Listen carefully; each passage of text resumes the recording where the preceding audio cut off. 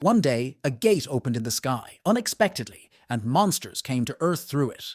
But along with these monsters, there are those who are able to defeat these demons with their power. These creatures from another world who came to Earth and interfered in people's lives were called Celestials. People immediately received a message. They were informed that the state was preparing for such situations from the very beginning. People were asked not to leave their homes under any circumstances, to lock their doors and not to go outside, because rescuers would soon appear. It was after that day that ordinary people began to develop incredible abilities, just like Celestials. The human will to live was as strong as the endurance of monsters. People had enormous power in their hands to protect themselves from these demons, which meant that anyone in this world could take power into their own hands. The source of life and strength of the Celestials was the Divine Foundation. The Divine Foundation is divided into 3 types, the first being possessed by those who can use the power of heaven and earth, the Heavenly Foundation. The second type is possessed by those who control the energy of wood, fire, earth, iron, and water. They formed the entire surface world, the earthly basis. The third type is possessed by those who know how to control the human body with the help of the energy of the sun, moon, and yin-yang, the human basis. And finally, the foundation, which refers neither to heaven nor earth and does not even refer to the human foundation. Creatures from this base are too unpredictable, and there are many more problems with them. Suddenly, a young man with a weapon in his hand appeared, looking like he had recently taken an elixir. As ridiculous as it may sound, his elixir was nicotine, and as a result, he received hyperstimulation of the central nervous system. This increased the release of dopamine and adrenaline, and it began to stimulate his abilities. When the monster saw him, it immediately felt the strength of this guy. It began to scream loudly and prepare to attack. This guy's name is Brian, and he decided not to wait for the monster to attack, and he took a decisive first step. An aggressive and brutal battle began, and Brian struck the first blow and made the monster feel pain. Of course, this will not be enough for a total victory, but it already characterizes the young man's abilities. The basis of such beings is not heavenly power or earthly power. It is not even about human power. They are too unpredictable and are called a catastrophe. We can say that they are the embodiment of chaos in its purest form. Their basis cannot be seen with the eyes alone. This is a global, incomprehensible basis. Even the most experienced will have problems with creatures with this basis in the future. In this world, people have gained strength from the divine basis. On the contrary, the non-gods were stronger than them due to their status and created problems. They tried to rule the earth. But now there is an unpredictable creature with a basis that no one can understand. This person was given powers from birth. His ability allows him to consume chemicals and to manifest his potential. Brian is the owner of a unique base, and now he has catastrophic power and is capable of incredible deeds. Using his extraordinary abilities, he fought against the Celestials. Very quickly, he became a real legend, it was obvious, because no one had ever seen anything like it before. Now it's time to go back a bit and tell his story from the beginning. He worked at a regular factory and was very tired, just like all his colleagues. Earning a living by physical strength is not an easy task, and after every day my body is unbearably sore as if after a real battle. Brian said goodbye to his friends and said he had to go. He wouldn't be able to join them for dinner because he would be busy. His friends could not understand what he was eating. Even after a full day's work, he was the only one who remained full of energy. Perhaps it's the vitamins that affect him. His partners often see him taking red ginseng before work. Now 22 years old, Brian believes that vitamins are the best solution for situations where you lack strength and energy. His ability lies in the fact that medicines work better on him than on everyone else. He realized this when he started drinking nutritional supplements he received from a fellow soldier. 2 vitamin pills were enough to make his fatigue disappear completely after a day of hard work. Taking omega-3 pills made him clearer at once, and his concentration doubled. He benefited from this ability and constantly enjoyed the peculiarities of his body. One day he was about to go to a cafe to eat something tasty, and at that moment a beautiful girl approached him.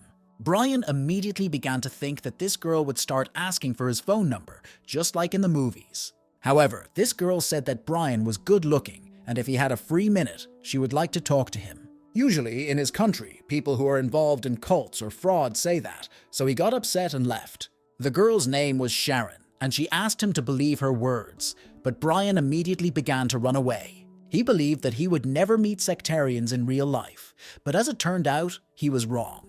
He dislikes everything related to celestials and sex because of his father. In general, his father was a very hard-working and stable man. He always dreamed of creating a medicine that would help him become a celestial.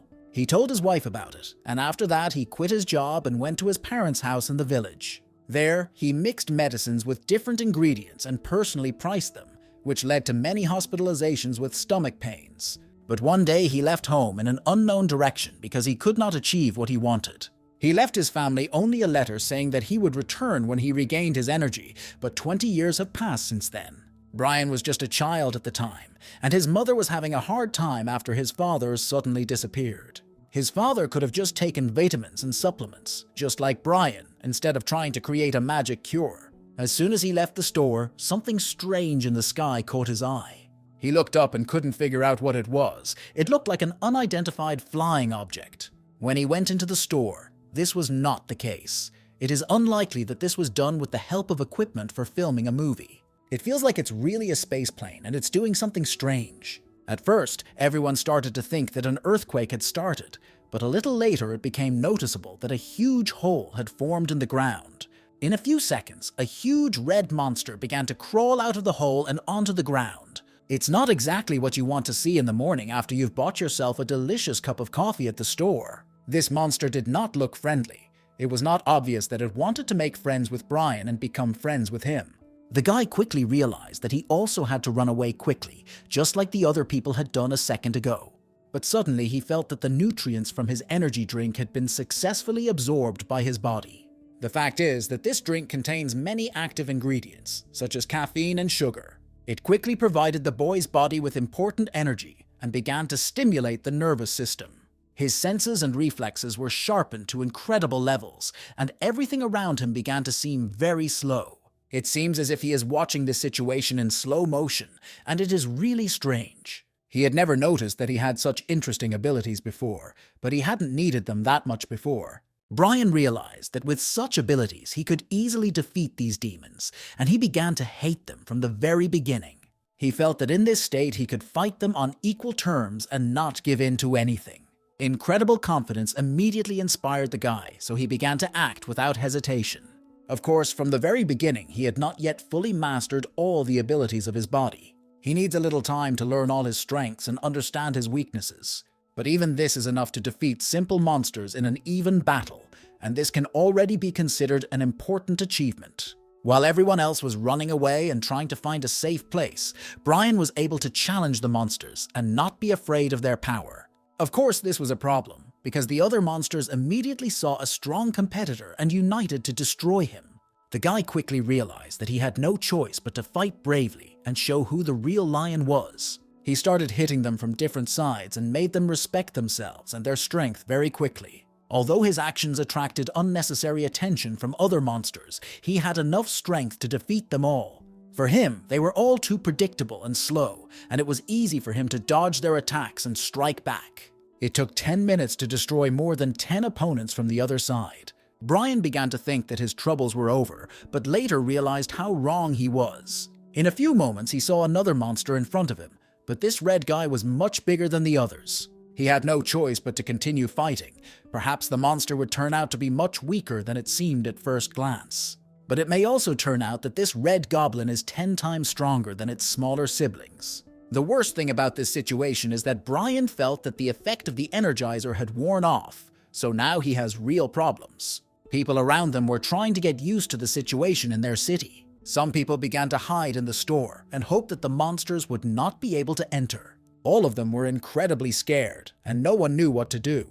They can be understood. They are ordinary people, and they hope for the help of professional military in emergency situations. Soon, the store's doors were smashed, and now the monsters could enter the store. In normal situations, when you are threatened with death, your instincts start working at maximum, as well as your intellect. When a person sees a huge red demon in front of him, as if from a Hellboy movie, his perception of the world changes. But our protagonist has already realized his strengths, so he decided to light a cigarette immediately. His internal body systems immediately recognized that he had taken an additional nicotine stimulant. His body immediately began to feel a surge of extraordinary energy. All his incredible abilities returned. As soon as he felt the strength in his body again, he immediately showed this monster what he could do.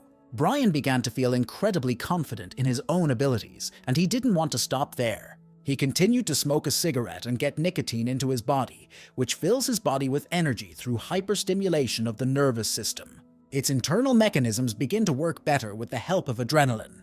With the help of this, he is able to display incredible abilities and show extraordinary endurance. The boy quickly began to enjoy his strengths and continued to beat the big monster. He felt like the main character in some famous computer game. He had always dreamed of something like this. But in real life, just like in a computer game, monsters can respond with their own attacks. This situation was no exception to the rule, so the huge red demon tried to take revenge. He began to scream loudly and struck a powerful blow with his right hand, which surprisingly was accurate. Finally, Brian realized that he had not become a god and could also feel pain. He realized that his opponent was also strong.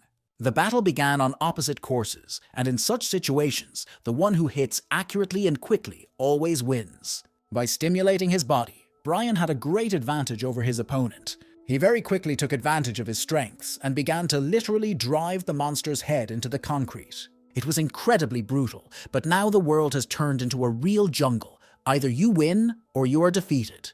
Through this situation, Brian realized that cigarettes can also help him in difficult situations. After that, he started thinking about his mother, and he hopes that nothing bad has happened to her during all this time. He completely forgot that the red demon could still be alive, and he paid for it very quickly. This monster managed to regain its strength, get up, and get ready for the second round. Now they have completely changed places, and Brian felt what it is like to have your head crushed like a watermelon. But nevertheless, there is still a big difference between them. Brian has extraordinary abilities, unlike the monster. This is not enough to stop the red demon's attacks and protect your life. And so the guys were much more powerful and helped him avoid big problems. A blow to the lungs was enough to make the monster lose consciousness for a while. This battle has taken too much of Brian's energy. He is so tired that he can't even move his fingers. Later, he opened his eyes and heard that people around him were trying to escape from the attacks of these monsters. Of course, not everyone is as lucky as he is, only he has such extraordinary abilities. Other people are not so lucky. He looked at these monsters and couldn't understand where they came from in their world and why they attacked defenseless people. This made him very angry. He has always been uncomfortable with injustice. A little later, he saw one of the monsters attacking a defenseless and fat man who could not defend himself on his own. It seems as if this situation was the last straw, and Brian completely lost his mind because of anger. This fat man was already close to becoming a nutritious breakfast for the red monster. Suddenly, everyone around them began to look up and saw an angel descend from heaven. No one could understand what kind of creature it was. Only a little later it became clear that it was a person. This man in a white coat pulled a card out of his pocket and threw it in the direction of the monsters. After that, an electric field was triggered, and it was noticeable how the red monsters suffered because of this attack. At that moment, the people were unharmed, and they quickly realized that this person had come to help them. At that moment, Brian was very close by and personally observed these strange events. He looked at this person and could not understand who he was and why he had come here. In any case, it looked incredible, as if it were some kind of superhero. A little while later, Brian realized that he was looking at a very beautiful girl with snow-white hair. She approached the boy and looked at him in surprise, as if she was trying to analyze him with her eyes. She saw that he was able to defeat a huge bunch of monsters without any training, and now she wants to understand who he is. A little later, she said that she wanted to see his abilities and potential, so he had to give her his hand. From the very beginning, Brian did not understand anything. He behaved like a mentally retarded boy.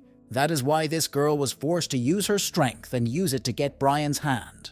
She looked closely at this group to understand what the basis was inside the guy. She quickly realized that it had no heavenly, earthly, or even human basis. With the help of her experience, she realized that he was facing a real catastrophic basis that was difficult to explain. At first, she thought that such a fool could not be the bearer of such an important foundation. But if this really happened, she cannot let him live, because with such powers he is capable of creating a catastrophe. She realized that she had to destroy this guy immediately, and it was at that moment that he started talking to her. He began to thank this girl for saving him and said that he did not even know how to thank her. This made her immediately stop and start doubting her future actions. She began to make strange movements with her hands and created some kind of incomprehensible blue core. She said she was very sorry that he was wasting his talent and pure energy. That's why she gave him the blue kernel, and at first he felt a bitter taste in his mouth, but then his body began to change. The girl explained that this core was created to seal the center of his energy. From the very beginning, it was used to seal up demons of incredible cruelty that could not be controlled.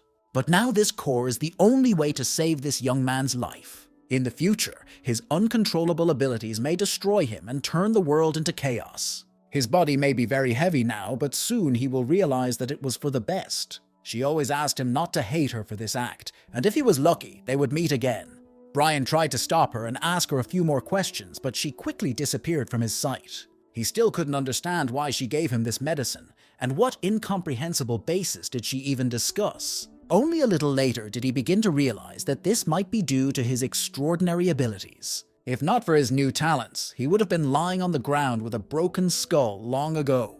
A little later, the guy found the strength to get up and went to the nearest store. He found the right drink and immediately started drinking it to improve his health. The stimulant was taken in order to use his abilities and survive in this difficult world. His liver and kidney functions began to work better, and his detoxification intensified. Soon he got home and took a lot of hangover drinks with him, although he was not sure they would help.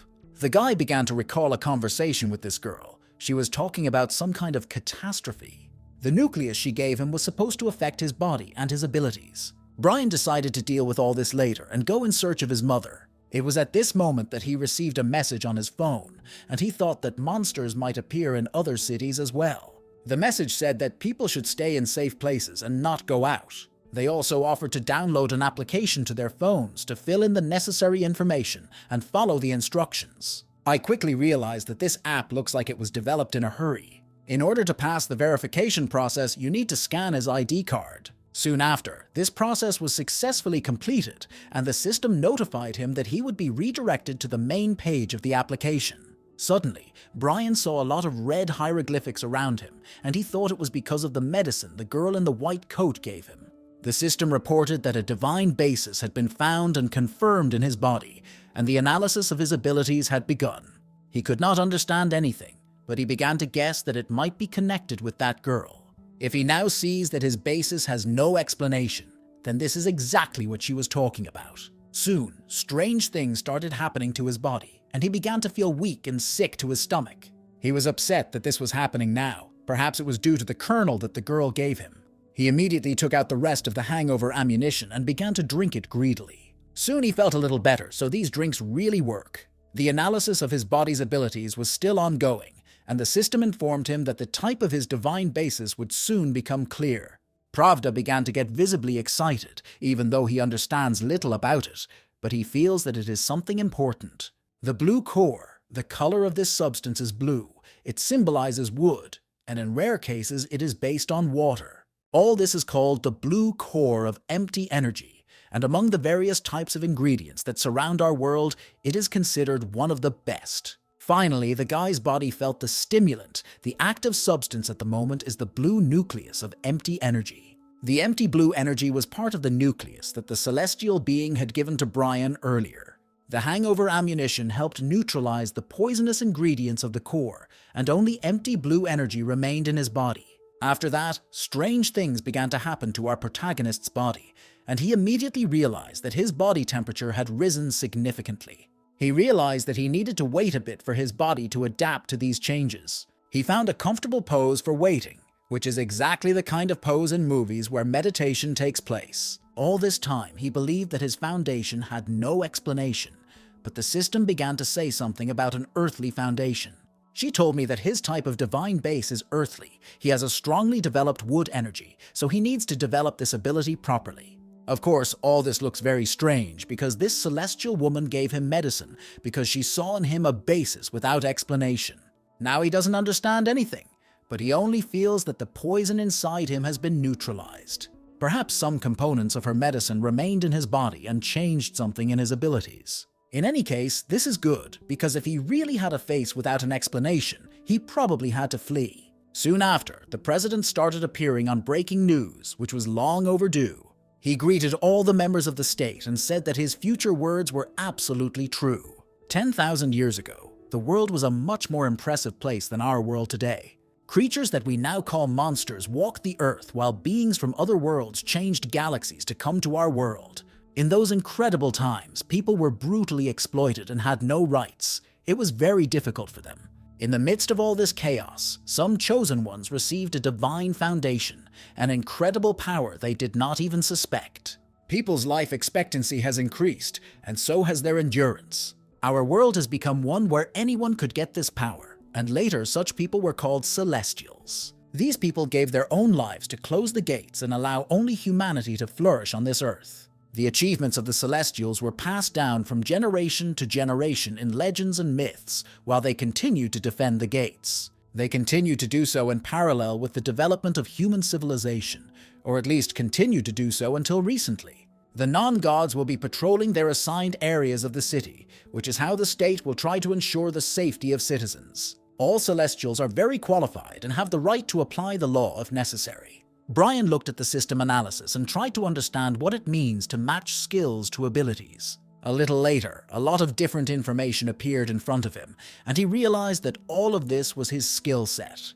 There are 3 main centers in his body: upper, middle, and lower, and it is in these places that he feels the heat. After systematic training for some time, he will feel heat in at least one of these 3 zones. As soon as this heat spreads to all 3 zones, Brian can start training the earthly directions. Earth directions is a breathing technique that helps lay the foundation for a workout. Yesterday, this guy hated everything to do with Celestials, and now he sits and practices the technique of mystical breathing. From the very beginning, Brian realized that it was much easier than he had previously thought. Even though there is a divine basis, it still takes a long time to feel the heat in 3 zones at the same time.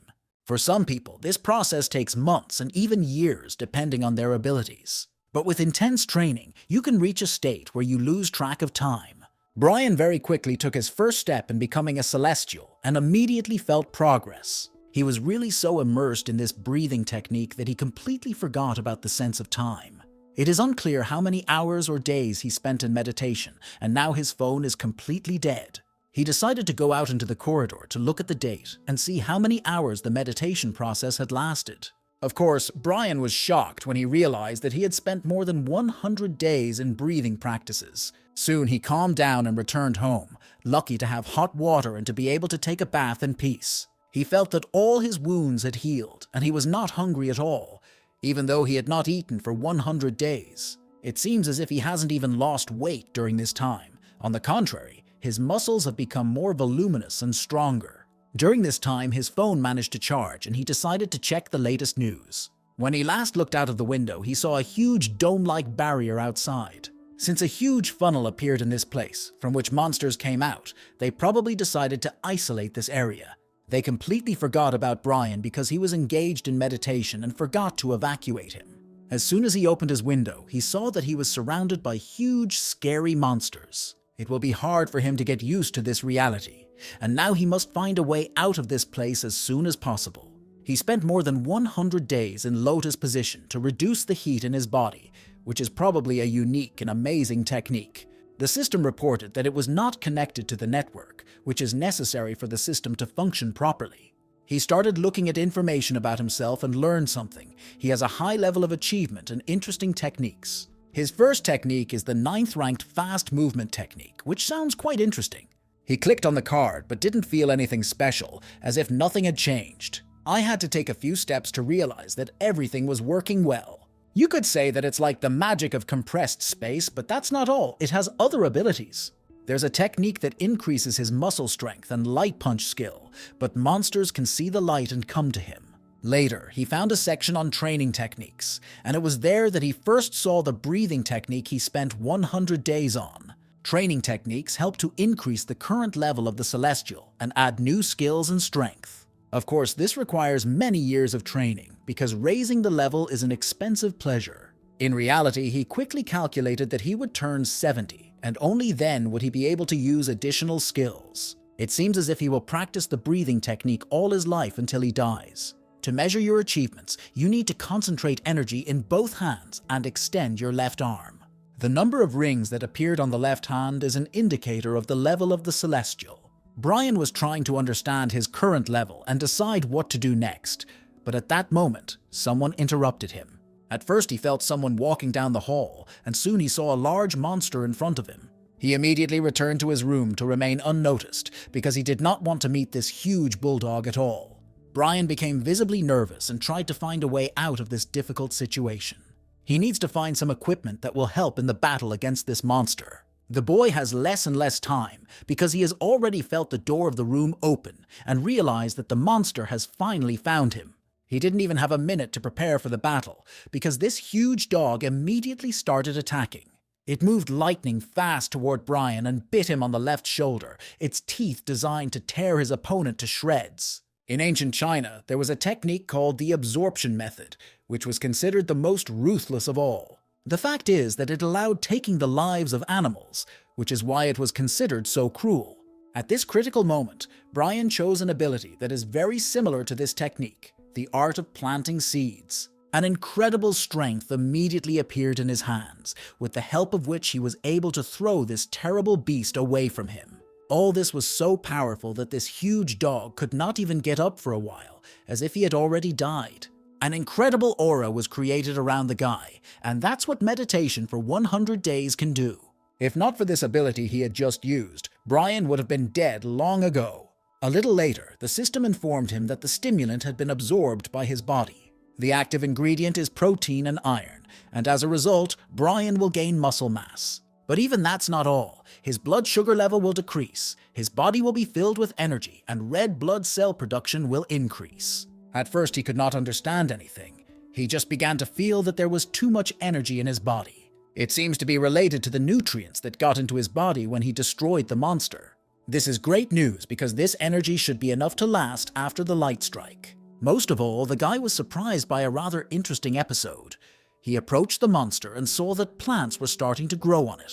He remembers for sure that they were not there from the very beginning, so all this was created after the battle with the monster. He decided to take them with him in case they would be useful to him in the future. Brian can use his seed planting technique on an opponent only once. If he has time to absorb the energy of monsters before he kills them, it is better to avoid meeting several monsters at the same time. We have to wait for the rescue team to arrive.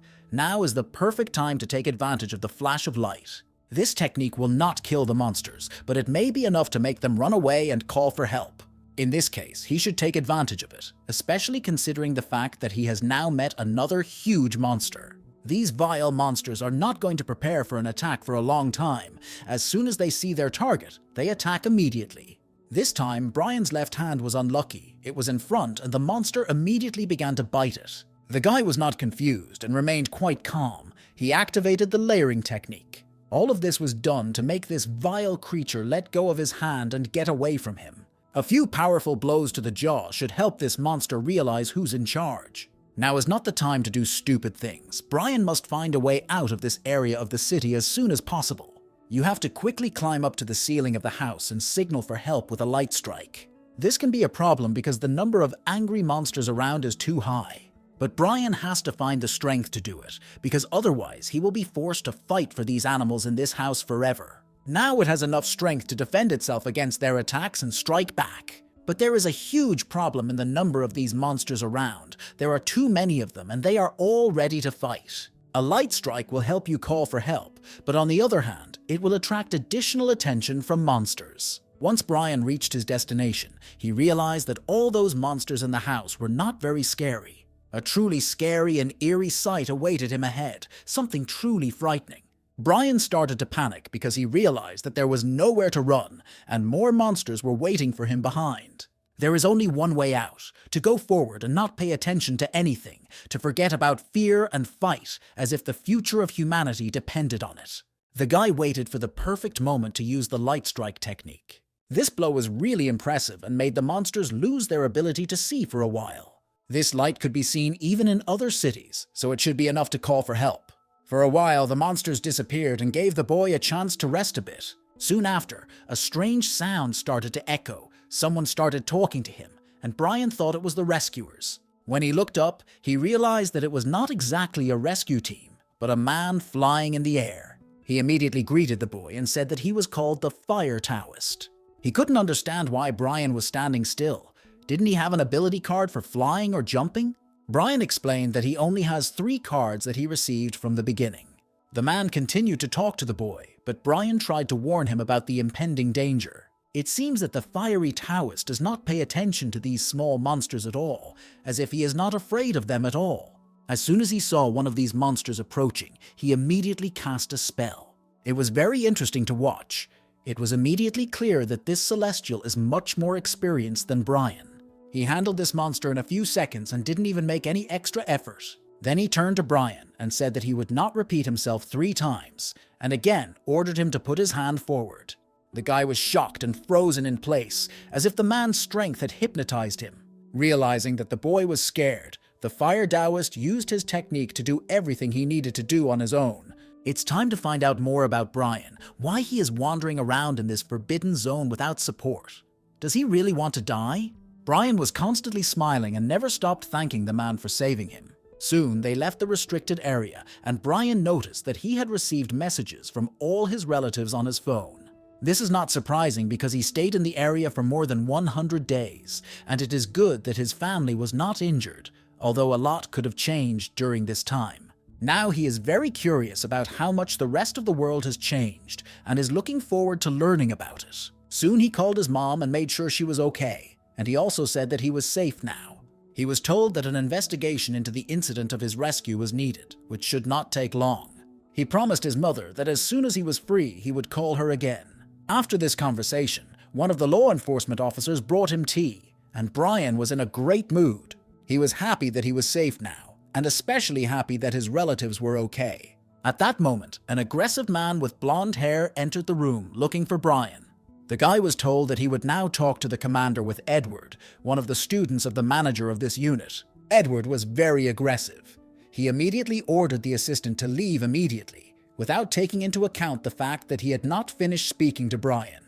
It was obvious that if the assistant did not obey Edward, a real fight would start in that room. After that, they finally started talking, and Edward wanted to know if Brian had studied divine techniques before the heavenly gates opened.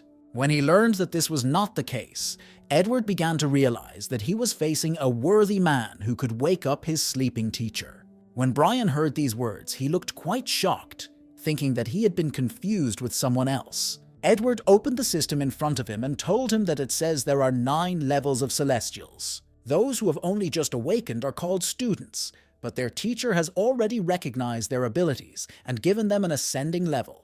That is why Edward considers himself very talented and strong, and believes in his extraordinary potential. He believes that the age of the student does not matter at all, only how you learn and who your teacher is. Brian became interested in talking about this, and if the rising level is just the beginning, what level is Edward's teacher? This question made Edward very angry. He started shouting at the guy and called him a mentally retarded rat. He explained that if one has a divine basis from birth, then he is obliged to obey his senior predecessors. If Brian says something like that about his teacher again, Edward promises him a tough test. Brian noticed that Edward speaks the same way as his teacher, the Fire Taoist, and he probably does it to be like his teacher. These words made this angry guy even angrier, as if he was going to explode right now. Before that, Edward had already told us that after the upward level comes a high level. And it was at this moment that Brian showed his body analytics and demonstrated that he was at a high level. This means that he is stronger than Edward, meaning that Edward must obey him in everything. This is exactly what Edward was telling him a few minutes ago, so now is the perfect time to remind him of these words. Soon, Edward returned to his teacher and told him about the whole situation. It turned out that now Edward began to listen to this guy in everything and even gave him his own room. Of course, it is not difficult to guess how furious the fiery Taoist was about this news. He doesn't understand how Edward, who has gangster fighting techniques in his arsenal, could behave like that with this puppy. The student immediately began to apologize and beg for mercy, explaining that the level of the Brahmin was higher than his level. Probably it's all about the constitution of this guy's body, and if that's the case, it means that he has a basis that has no explanation. Edward tried to explain all this to his teacher, but he did not listen to him at all and called it all nonsense. He explained that Brian has an earthly foundation, meaning that he was born with the same foundation as the Fire Taoist and Edward. Probably all this is explained only by the fact that this guy has a lot of wood in his nature, and perhaps because of this, his training speed will be higher. It is quite rare to see people with a wood element, and this has a logical explanation. People came out of the water to step onto the land, and then they lit a fire to get rid of the cold. People used to float metal to extract it in its pure form from ore, although all living beings have a common feature, but there is no harmony in their relationships. Probably Brian's message about the request for help came to the master because his case is too rare. If Edward understood everything, he should try not to say anything about the methods of construction. The teacher promised to give him medicine after his breathing stabilized. The Fire Taoist finds some of Brian's abilities surprising because he had never heard of the solar wind ability before. Perhaps only those who have the nature of the tree in their divine foundation have this ability. According to the country's leadership, there is no human being with a divine basis without an explanation. It was clearly stated that all the results of the test of the non-explanatory divine basis were isolated. It was probably at that moment that no one discovered the existence of Brian, and therefore no one knows about him. The divine basis is divided into 3 types: heavenly, earthly, and human divine basis. But then a 4th type emerged, the strength of which is simply impossible to measure: the non-explanatory basis. In recent decades, when celestials have all but disappeared, the holders of a non-explanatory basis have tried to intervene in this world. It was then that the celestials united with each other to expel them from this world. Only legends and myths have been left as reminders of this, and some even believe that these are just children's stories. In these legends, a lot was said about the warriors called Stephen and Kenneth, who are considered heroes. Brian thinks it's strange that if you're different, you have to be kicked out of the community, even though people like Stephen and Kenneth are respected. After drinking a cup of the delicious liquid, his body immediately took in the new stimulant, the active ingredients being catechin, thionine, and caffeine. It turned out that this cup contained brown rice-based tea, which turned out to be very tasty and nutritious. Now the guy believes that the system showed him his earthly divine basis because he accepted the empty blue substance. Before the effect of this substance ends and everyone else finds out about it, we need to find something with a similar effect, but it is very difficult to do. The state probably restricted such information for ordinary people. Brian began actively searching the internet for information about the drug and found an interesting article from an anonymous source. He told me about some interesting seeds he had learned about in his grandfather's book. These seeds contain 3 important sources of energy: nicotine, caffeine, and alcohol. Brian immediately recalled the past events and thought that it might be the same seed he had found on the body of the slain monster. He immediately took it out of his pocket and began to examine the seeds, which were probably more widespread than he had previously thought. And now he started looking for more information on the internet, because he had never seen exactly where these seeds grow. With the help of an article from an anonymous source, he learned a lot, and it said that his grandfather's book had more information about these seeds. The author is ready to talk about all this for free. He calls it the Herb of Purgatory. This plant can be called wild. It grows next to the Sanzu River, and if you eat it raw, you can get seriously ill.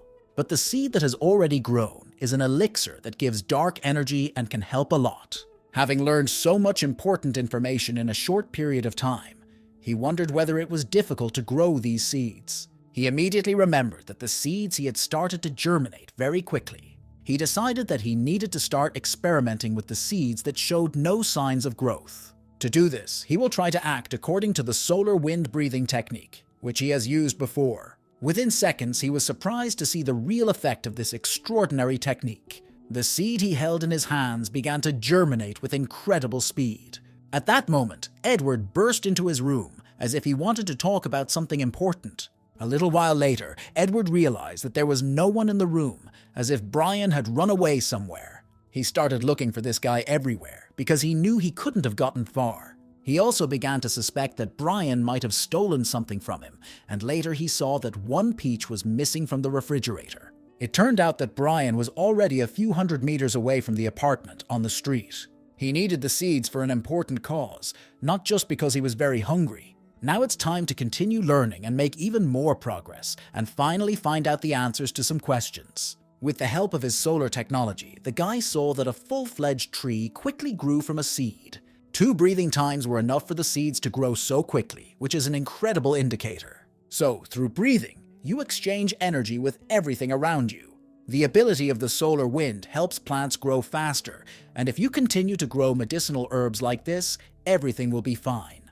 Brian will be able to continue to live without problems with his divine foundation, but first he has to eat it and see the effect. The stimulant was successfully taken into his body, the active ingredient being purgatory grass. The guy felt familiar sensations, just like the last time, and heat began to spread through his body.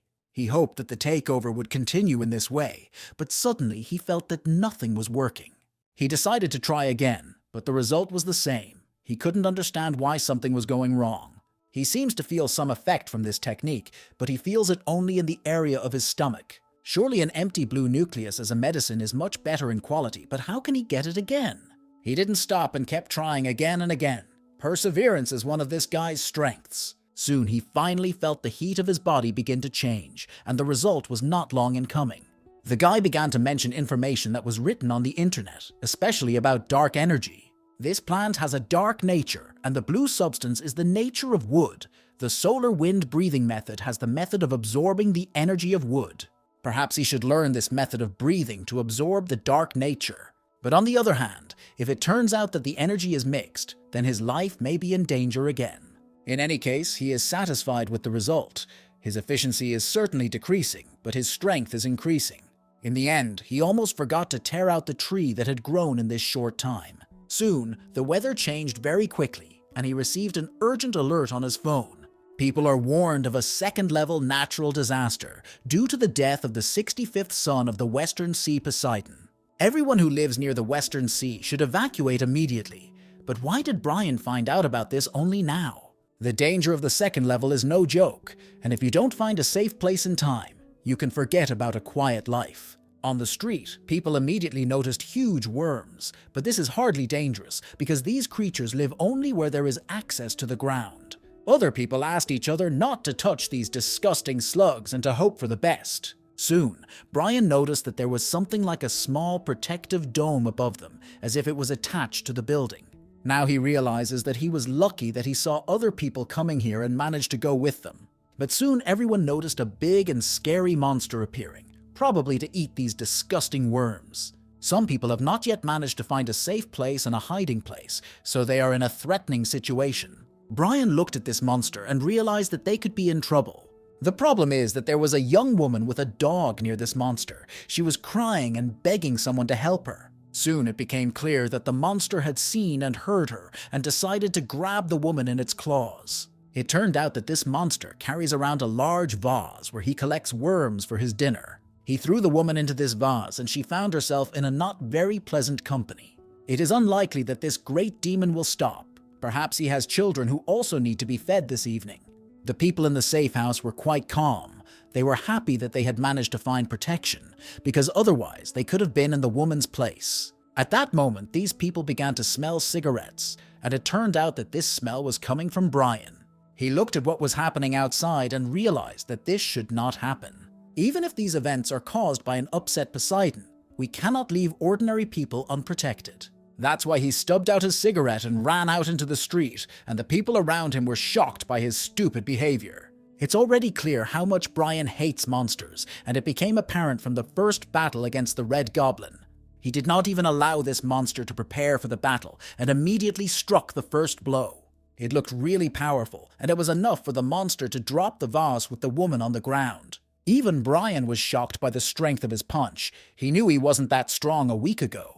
This is probably due to the herb of purgatory, which gives its owner incredible strength. Brian began to realize that it wasn't rain that was falling on him, but the tears of a grieving pagan who had lost his son. His body immediately absorbed the stimulant from the tears of the Pseudomonas, which can also be used to its advantage. Water always nourishes trees and thereby makes them grow faster, which makes these plants stronger. By activating and amplifying the energy of the wood element, Brian becomes capable of crazy things and is ready to use his strengths. From this tree, he was able to make a sword that expels demons from this world. Let's see if it is so strong in real life. Meanwhile, the demon managed to get up after the last missed shot and became incredibly angry. He prepared for a brutal revenge and promised to destroy this guy. Few people in this world can challenge this monster. Only a few have extraordinary abilities. Everyone else has to run and hide. Brian took this sword in his hands and prepared for a fierce battle. He is not going to retreat and is ready to fight to the very end. The monster is in the same mindset. Both of them are incredibly motivated and ready to give their lives for the sake of victory. They both need to understand that in such battles, only one person remains. There is no room for error. If Brian weakens his position even a little bit now, the monster will easily destroy him in a few seconds. This cannot be allowed. There is only a little bit left to the protective barrier and the guy must survive. He was very quickly able to find the weaknesses in the monster's defense and targeted these areas with his attacks. The first hit was enough to send the huge demon back to the ground. The most interesting thing is that even after an incredibly powerful attack, the weapon did not have a single scratch. It seems that this is the peculiarity of this sword. It is incredibly resistant to any attacks. During this time, the monster had already managed to get back to its feet and was preparing to continue the battle. The boy noticed that the demon could not take his eyes off the sword blade, perhaps because peach trees can drive away ghosts. The woman who fell into the vase of worms a few minutes ago realized that now was the perfect moment to escape. But the monster very quickly saw that she was trying to escape and approached her closely. Brian realized that if he didn't intervene now, this woman would be nothing but bones, and that could not be allowed. It was because of her that he left the safe house, so we need to do everything to save her again. When you have such an extraordinary sword, you immediately gain a slight advantage over your opponent. One well-aimed punch was enough to make the monster let go of the girl, and he just had to catch her in his hands in time, like a real hero. She immediately began to thank her savior, but Brian assured her that it was too early to relax. The battle is not yet over, and the monster is not yet defeated. The second round begins. This huge bird was very angry. Holding the girl in his arms, Brian made the right decision. He started to run away. Now we will see if he has enough strength and speed to escape from the claws of this nasty demon. The girl realized that she could not help him in any way, and she could only pray that Brian's strength would be enough to save them both. At the last moment, he managed to use his power to throw her to safety under the protective dome. But because of this, Brian completely forgot about his personal defense and missed a very powerful and unpleasant blow. He hit his back and head badly, and now he is really in mortal danger. If the active substances in his body stop working at that moment, he will hardly be able to escape from this monster. Fortunately, he did not break any bones and can continue to fight, although the effect of the substance is almost over. He hopes that the woman has managed to get to a safe place and will be fine. But right now, he's better off not thinking about other people. He needs to focus on his own safety and figure out a way to retreat. A huge demonic bird is furious that his dinner was taken away from him. He dreams of arranging a bloody vendetta against this guy. Brian looked into the eyes of this monster and thought that when it was that big, it was a fraud to attack from the air. He realizes that he will not have time to reach the evacuation site, as the effectiveness of the stimulants is weakening, and he is losing his strength. He thought he could plant seeds, but they would be difficult to use against the flying monster. Whatever he chooses now will be a gamble with minimal chances of survival. That's why he decided to use his weapon, a sword that expels demons. It's not an ordinary sword, it has the properties of a plant. It needs a lot of time to exchange energy to become sufficiently developed and strong. Now that it is raining Poseidon tears, you can increase the strength of this sword with magic that absorbs this rain. You can also keep the energy in him after defeating the demon, confident that he will succeed. His level should be enough to use this technique and win this difficult battle. To do this, it needs to channel the energy of the solar winds, an ancient technique of lightning strikes. If everything is done correctly, this monster will finally feel the true power of the divine basis, which has no explanation. Brian completely forgot about fear and jumped to meet his death, a very brave act for such a young man. It was a very fast and powerful blow at the same time. This monster will remember this battle for a long time if he survives. It looks like Brian wants to destroy him so badly that he's ready to fight non-stop and forget about rest. This is what true perseverance and self-confidence looks like. Every week his development and progress becomes even more obvious, and the guy feels it well. His last blow proved fatal for his opponent, and the monster was left without a head after this attack. Of course, many people gathered to see this incredible performance with their own eyes. They were shocked because it seemed as if they were in a movie theater watching a real Superman. This bird was a favorite of a powerful deity, so even when someone died from its attack, the state did not react to these events at all. And it was in this situation that someone appeared who did not care about the lives of other people. This man decided without any doubt to save a woman who was in danger. He didn't care that he was risking his own life, as if a new superhero had appeared in the world. During this battle, many people took out their phones and started filming it immediately. Thanks to these hidden filming, we could see what happened to Brian after the battle with the monster. He was insidiously attacked by a fire Taoist master who shouted at the boy and said that he had caused a lot of problems. He has just killed Lady Pinafore's favorite creature, and his ignorance of the situation absolves him of responsibility. The fire Taoist believes that even burning him alive would be too weak a punishment for such an act. After his attack, he ordered his assistant Edward to immediately grab the boy and take him with him. As mentioned earlier, fragments of the situation were filmed and posted on social media. Millions of people soon saw the video and began to actively discuss the situation. They already knew that this monster was constantly eating people and no one could stop it. Soon after, the legendary Lady Pinafore learned that her pet had been killed, and it's not hard to guess what her reaction was. She was incredibly angry and hoped that the guy who did it had already been severely punished. She was told that he was still alive, but immediately after the incident he was taken into custody. Lady Pinafore was incredibly angry that this fool was still breathing and calmly continuing. She ordered me to tell all the people that if they did not want to see her anger, they should immediately tear him to pieces. Her assistant explained that a recording of the battle was posted on the internet, and now it has become a hot topic of discussion. The new leadership hopes that the lady will understand. They are afraid that the community will be disturbed by the actions of the Celestials. Lady Pinaqua believes that this world is too boring because the state is afraid of its own citizens. And the assistant assured me that they had already figured out a way to satisfy her and that everything would be ready soon.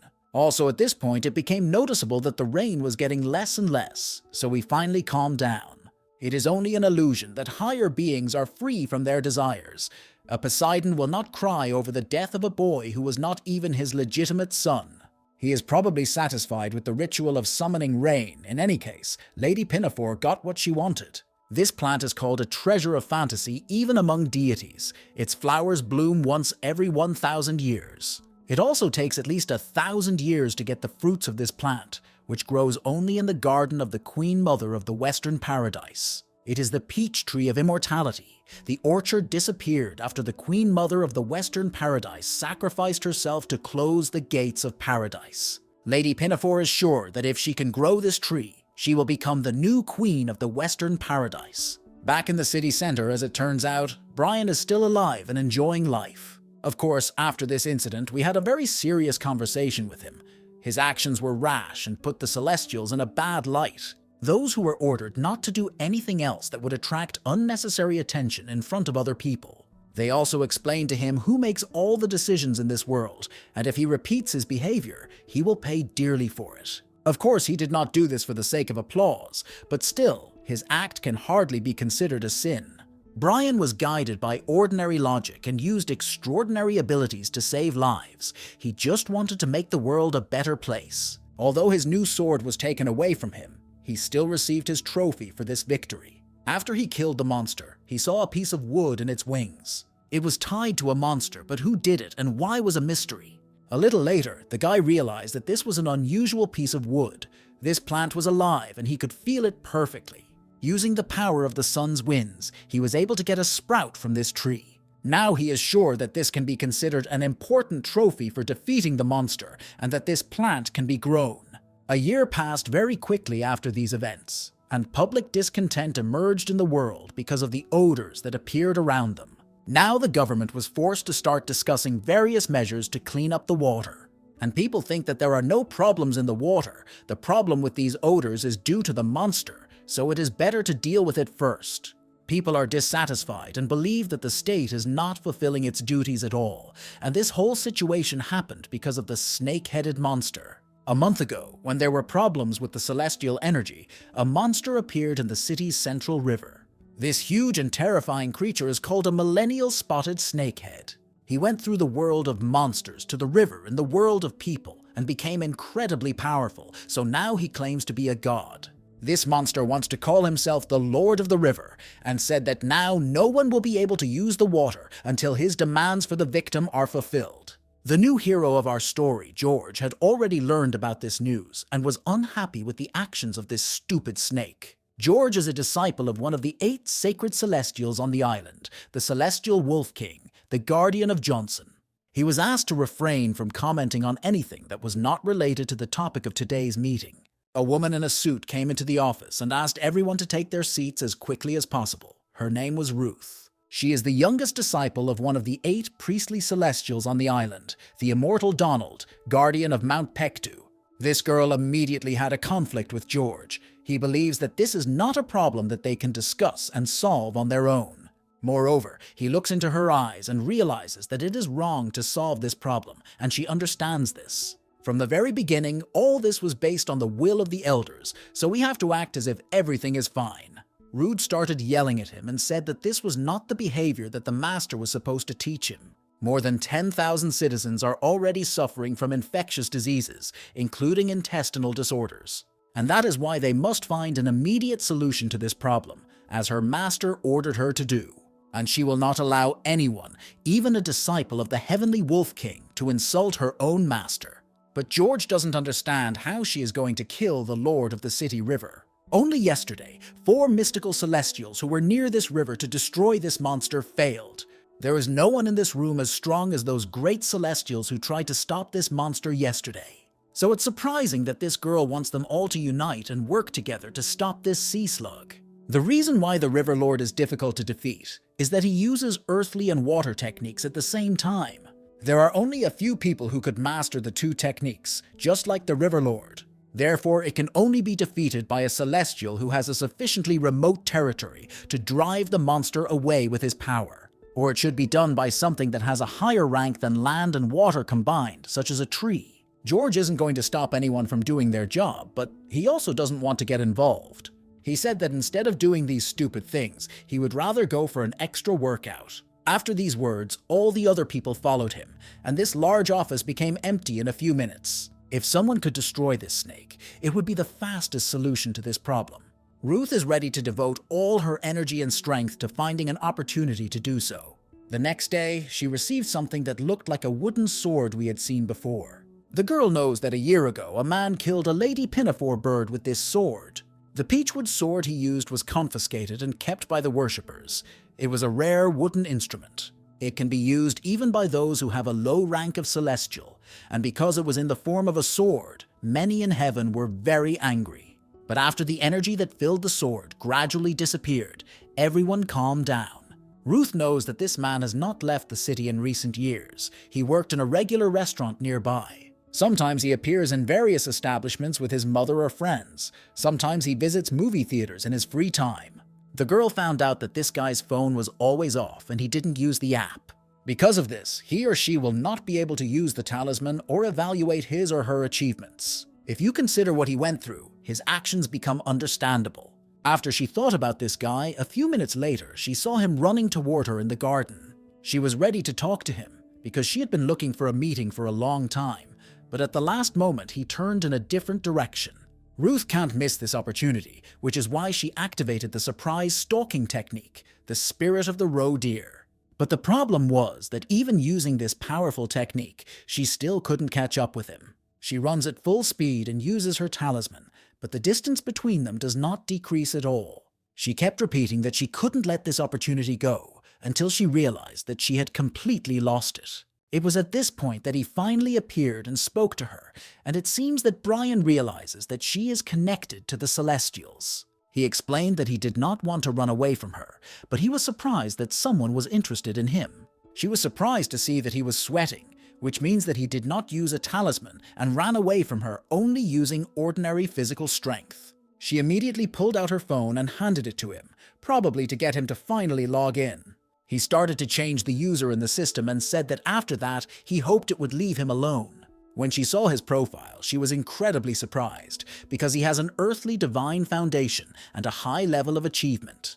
He has the solar wind technique as well as the light step ability and 2 ability cards. Later, the girl told him that she wanted to use his wooden element to kill the River Lord. He cannot believe that the Celestials really want some monsters to die. He used to think differently, especially after what happened when he destroyed the flying monster. Perhaps this is just his vision of the situation, but he perceives it as deliberate neglect. Ruth disagreed with his thoughts and said that there was a reason why their leaders were not taking any active steps. They want to see how the students will cope with this problem on their own and not wait for the help of the masters. It's strange to hear this, so thousands of people are suffering at the same time because the masters are waiting for their students to act. Brian said that he was ready to act only if all sanctions against him were lifted. He would receive compensation and take back his sword. The girl was shocked that he knew she had come here with a sword. Brian explained that with his breathing, he can interact with the trees around him, a function of the technique he is currently studying. Probably for this reason, he can run fast in the forest, as the earthly base of Celestials is influenced by the environment that suits their element. Also, to start with, Brian wants to know if he can finally get rid of his curfew? The girl said that this problem has already been solved for this task, although it is still temporary. She explained that this is an important task that attracts the attention of others, and there is no one here who will shout because Brian will help. To begin with, the curfew was imposed by the bosses to punish Brian for killing the Lady Pinafore bird. Now this incident is practically forgotten, and the problem will be easily solved if Ruth does her best to persuade the man to finally destroy the snake. Soon she managed to persuade him, and together they went to the bank of the city river. They were not alone. Professionals who were unsure of the success of this plan came here with them. There was an incredibly stinky smell around. It was hard to be there. Ruth assured him that everything would be fine and that she needed to kill the serpent that controlled these waters. At the same time, she was looking at Brian and trying to figure out what he was going to do. This guy remained calm, showed no signs of nervousness, and kept looking at this river. He thought it was a very dirty business, but he knew what to do from the very beginning. For this mission, he immediately prepared something extraordinary, but he did not expect to have to use it from the very beginning. He took a few steps forward and heard Rude stop him. She explained that he shouldn't get that close. Later, she finally realized that he had done it to throw some plants into the water. It's strange that she didn't see it when she was in elementary school. He used to grow it in his classroom. Later, she finally realized that he was using water hyacinth, a plant ideal for water purification. Half the work was successfully done, and now they immediately saw a response from the water monster. At this point, Brian immediately pulled out his sword and said that he had long dreamed of fishing. The serpent was very angry that someone was trying to clean up his pond. He considers himself the god of this area. He is not someone who will take orders and do what other people want. But Brian has a completely different opinion on this. He came here to successfully complete the mission and does not think about the monster's wishes. We must not forget about the hatred this guy feels towards all these demons. He hates them with every part of his body, and it's been a long time since he's enjoyed killing these ugly creatures. As he attacked and prepared to show his true strength, it was clear that the monster was surprised and even frightened. It seems as if he considers the attack on himself in this river a personal insult, something personal to him. We can be sure that he will not give up without a hard fight and will be a worthy opponent until the very end. But from the very beginning, he felt that the attack of this guy with a wooden sword was much more dangerous than the attack of yesterday's Celestials. This water snake immediately started shouting and calling the guy all sorts of unpleasant names. He was too uncultured. The water almost fell on the bodies of the people watching the battle, and if it was still contaminated, they would have risked death. But something amazing happened. With the help of his plants, Brian was able to completely purify the water in this river. But at his current level, it will still be too difficult for him to defeat such a strong and powerful creature. Even though he deals with energy that is very difficult to see, the snake is sure that these tricks will not work anymore. Brian began to have serious problems and realized that he needed to use more plants. He took some sprouts out of his pocket and started throwing them into the water, and very quickly they began to sprout. This battle has already turned out to be much more interesting than anyone expected before it started. The monster was surprised when he felt the power of a tree that had been defeated by lightning was directed at him. He couldn't believe that this guy was trying to destroy his super strong body with some little toy. But Brian has put all his heart, knowledge and skills into this toy, and the monster will now feel it on his own body. It's a lightning dart of a storm that he spent a lot of effort creating, so he can't easily let the monster go.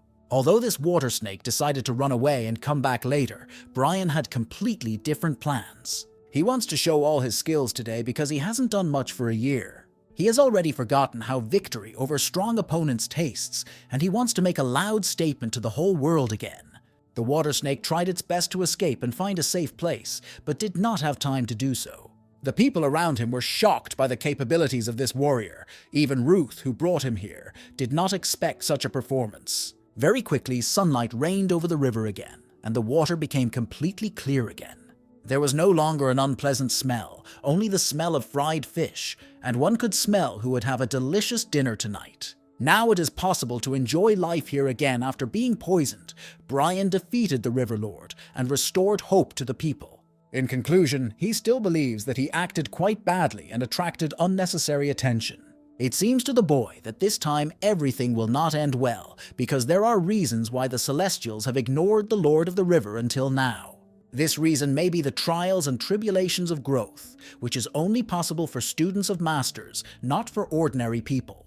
Brian made a hole in the monster's body and waited for a long time for the right substance, and soon he finally found it. It is the inner core of creatures that live in water, a crystal of effort that appears in the hope of becoming a dragon. At that moment, he saw angry people shouting at him above his head. They immediately imprisoned him in some kind of heavenly chains and said they would not forgive him for such an act. One of the 8 sacred deities on the island, the Celestial Wolf King, was talking to him. He was unhappy with the guy's actions and said that he did not understand what he had just done. The Heavenly Wolf King is George's teacher, which is why Ruth immediately recalled the words of this unpleasant fellow. It's strange that they appeared at the moment when the River Lord was killed. Probably right now they also wanted to attack him, although it's strange. Ruth immediately came up and greeted the master. She couldn't understand how these elders had ended up here. The Wolf King immediately recognized that he was speaking to a disciple of the immortal Donald. He cannot believe that the student of such a brilliant master does not understand the seriousness of this situation. The guy she brought here has only been training for a year, and he doesn't even have a master. If she continues to do such things, it will bring shame on her master. At this point, strange things began to happen, because Brian listened to all these words and began to laugh out loud. It seems as if he has completely lost the feeling of fear, but the guy thinks he has nothing to fear. He has done nothing wrong. He is doubted only because he has an unclear basis. This is not the first time this has happened. This was already checked with the app, and of course, Brian noticed that they appeared immediately after the snake died. It seems that this is exactly what they planned, and he sees their true intentions very clearly. They must have been watching this snake quite closely for a long period of time, because they only appeared when he killed it. They thought that if they killed the fish, ordinary people would immediately show them mercy. And after he destroyed their plan to promote their student, they ran here as fast as they could. It all looks very funny, and Brian can't help but smile, even though the Heavenly Wolf King is about to explode with anger. He believes that this guy is to blame for what is about to happen, although some of his assistants thought it was too much. Then something strange happened. After an extremely aggressive attack by the master, Brian was still alive. He smiled and said that he was expecting this stab in the stomach just like before, and drew his sword. The Heavenly Wolf King was shocked by the behavior of this impudent boy who doesn't even have a master. Brian probably doesn't understand what it means to pick up his sword and point it at such a serious warrior. Now it's time for this impudent guy to say his last word before he dies. But Brian is still smiling. He said that he is not going to die today and will never be killed by the Wolf King. The master has never seen such impudence even from mentally retarded students, and now we are going to see an incredible show. The legendary warrior must demonstrate his abilities in front of everyone else to prove his authority. He started to attack the boy, but Brian remained calm and not nervous at all. He held his sword firmly in his hands and looked forward with full confidence in his own abilities. This attack by an experienced master was truly amazing. Brian had never encountered such strength and power before. A little later, everyone saw that by some miracle this guy had survived, protected by another master. It's time to meet the high-level spiritual celestial of the 3 heavenly kingdoms, the Master of Marks. He came and said that he had received a request from Lady MANHUA, and that's why he came here now. He hopes that he is behaving correctly, despite the fact that he is preventing the wolf from demonstrating his strength. The Wolf King replied that the lady probably also wanted to take this guy for herself in order to tear him into a million pieces. Mark said that the Master Wolf King was even stupider than he thought, but they had better not fight each other so as not to spoil their reputation. After these words, Master Mark took Brian with him and disappeared in an unknown direction. The Wolf King was furious. He did not understand why this cunning and treacherous lady called the Elder Mark to help her to save a small slug. Meanwhile, Elder Mark found himself with the young talent in a large and spacious house. Brian has never seen such a large garden in a building before. It's very beautiful. It was as if Brian knew that the master would come and help him, which is why he behaved so relaxed. The master decided to give him some advice, because it was clear that Brian considered himself an exception to the rule. He explained that too arrogant behavior towards serious rivals often leads to a fall and defeat. After a short pause, Brian smiled and thanked the master for this advice. Exactly 1 year has passed since the day he cut off the head of the big bird. He still clearly remembers how shocked he was at that moment after what happened. No matter how good his intentions were, no one realized it. That's why he was well prepared from the moment rumors about the water snake first started to emerge. He was preparing for all this so that he would not have to go through all these difficult tests again. Now he has finally met Lady MANHUA, and he is no longer going to act with a hot head. He is a self-confident guy and will not allow anyone to talk to him as if he were stupid or a child. Lady MANHUA has a special garden, or rather a room in which divine medicinal herbs are carefully selected and grown. The history of this garden is most likely just a rumor, but Brian came up with a great plan to find the right evidence. This plan is very simple. It should attract the attention of the lady, the owner of this garden. One of the lady's assistants approached the boy and showed him the small seeds. MANHUA greeted Brian and asked him if he knew what it was. The guy replied that these were seeds of the herb of purgatory, a rather rare plant that was found in mortals who bought it on the black market. Lady Pinafore began to inquire thoroughly about the seller of these seeds, which would seriously punish him in the future. She looked at Brian carefully, smiled, and asked him if he knew who the seller was. The guy immediately fell to his knees and began to apologize for his actions, saying that he had no choice and almost no money left. The lady smiled and asked him to raise his head. She believed that he had already paid enough for his sins. Despite the fact that she forgave him, he still has to be punished. The price for killing her monster was not small. But she is ready to be kind to him again if he agrees to work in her garden. The lady explained that she has a garden with trees and herbs, and she understands that Brian knows how to grow herbs from purgatory. He also has enough skills to clean the water polluted by a water snake with ordinary water plants. The guy was pleased that the lady appreciated his skills so much. She even already knew about his solar wind technique. This technique helps the plant bloom in a few days, but with purgatory grass it's much harder. He's already tried to work with this plant. In other words, Brian is saying that he lacks the skill to do this. She appreciated his self-confidence. It was hard to believe that this guy was ready to dictate his terms at the first meeting with her. The lady decided to send him back with a small amount of medicinal herbs and give him all the tools he needed. Now he will work with young people to achieve success faster, and he will also be subordinate to them, so they will give him their power for this. Brian smiled, bowed, and thanked the woman for her compassion and kindness. After he left, we had another interesting dialogue that is worthy of note. It's time to meet the wilted flower of the Sura, a girl named Carol. She was asked about this young master Brian, and she said that she found him rather suspicious. He's too obedient. He doesn't want to see the garden in person because of the lady's orders. Carol had also heard all these stories about this guy killing the lady's favorite monster bird.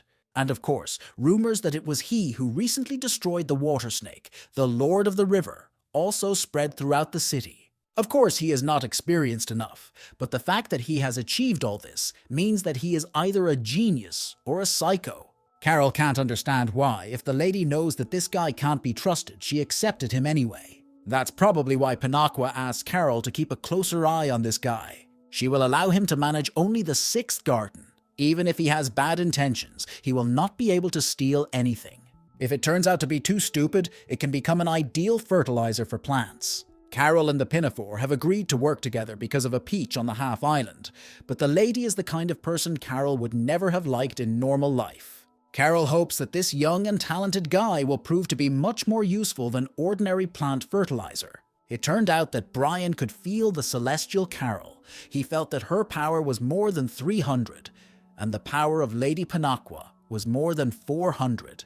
He has already managed to reach 10 solar wind stars in 1 year, so he can already feel other people's powers, although he is not sure about these two women. If you think of the Heavenly Wolf King, who is very similar to a psychopath, his strength is 600. It's strange because Master Mar, who appeared and protected Brian, is roughly on the same level as Lady MANHUA. Now the guy took out his phone and saw that the system update had begun, and soon there would be a new assessment of his divine basis. Later it turned out that he was already at a mystical level of achievement. He has secretly studied all solar wind techniques over the past year, but it's all just theory. Now it's time for real practice and improvement of his theoretical skills, and he's been waiting for it for a long time. Today he has brought something for his tree. It is the very object he took from the body of the water snake. He buried it near the roots of the tree, and it should help the plant become stronger. He does it for a reason and hopes that the plant will thank him for this help. A little later, he began the process of meditating near this tree, and he could spend several days in a row in such training. A little while later, he finally opened his eyes and smelled the incredible smell of peaches. He has been practicing for a year since he learned how to strengthen his attacks with his breath. But only a week ago, the flowers on the tree bloomed and produced their fruits, although they are still quite small. They look juicy and quite ripe, but why can't he eat it right now? Suddenly he heard a voice behind him, asking him to take his time. He turned his head and was incredibly surprised to see a brown bear standing behind him. Of course, Brian immediately asked him who he was and why he had come here. It turned out that the elder had named this brown bear. It is called a guanac. Brian had already heard of this creature. He is the god of a famous mountain, and many legends have been composed about him. 100 years ago, earthly officials believed that the energy of the mountain's fire would have a bad effect on the city. They decided to add water energy and use a statue of a mythical horned lion. They didn't stop there and dug up the southern pond and many other things, and because of this, they terribly damaged the energy of Mount Guanaxon. Bear has been training here for more than a year and hoped to meet the boy much earlier. It's unclear why the guanac didn't approach Brian earlier. Perhaps it was the peaches. After the tree started growing and changing the ground, the bear could not get through the barrier. He correctly asked him to wait a little while he ate one peach, but the bear started yelling at him and told him to stop. He believes that the energy of the tree is in the middle of this fruit, and if you pick it now, the tree's protection will stop working. Poppies will face serious problems if people who like this tree take it away after the protection stops working. The brown bear speaks not only about itself. Sooner or later, people will start to learn about the existence of this tree. Right now, someone is waiting for Brian at the bottom of this hill, and it may not be a friend at all. He looked up and saw that there was too much dark energy around him. If they destroyed the barrier to this extent, they definitely don't want to catch the Bryans here. Maybe they came for the peaches of the holy tree. Even now, the bear feels that one of the famous Taoists is coming here with a fire technique. With this preparation, Brian could have awakened the true form of this tree. But the human body is unable to absorb the healing properties of the peaches of the holy tree. But the bear is a different creature, so the peach must be given to him. He is confident that after that, he will be able to regain his strength and protect Brian and the tree from the bad guys. The boy gently picked the peach, said he was sorry, and ate the fruit by himself, while the guanac almost died of anger. He doesn't understand who this guy is and why he is both so stupid and so strong. This is the same peach of the holy tree that made the Monkey King Dong a celestial being. Now I wonder what exactly will happen to the briar. The nutrients have already been absorbed. The active ingredient is a peach from the sacred peach tree. The bear was very interested in the effect. He was wondering if the boy felt any changes in his body. Brian said that he felt that this peach was very juicy and tasty. The brown bear did not even have the words to comment on this stupid answer. While the brown bear was incredibly angry, Brian felt a warmth start to spread through his body. No matter what technique he tries, the heat does not concentrate on one point, but continues to spread throughout his body, and he does not know what to do with it. By the way, the warmth he feels now is completely different from the last time. It is warmer and gentler. Technically, it takes 3,000 years for even the smallest peach to be born, so the effect of a peach that is only 1 year old will be too weak. Brian asked the brown bear for help, but he said he couldn't help because he was exhausted. Then Brian gave him something, and the brown bear looked at it more closely and realized that he was looking at the seeds of the grass of purgatory. He was shocked that this ordinary guy had such plants, especially since these seeds began to germinate. Gvanak hopes that he will be able to keep these seeds and that Brian will not take them away from him. The boy thought that this bear was too cute and took some more seeds out of his pocket to give it to him. He hadn't looked so happy since he was a child, and it was obvious that he was very pleased to receive this gift. Brian hopes that the bear will be able to replenish his strength with this divine seed.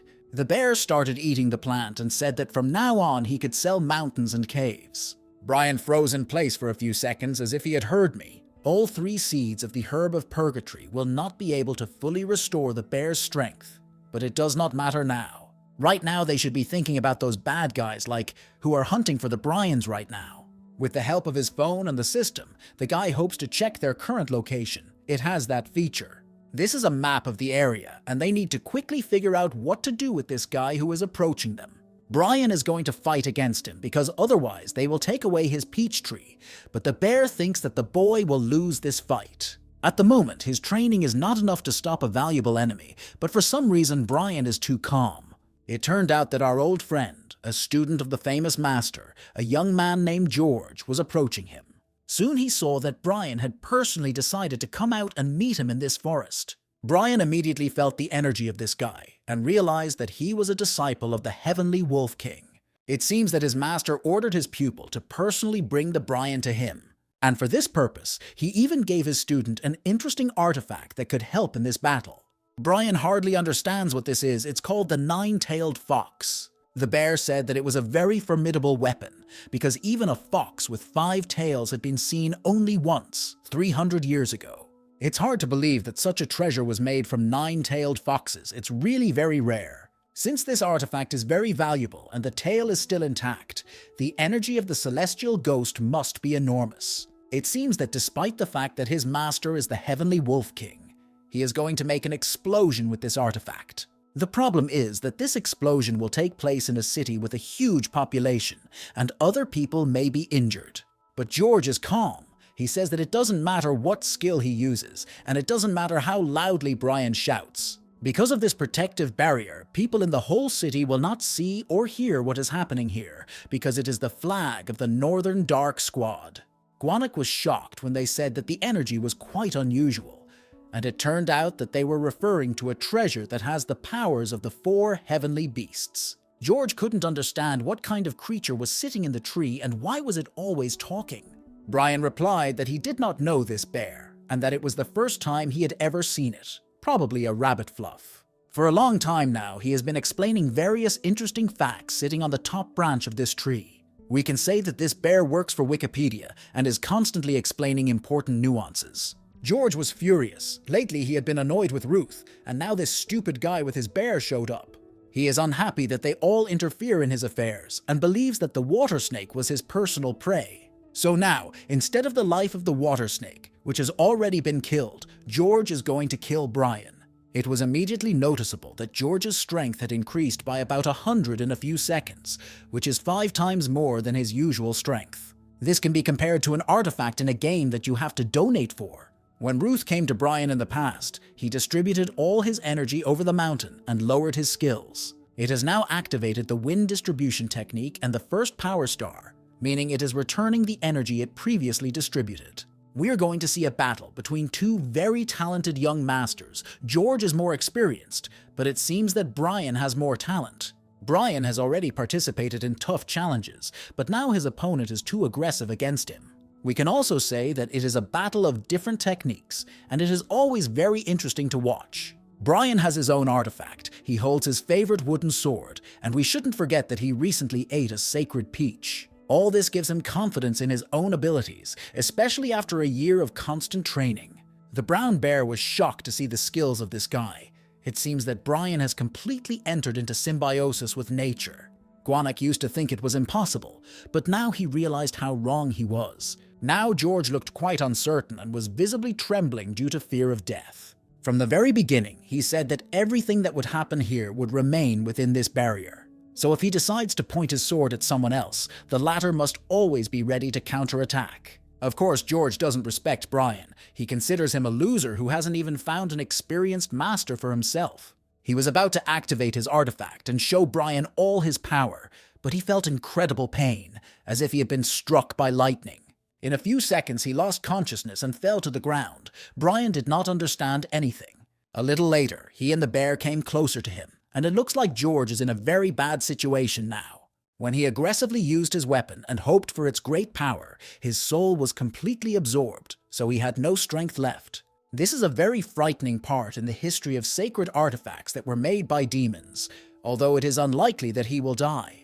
If the right person took the artifact in their hands, this mountain would start flying, because every sacred artifact is a treasure that can lift a mountain or dig a river. Before, Brian did not even realize that sacred artifacts have such great power. As soon as he took the weapon in his hands, he saw a flash of fire in front of him, something he had seen before. It's not hard to guess that it's time to meet the fiery Taoist again. This experienced craftsman immediately ran over and took the George in his hands to examine its condition. He cannot believe that the disciple of the Heavenly Wolf King has become so stupid in his personal kingdom. He started shouting at Brian and tried to understand why he did it, but the boy said it was only self-defense. Now the fiery Taoist is sure that this foolish boy will not be able to escape the true wrath of the Wolf King. He believes that he personally should have burned the body of this fool a year ago. He does not understand why the Heavenly Wolf King should suffer such a disaster as Brian. That is why the fiery Taoist now wants to burn all his airways and personally lead him to the Heavenly Wolf King.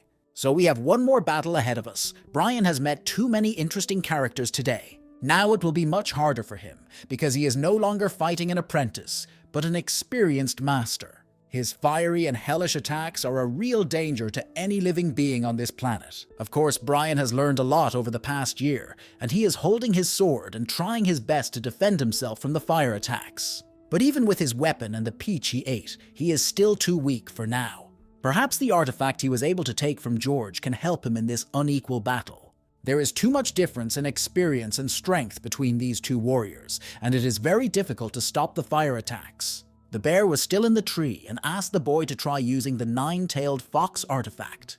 The fire Taoist immediately heard these words and attacked the brown bear with fire. But Guanak managed to say that Brian should put all his energy into it and use the artifact, no matter what elements he uses. Naturally, the boy began to worry that this artifact could consume his soul, just as it had done to George. But until he personally tries to do it, he will never know the answer to this question. So the decision was made very quickly, and this artifact immediately showed its full power. The fire Taoist was shocked that this brat dared to use an ancient artifact against him.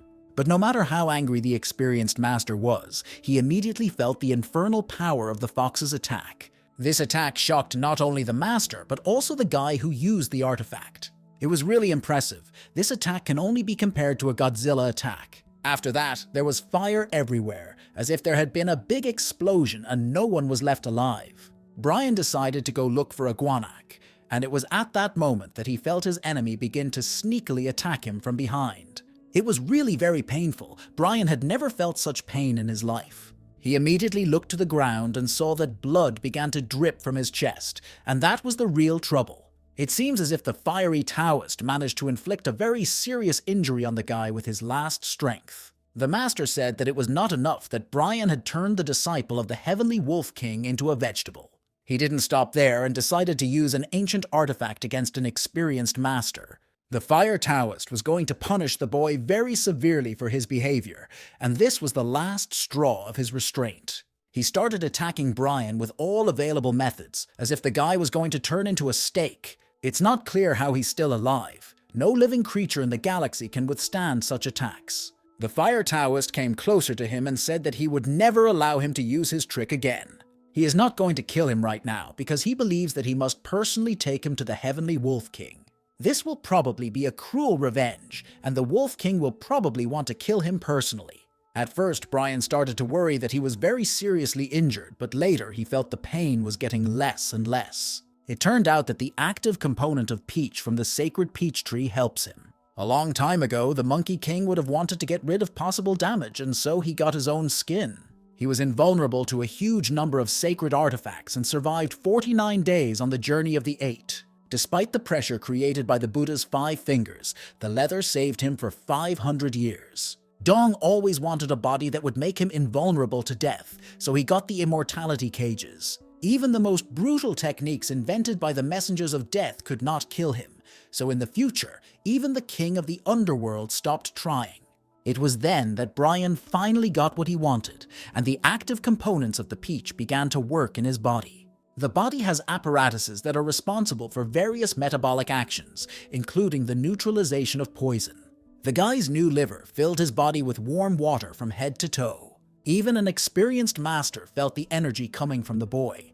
He did not understand how he could have the energy of water. Only now did the Fire Taoist finally realize that this guy had a truly incomprehensible divine basis. Brian does not understand how exactly all this happened, but in any case he feels great. He has no more pain. Now he has prepared his artifact for the second round of a difficult confrontation. Now he has the powers of divine water, and water will always be stronger than any fire. The Fire Taoist no longer feels as confident in his own abilities as he used to. Now he is starting to really panic and realizes that he is in a fragile position. Of course, he doesn't understand how this is possible, but it doesn't matter now. After a while, Brian lost consciousness, and the brown bear tried to wake him up. A little while later, he finally woke up and immediately tried to remember what had happened. Guanak doesn't understand what Brian did to make the whole place end up in the water. He had never seen anyone so skillful at manipulating ancient artifacts and inner powers before. The bear tried to hear something from the boy, but it seemed as if Brian was shocked by his actions. He made a real mess and could not even explain how he did it. The guy immediately found the body of the master and tried to find the flag responsible for removing the barrier. He put his hands in his pockets and found something very interesting, which immediately caught the boy's attention. The brown bear quickly explained that it was called a bag of treasures. In simpler terms, it is a magic pouch designed to preserve small and large artifacts. Prime thought that George should also have such a bag with him, but the bear replied that now was not the time to be silly. He is sure that now the assistants of the experienced fire master are rushing here, so they may get into more trouble. Without hesitation, Brian picked up the Fire Taoist and carried him in an unknown direction. Guanak continued to panic. He realized that if Brian didn't run away, the bad guys would come here and find the peach tree. But this young talented guy remained calm and smiled constantly. He asked the bear to wait a little bit. After that, he activated the solar wind execution technique with the second song Art Star. The process of compiling the falling leaves was immediately started. Nothing was clear but very interesting. Even the Guanak had never seen such beauty with his own eyes, and he watched with his mouth open. It seems as if Brian is forcing the tree to absorb the body of a two-thermal Taoist for the sake of ripening a new fruit. It turned out that they started doing this in time, because within a few seconds the Taoist's assistants came here. The peach tree began to bloom and opened the barrier again, so they could not see the bear and Brian. However, it turned out that everything was not so perfect.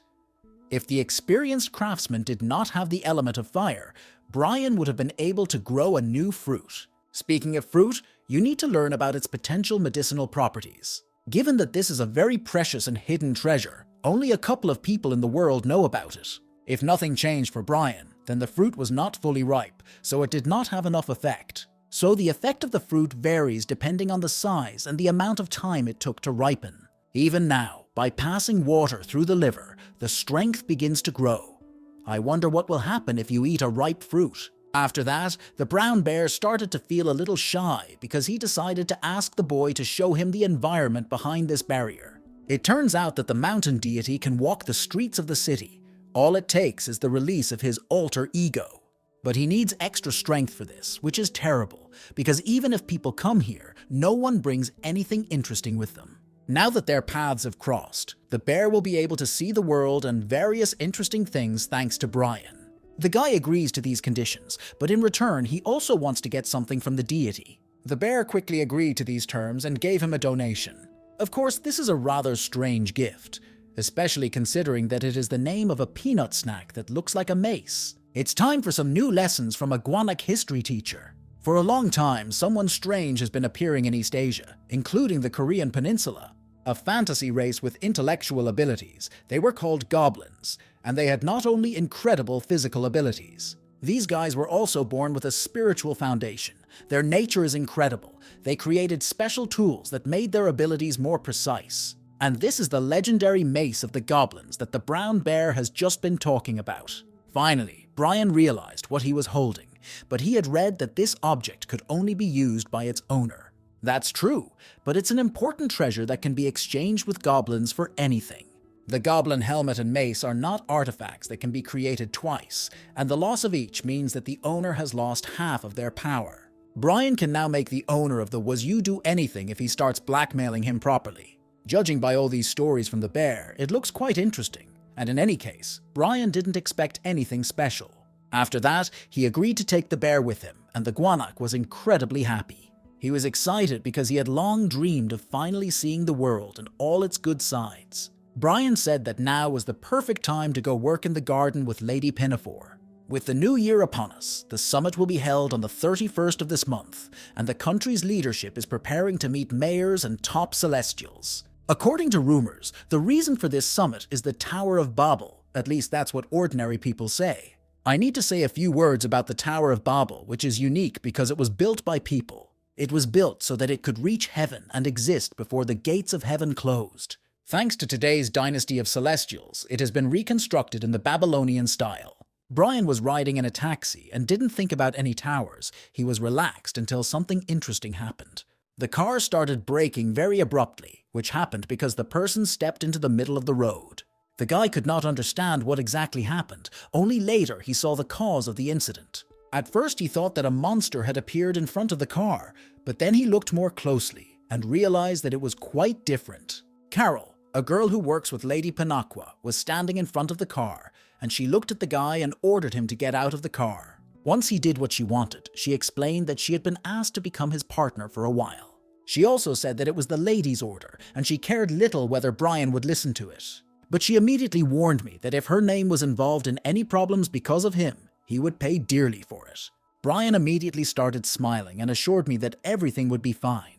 All this time, a bear disguised as a popsicle was with him. He recognized this girl and realized that Brian would have a hard time with her. He said he knew some information about her and also knew her weaknesses. And of course, he had already learned that this girl likes model-looking guys. For many years, a very handsome man known for his elegance lived on the island.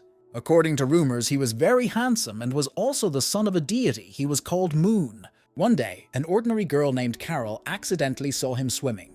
Of course, she was shocked by this, but it was this moment that awakened her spiritual foundation. She immediately felt her inner strength begin to fill up, even though the gates of heaven were closed. Brian can't believe that she awakened her divine power just by looking at this guy. He thinks the guanac is lying. The guy thinks it's absolutely impossible. But according to rumors, there are people who have performed their abilities when their minds and bodies were in a state of shock. These people were chosen and raised by deities from the human world, and because Carol had the same foundation as the Moon family, she was accepted into their midst. Carol is a very self-confident girl who knows what she wants. She was constantly pursuing her moon. But obviously, as this guy perceived her, she was just an ordinary young celestial without connections or support. When she realized that he had no reason to see her, she realized that she had to create those reasons on her own. In less than 100 years, Carol was able to conquer Jeju Island and show incredible progress. It became known as a flower that will reach heaven and destroy the whole world if you don't pick it. That is the wilted flower of the Sura. Having created a dynasty, Carol officially proposed to Moon to tie the knot. But Moon and his father were scared and came up with a plan to get Carol out. When she was preparing for her wedding and dreaming of a happy future, the father and son talked about the plan with all the residents of Jeju Island. When the wedding day came, strange things started happening right from the start, but Carol didn't even realize it. She was visited by real mercenaries, and it is unlikely that they came to congratulate her on her wedding. They started attacking the girl and said they wanted the wilted Sura flower to finally die. Instead of seeing her favorite and beloved Moon, she saw professional killers. She was so angry that it was even scary to look into her eyes. She could no longer contain her inner feelings and aggression and began to attack these mercenaries. From the first minutes of the battle, they already began to regret coming that day to destroy it. Despite the fact that many murderers came that day, none of them could escape her punishment. The battle of that day was documented as a battle that nearly swallowed Jeju Island. But in the end, it was Carol who was the loser, as she was the one who was betrayed by her love. Although she defeated all these mercenaries, she did not feel any better, and her eyes were still filled with tears. She was approached from many places because of her abilities, and various guys with beautiful faces were sent to her. Very quickly, everyone learned that she liked handsome men, but none of them survived. If it wasn't for her friend, the Bari princess, who intervened, Carol would have been kicked off the island long ago. Bear thinks that Brian should be happy because this girl will have no reason to hate him. Guanak thinks that Brian's appearance is not to Carol's taste at all. Carol told me they were already there, so I had to immediately apologize to her for my behavior and start hurrying. Later, she explained that there are 6 gardens in this lady's building. Each garden is looked after by a different person, and among these gardens, Brian can only be in the 6th garden. The boy immediately began to think that the 6th garden was the least important place, and that he would hardly be allowed to approach the important medicinal herbs right away. When they opened the gate of the 6th garden, Brian was shocked. He could not believe that there were 2 sons. But still, this place looks too terrible, as if no one had looked after it for more than 1,000 years. Each garden gate is in a different time frame and exists in different parts of the world. Brian now has to take care of the 6th garden personally. This place has been closed since the death of the last ruler hundreds of years ago.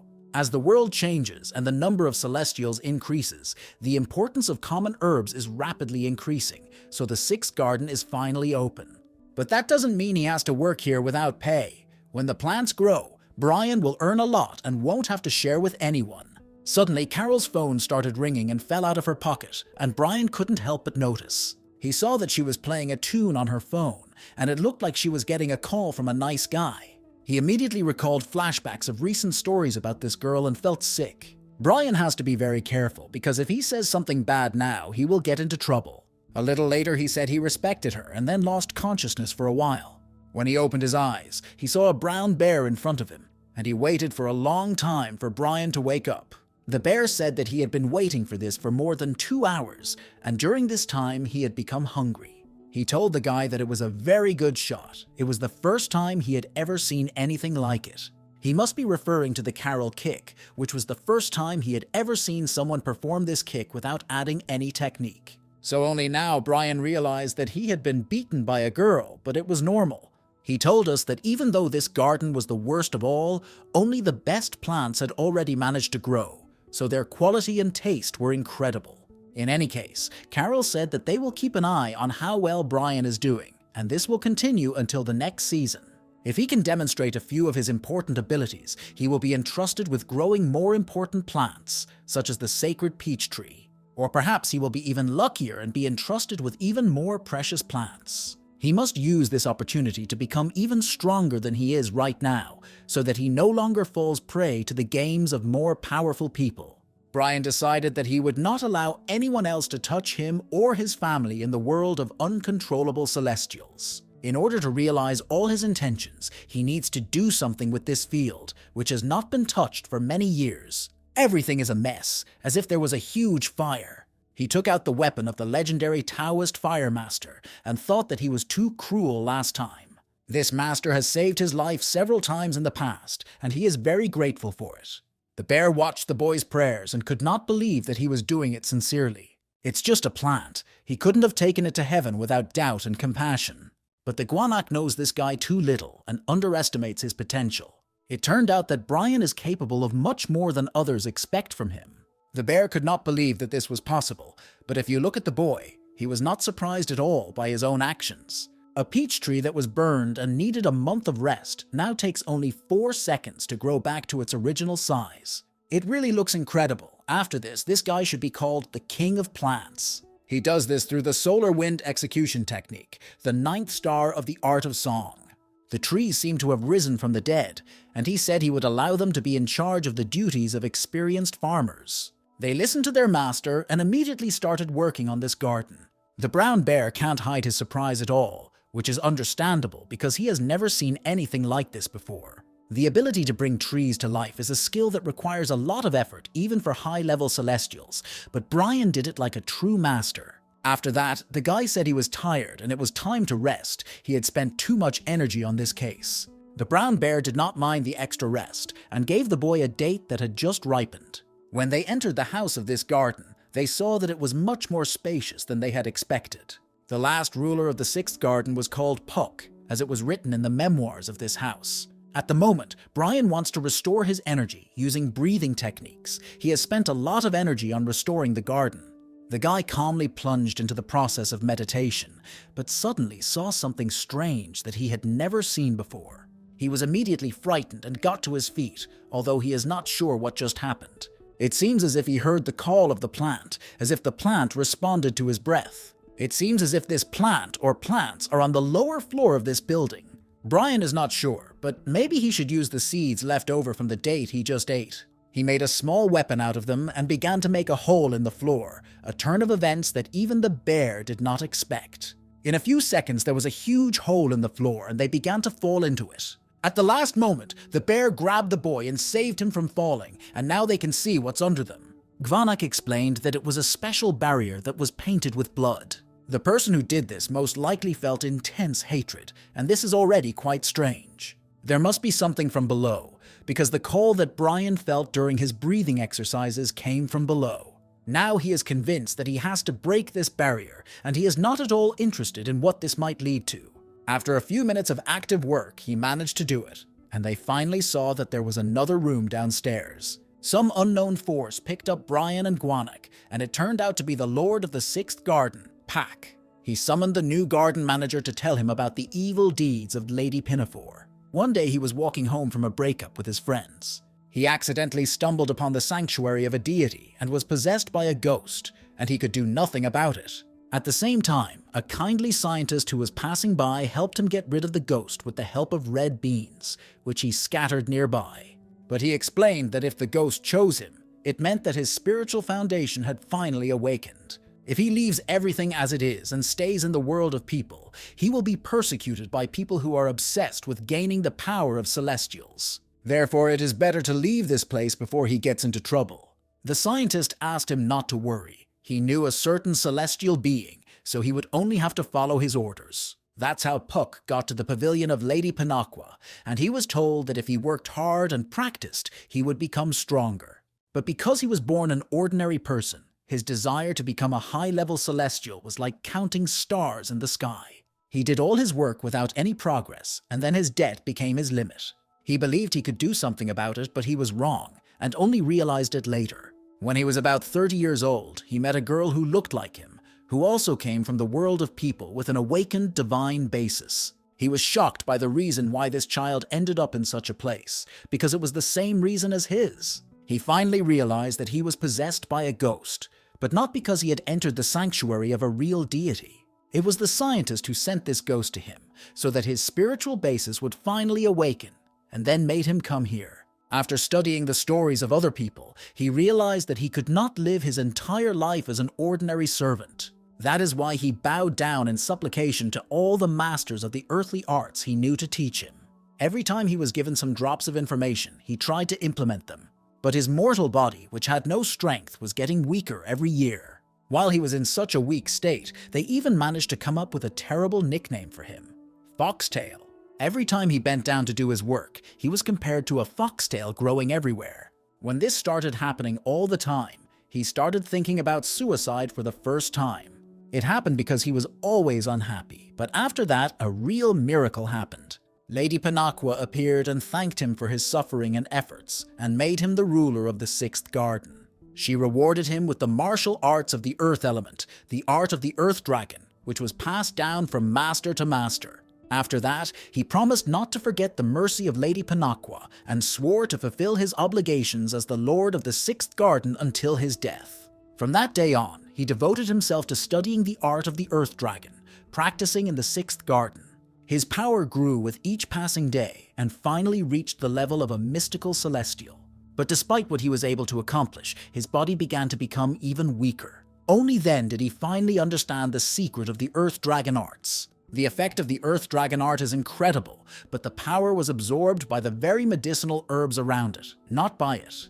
He turned into a living fertilizer, although he did not realize it, and only then did he realize that he did not have long to live. Brian had only seen stories like this on TV before, and it's hard to believe that even celestials do something like this. It's horrifying.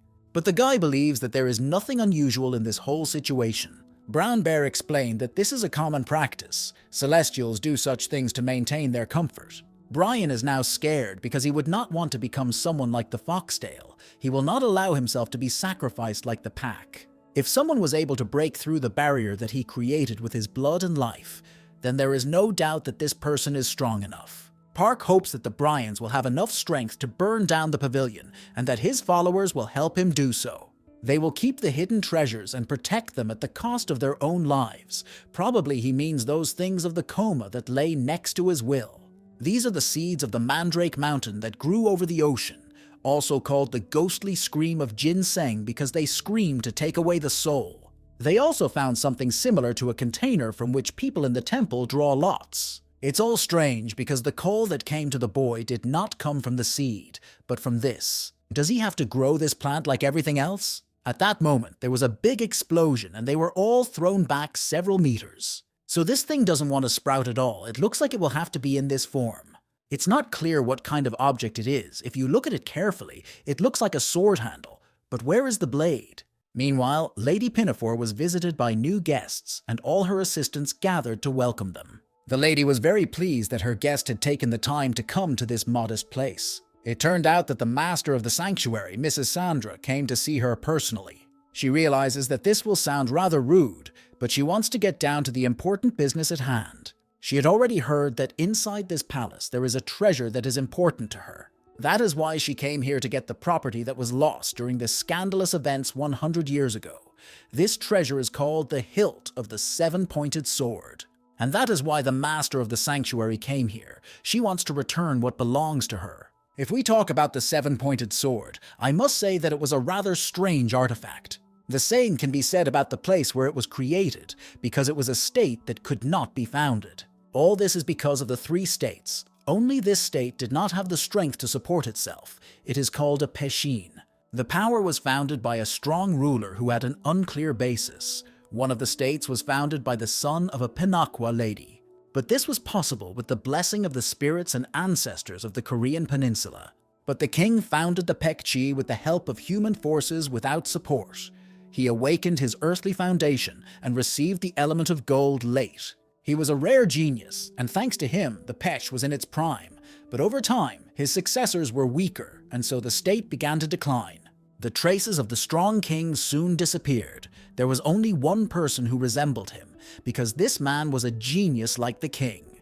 He was called a prince, and this sword was a rare artifact that he made. The sword was kept on a remote archipelago. Lady Pinakwa believes that this handle was supposed to be passed along with the blade, and this information is known to everyone. But it turned out that in the past, the ambassador who was supposed to bring this sword with him had been in a disaster and died. The ship he was on was quickly found, but there was only a blade and no handle. In other words, the master of the sanctuary claims that the sword must have a hilt. Lady Pinakwa finds this rather strange, as if they realized the possibility of the handle's existence only recently. So the lady wants to know why Mrs. Sandra is questioning everyone around her about this artifact. Sandra said that she had come a long way, not just to ask stupid questions. She is here on behalf of the sanctuary to offer a celestial battle in 6 months. A celestial battle is a method used by celestials to resolve a conflict peacefully. They will argue over the blade of a seven-pointed sword, and if the shrine wins, they will take the hilt from the temple of the Lady Pinakwa. Of course, if this hilt is here, Sandra will not tell anyone about what she saw in this temple. The lady is ready to accept these conditions, but she wants to ask for one more important condition. Regardless of how this conversation ended, it is now time to look at what happened 6 months later. According to rumors, this celestial battle will be broadcast live, and it was Lady Pinakwa who said she wanted to show it to the whole world. Now these guys have come to the 6th garden. They will check its progress, and their boss asks them to behave calmly. When the doors of the 6th garden opened, they saw a real paradise. It's hard to believe that 6 months ago there was a desert here. It's an incredible change in a short time. Brian personally met his guests. He was reading a book and enjoying the fruits of the trees.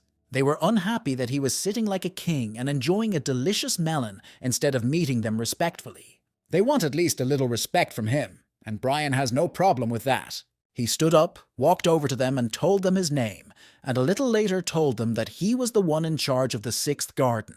A guy named Lee greeted him and said that he came to check on his progress. Brian showed his characterization. and said that he did not understand why he should consider them his older brothers. All of these people were incredibly shocked to see that he had reached the level of a celestial deity. Very quickly, they went to fulfill his orders because he was the senior officer. Lee spoke about the upcoming Celestial Battle, where 2 players from each rank, from Celestial to Supreme, will fight against the Japanese side. It turned out that Brian was completely unaware of this information because he rarely leaves the 6th Garden. It turned out that the young warrior Lee would also take part in this battle. During the Korean War, he pursued his spiritual foundation through the shock of losing his family in an explosion and later ended up in the ladies' pavilion. Lee is a very talented young man with abilities who shines brightly with happiness after meeting the Master. Although Brian doesn't trust other Celestials, this guy seems kind and honest enough. Lee also told us about a guy named Paul who is rumored to be an incredible Celestial soon. People also say that he is a blood relative of the son of Lady MANHUA, that is, King Daniel. The young warrior is incredibly happy to participate in the same competition with someone as talented as Paul. The sanctuary accepted the lady's offer, and everyone has known about it for a long time. They have a lot of support from mortals because the shrine has killed several monsters. If you help ordinary people with their everyday problems, you can easily gain the support of the people. This is exactly what the young disciple of the immortal Donald, a girl named Ruth, does, sometimes killing monsters in the city. Soon, one of the assistants came to Lady Pinafore and told her that the ruler of the 6th Garden wanted to see her. She remembered this arrogant guy and ordered him to wait until she finished her tea with her family. But it turned out that Brian decided to personally challenge Paul, the celestial deity we recently talked about. Paul immediately prepared for the battle and said that he saw nothing wrong with it. At this point, Helen started to speak. She had already heard rumors that Paul was deliberately stuck at his rank because he was afraid to fight stronger opponents. If he doesn't like these rumors, he should accept Brian's challenge and fight him. Lady Pinafore completely agrees with Helen's words, but can Paul defeat the Lord of the 6th Garden? The guy looked incredibly motivated and angry. He said he was ready for the battle and soon everything was organized. All members of the lady's family gathered to watch their relative fight. Of course, there were also many servants and lords of other gardens, and this battle interested many people. The master of the 6th Garden, Brian, looked quite calm and relaxed as usual. The celestial deity, a relative of Lady Pinaffore's son, Paul, on the other hand, was very angry and aggressive. He looked at his opponent with anger and said that he would not blame him for suffering a lot. It seems that he wants to kill the owner of the 6th Garden today, even though it's just a regular fight. Brian quickly realized that this would be an advantage for him because his opponent was too angry and it would hinder him during the fight. Soon, the Battle of the Celestials will officially begin, and it promises to be a very intense one. The young polo player is not used to spending much time defending himself. His strong suit is attacking.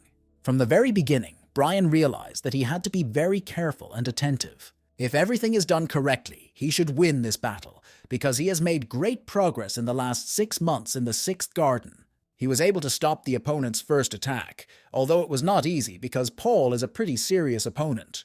Paul believed that no one could block his attack with a simple plant shield, but Brian managed to do it. Now Paul is even more angry and promises that Brian can forget about this equipment forever, as well as about a quiet life, because now he will be disabled.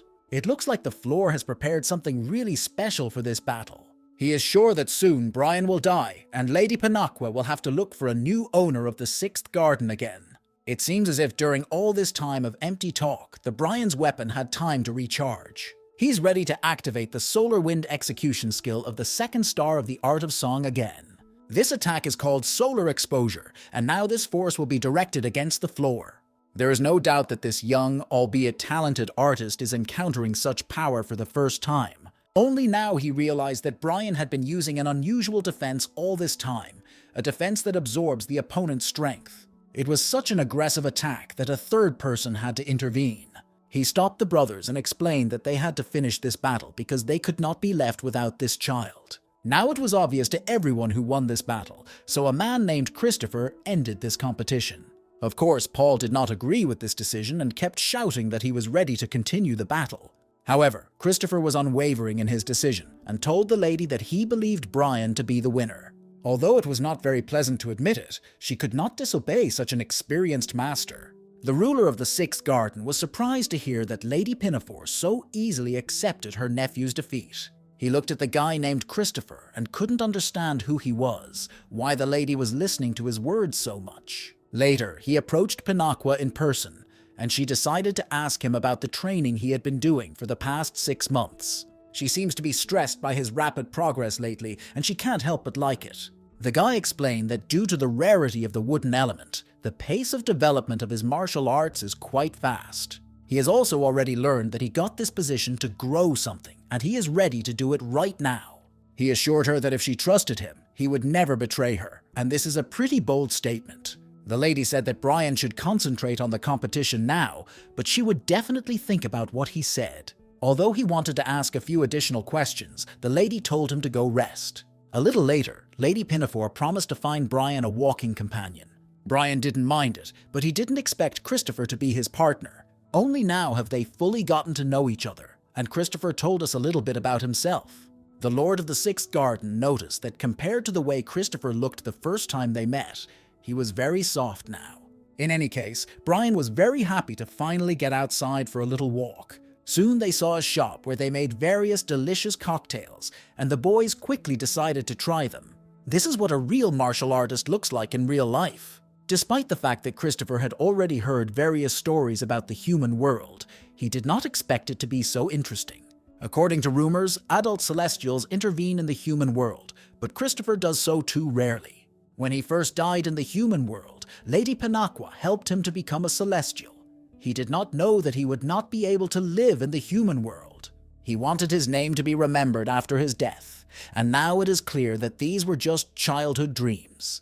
Being in the world of celestials, he constantly thought about what he did not have time to do here, and in the end, he remained an average ruler of the past. Then he thanked Brian for keeping him company in the world of people. It was a really great walk. While they were enjoying the beautiful weather, they managed to see people who continue to protest. People believe that human sacrifice is a terrible catastrophe, and we cannot turn a blind eye to the deaths of innocents. Human sacrifice is murder, and they believe that only mentally retarded people can advocate it.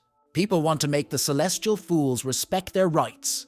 They are ready to stop even the Dragon King for this. Hearing this, Christopher could not believe that the head of this country was killing his own people, and how could such people still exist? He believes that this is all some kind of mistake, and suggested that Brian immediately resolve and sort out this situation. This conversation ended immediately because an unexpected solar eclipse caught their attention. It is not clear what exactly is happening now, but it seems as if the people protesting need to be protected immediately. We had to act incredibly quickly because in a few seconds people were under attack. It is not yet clear who exactly is attacking the protesters. Perhaps it is the head of state's men. They might have been unhappy with all these protests, and that's why they decided to personally intervene in this situation. Brian acted very quickly and activated his ancient artifact to protect the population. He immediately began to attack the enemies, but even his speed was not enough. This incident made him realize that his opponents could be much stronger and more powerful than he was. They act in a very coordinated manner, as if they were members of one team. This made our protagonist even more angry, and he felt the same hatred for them that he feels for monsters. As soon as he was preparing for a new attack, he felt something approaching him from above. Only at the last moment did he manage to dodge a huge stone falling on his head. He was approached by the boss of these bandits, a woman named Betty, and she did not expect to meet Brian in such a place. She believes that Brian is a traveler from a completely different world, and now she wants to take his life. He immediately felt her strong, dark energy and guessed that she was one of the patronesses of the Heavenly Wolf King. It was easy to do because he had already felt this yin energy before and felt it when the statue exploded. It seems as if she doesn't hide her desire to kill Brian at all. She must have been a close friend of George's. So all this can be called a vendetta. She is ready to make Brian pay for all his evil deeds, no matter what. When he heard about the evil deeds, he started to smile, as if she didn't know, but he tries to do only good deeds. Brian acts as he always does. He doesn't care who is standing in front of him. If he feels that he is fighting for the truth, he will stand to the last. One can envy his self-confidence. He has not recognized any authority for a very long time. Of course, Betty came well prepared and also confident in her success. But he asked her not to joke with him and said that she was the only one who had to pay for her evil deeds. After these words, Brian called a real team of wooden warriors to help him. Now we can call it a new technique. With these guys, it will be much easier to fight against a large number of opponents. Betty doesn't look so confident now. She has seen that her people cannot withstand the pressure of the wooden warriors. She started screaming and ordered her assistants to immediately call for help. There were some goblins that looked like ghosts, as if they were half imaginary. These spirits are very evil, and it will be difficult to defeat them with ents, and their number is too large. Brian was lucky that he had managed to buy a small smoking pipe at the store before, although he had no intention of using it now. But in a few seconds, he still absorbed a little tobacco smoke and felt the active component of mandrake. Now his concentration was improved. His sensory and reflex nerves showed maximum power, as well as his muscle tissue. He was very angry and promised that he would not spare anyone today. It's always a pleasure to see this guy's rapid progress, as he was not capable of doing this 6 months ago. But today we can feel its power, and we can talk about its experience a little bit, because this is not his first battle.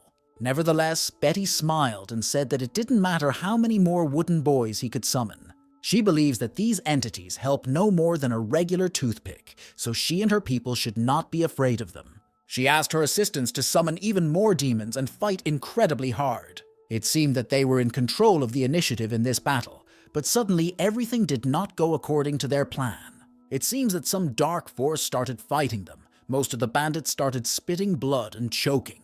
Some could not move at all, and some began to hear strange words and voices in their heads. Even Betty did not understand what was happening, although she had recently enjoyed the initiative in this battle. Brian immediately ran over to her to check on her, even though they were enemies. This smoke is not at all dangerous for him, because it causes a detoxification process with the help of the liver and extracts all the useful components from it. This is all due to the mandrake component in his body, but for his enemies it is a real poison. Secondhand smoke turned out to be too harmful, and now Betty will remember it for the rest of her life. Although if you look at it more closely, it is difficult to understand whether it will survive until tomorrow morning. As it turned out, this girl always has an ace up her sleeve and is ready to use this advantage at a critical moment. When Betty felt she was on the verge of death, she immediately called her father for help.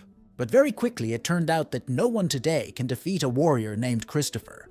Brian could not believe that Christopher was stronger than the Wolf King of Heaven.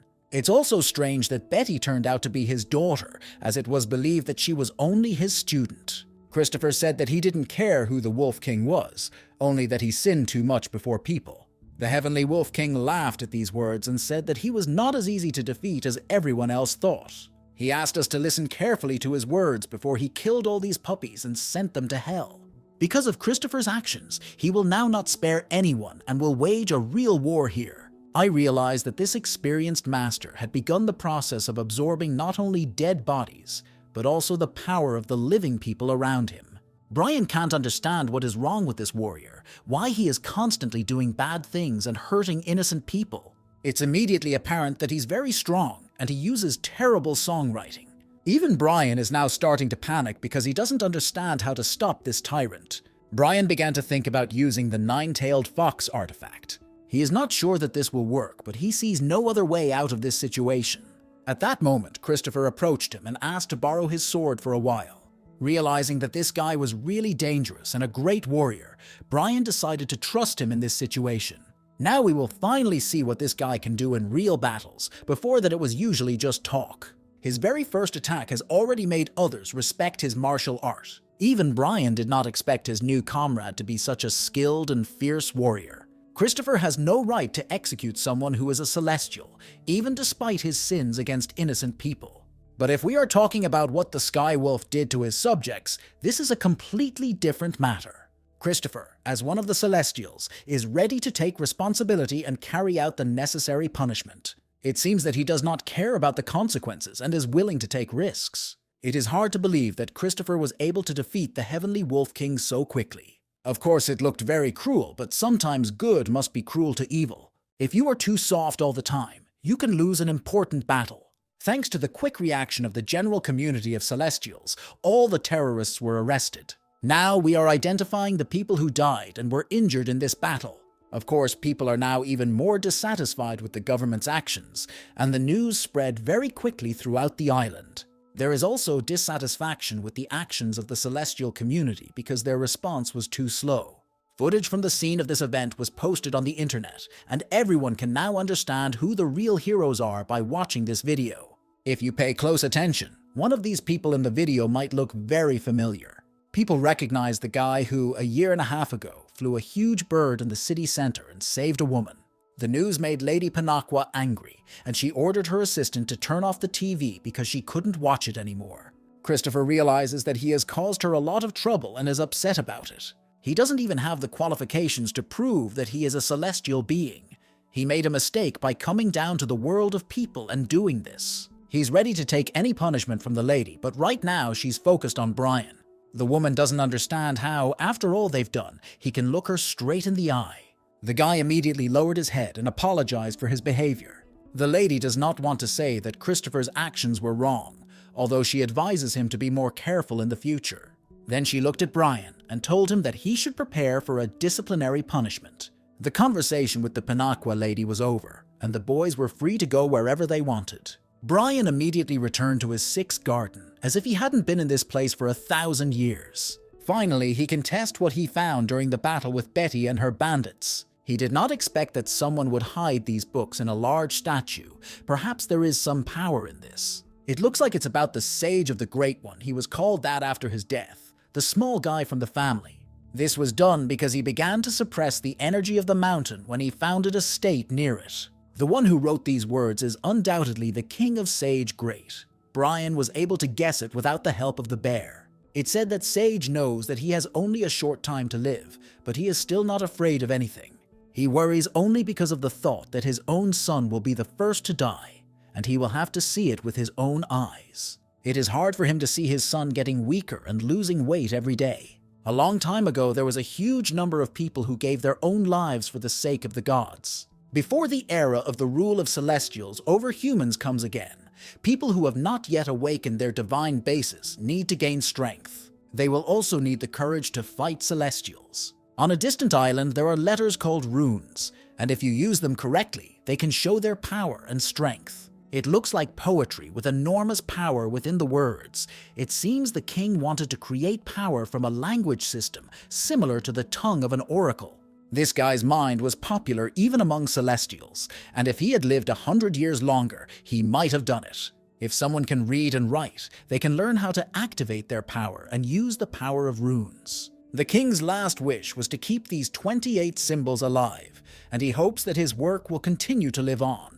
It seems as if the future that the great king dreamed of so much has finally arrived. These mysterious but very interesting books have fallen into the hands of a young and talented guy, and now it's time to see how he uses them. He quickly began practicing and trying to master this ancient technique. He was shocked to see his true attack technique, as well as its incredible potential and power. It's all about the power that is imprisoned in these words and sounds. The main thing is to pronounce it as in the instructions for people.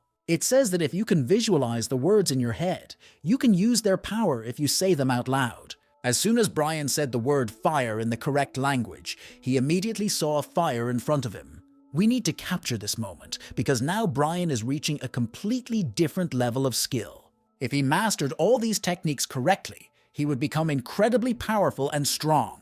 All this time, the brown bear Guanak had been sleeping peacefully, but now he was woken up by a noise in the street. He can't understand why Brian is trying to burn everything he has at hand. It seems as if the guy doesn't know how to make a proper campfire without the support of a bear, so he decided to have some fun. Brian said that sometimes he wants to go overboard, but he still has to be careful not to burn anything else. He also noticed that the louder he spoke, the bigger the fire became. This means that he needs to speak this word as if it were a god louder if he wants to squeeze out its full potential.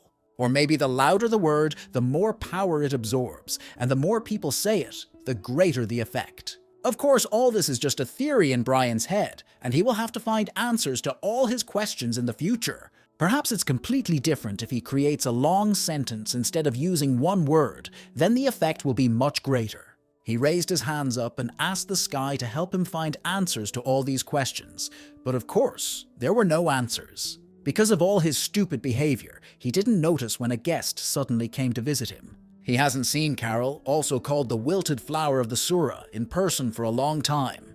The guy immediately started sweating because he realized that she could have been standing there for a long time watching him act like a fool.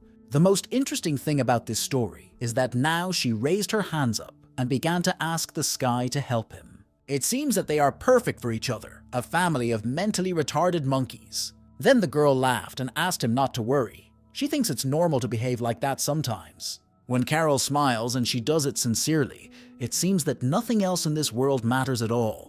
In response, Brian began to get visibly agitated and did not know how to react to these words. Was it really love? Finally, the time had come to ask her why she had come here today at all. The girl replied that she had heard that Brian was participating in the heavenly battle, and she also learned about his rapid progress and victory over the floor. Carol also said that she will also participate in the heavenly battle. She went outside to better prepare for this event and better understand all the nuances, but she found something for him.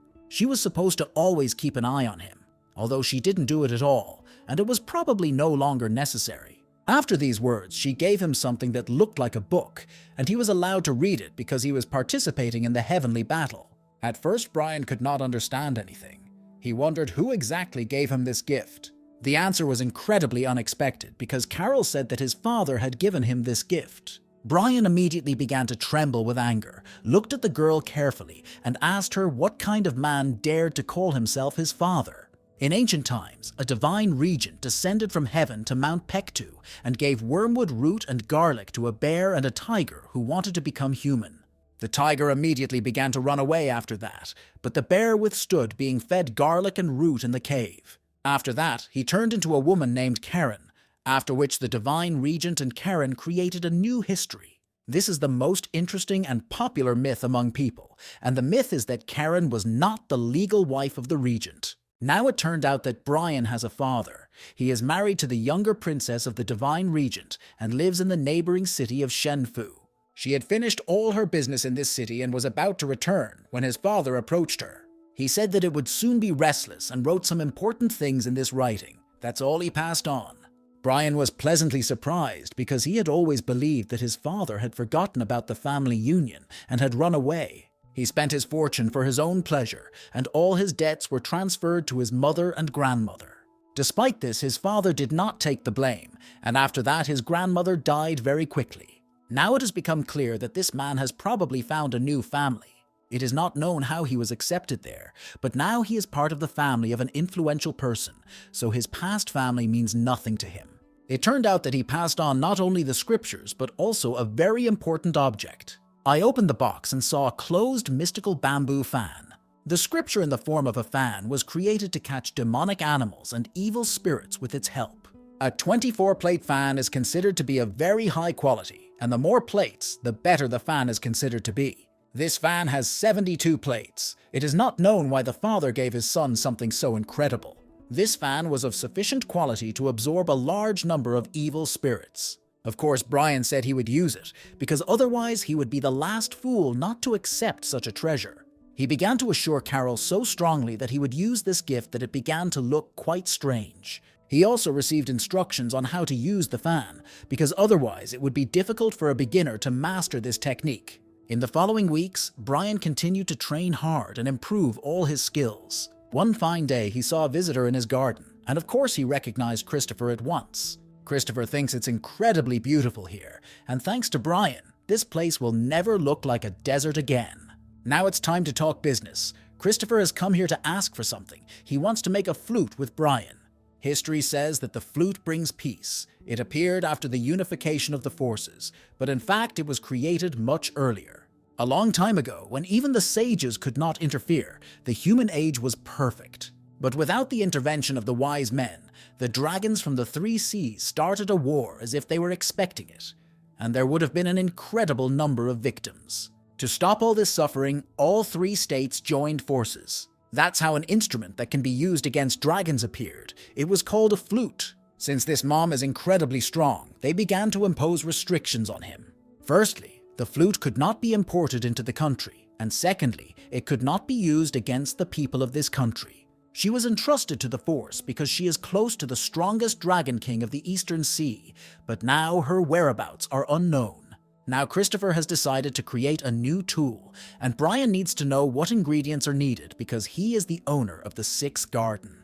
Since the heavenly battle will soon begin, the borders of the flower garden will weaken, at which time Christopher is going to get the Black Jade Bowl. But if everything really works out, we shouldn't forget that there will be suspicion from the Pinafore Lady. We must also remember the possibility of a new war with the dragons, who will immediately want to destroy this flute. But Christopher is ready to take full responsibility for this situation. Probably, all this is connected with the past situation when he saw the protests of ordinary people. At the time, he could not believe that the head of this country was killing his own people. This situation affected him too much. We must admit that he is different from other wise men, and that is why Brian is ready to help him. Brian is a man of the people, and the idea that there are people like Christopher makes him very happy.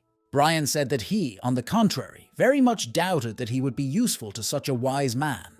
Christopher immediately started laughing out loud and said that he knew Brian would not refuse to help. He is a really good friend. First, you need to find a place where there is a simple tree that is ideal for making a flute. Soon the two went in search of such a tree. They could not make a mistake. Otherwise, the flute would not have its own characteristics. Brian was very surprised to see a whole huge island floating in the air. He didn't know that it was possible to get here through the dump door, but Christopher explained everything right away. The ladies' pavilion is a set of spaces, so if you touch the structure of the formula, you can enter this place. A little while later, a real horse appeared in front of them, as if Christopher had been waiting for it, a horse named Garmy. At that moment, Christopher immediately asked his friend to take his hands, and a combat uniform appeared on his body. They got on a horse together and started to move in an unknown direction. Christopher assured Brian that he shouldn't worry or be afraid of anything. Everything would be fine.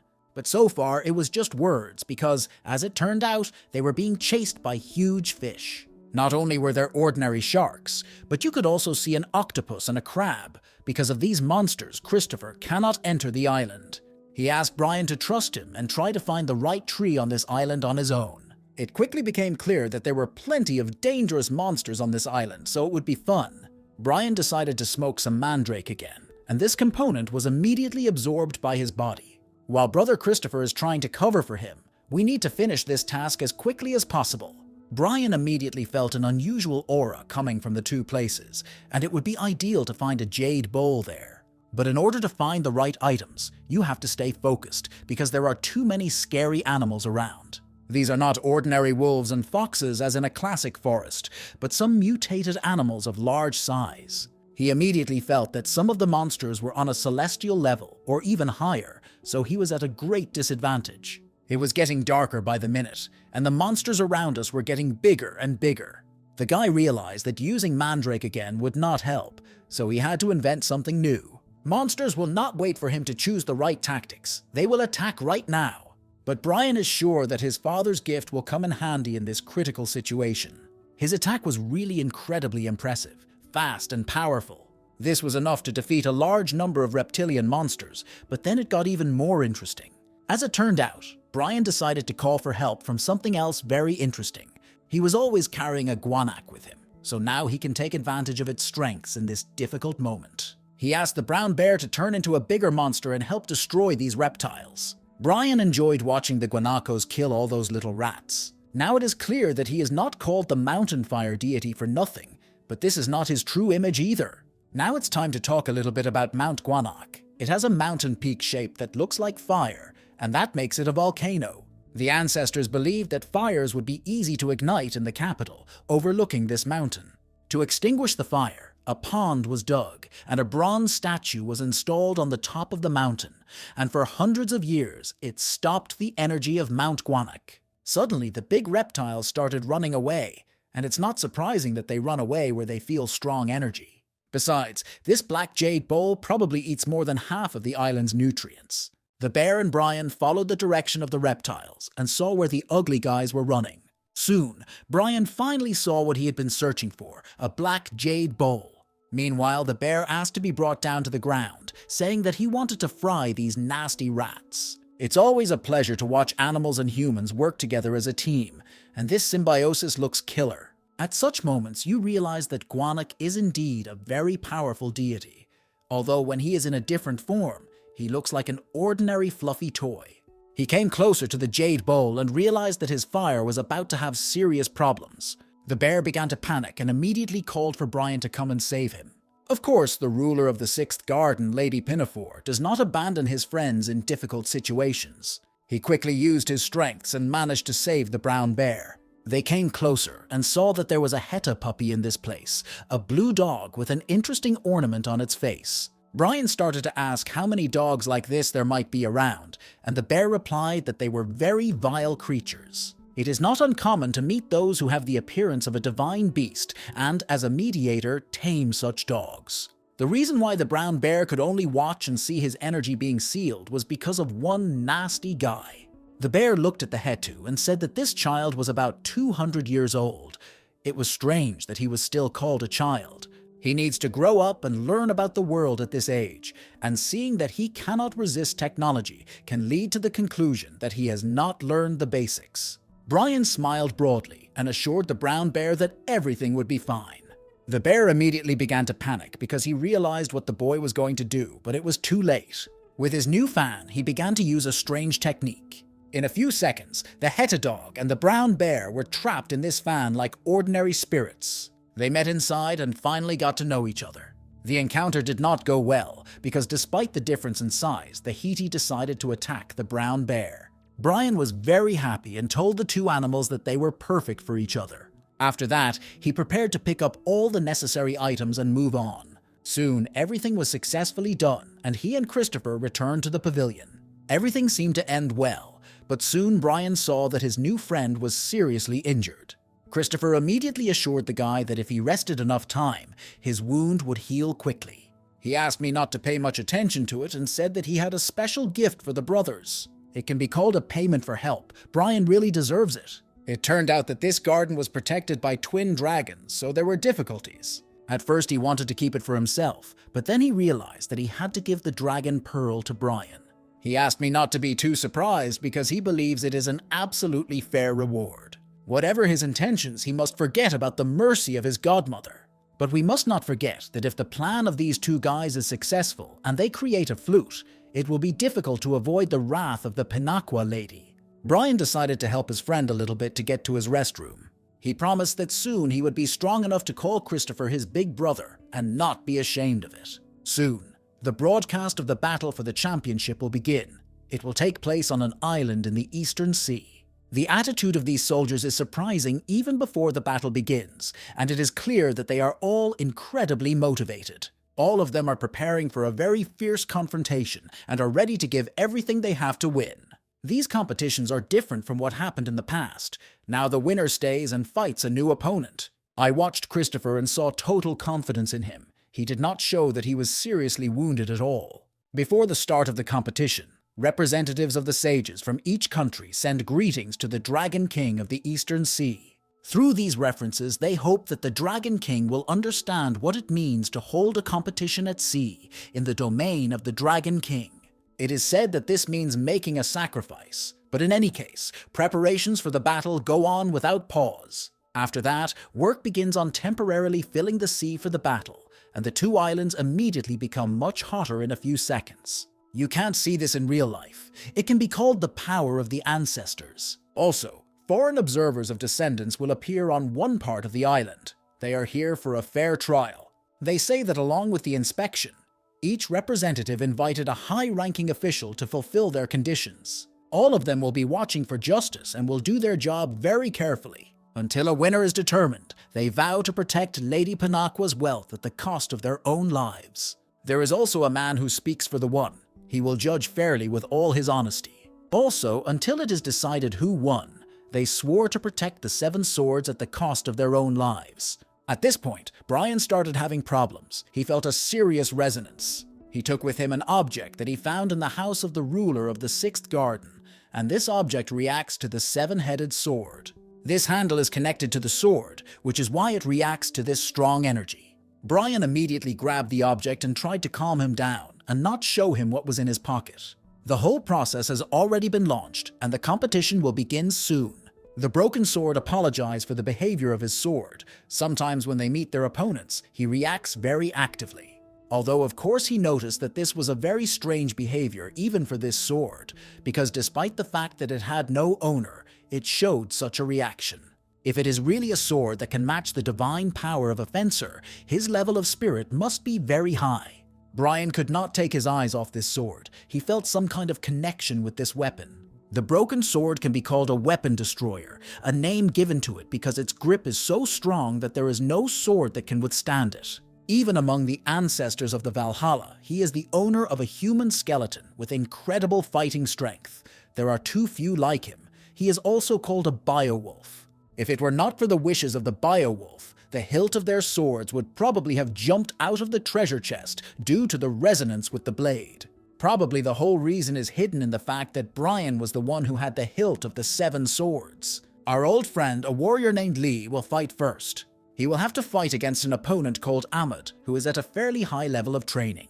Of course, he has already become a friend to the Lie, so today he will be rooting for him. It turned out that Helen was sitting next to Brian, and she said that it was all a big pity. Brian knows that this girl was a member of the family he saw when he was accepted into his current class. She said that he should watch the fight and understand everything for himself. She hates explaining obvious things. It is unclear why she talks about pity, but soon Brian will be able to personally understand the reasons for her words. Ahmed has already started using his fighting techniques. He looks really powerful and aggressive. Lee must demonstrate his full potential and incredible talent to stop this attack. Of course, he also has enough tools to fight strong opponents on equal terms and not give in to them. Since childhood, this guy has loved constant training, so his progress has reached great levels at a young age. Thanks to his perfect defense, he was able to dodge the attacks of the Ahmed and quickly approached his opponent. It was noticeable that Ahmed was getting nervous. He expected to start the first round much more confidently. But we should not forget that this is only the beginning of the battle, and he is still ready to demonstrate all his strengths. In a few seconds, Brian saw too much blood above his head and got scared. In terms of combat sense and ability, Lee is ahead of his Japanese rivals. But that Japanese representative's power increased too quickly, probably because of additional tools. From the very beginning, the teacher was a traveler who was always leaving but always returning. Helen doesn't understand why a student was taken if the teacher doesn't have any Dharma tools to pass on. This battle is also a place to test the skills of Korean and Japanese ancestors, a battle watched by people around the world. Lady MANHUA, in order to restore her family's power, wanted to show the image of a clan that would defeat its Japanese rivals. From the very beginning, Lee was only an assistant, but it turned out that he had no chance in this battle. However, at the moment when it seemed that everything was over, it turned out that this persistent guy was not going to accept his defeat. He almost lost consciousness after his opponent's attack, but he managed to withstand the blow. Of course, his condition now seems very serious. Perhaps the problem was a serious injury he received from the Ahmed. But does this really mean that the Korean Celestial lost the first battle? It is noticeable that he does not have as strong an attacking technique as his opponent. Nevertheless, he realizes that he cannot lose so easily. He has character and will fight to the last drop of blood. In response, the Ahmed just smiles, thinking that his opponent is wasting his time. There have always been levels in this game, and if your opponent is on a different level, it will be difficult for you to stop him. Young Master Lee has always had incredible potential and character, but now he is still not ready to fight the real masters. Although at the beginning of the fight, it seemed that his defense was at a high level, but then he started having problems with endurance. He has a big heart and tried to continue the fight to the last, but his body refused to obey him. Thus, the Japanese delegation won the first battle, and Lee would have to be carried off the battlefield with the help of doctors. Helen thinks that Brian, on the contrary, should be happy about this situation, because it will make him stand out even more. She looked at him and told him that he should try to hold out longer than Ali during the battle. If it plays beautifully and quickly, it will be much better, in which case it will also stand out. After a short pause, Brian replied that he would fight with all his might and assured her that she would not be able to stand out against him. He is confident that he knows he will win this battle and he will be the best warrior. At first, Helen wanted to laugh at these words, but then she changed her mind. This guy is too confident. Maybe he is really strong. Brian will be the next to fight. He is already known to many people for killing Lady MANHUA's favorite animal. Everyone was interested in watching this guy's actions and wanted to see what he was capable of. According to the rules, he has to fight against the previous winner, that is, against the Ahmed. This guy from Japan is smiling because he is sure that he will fight him again as a too-weak opponent. He was surprised to see that Brian was not ready to defend himself because he had come here to attack. The Ahmed had never felt such a lightning-fast approach to him in his life, and he missed a very powerful punch to the jaw. It's always a pleasure to watch Brian's inner circle when he breaks stereotypes. Everyone always believes that a beginner without a master will not be able to fight on equal terms against a serious opponent, but today is a completely different story. No one understood what had just happened. Everyone was shocked and couldn't even string two words together. In any case, the judge officially announced that Mr. Brian had won with an incredible handicap. People even began to worry about the Ahmed because he could faint due to blood loss, just like the lie. Oddly enough, Carol was unhappy with his actions because he completely forgot about defense and acted too aggressively. She also couldn't understand how Brian had learned about the fast-moving technique. Christopher looked at his friend and explained to the girl that in his training, Master Brian looks like a bottomless bowl.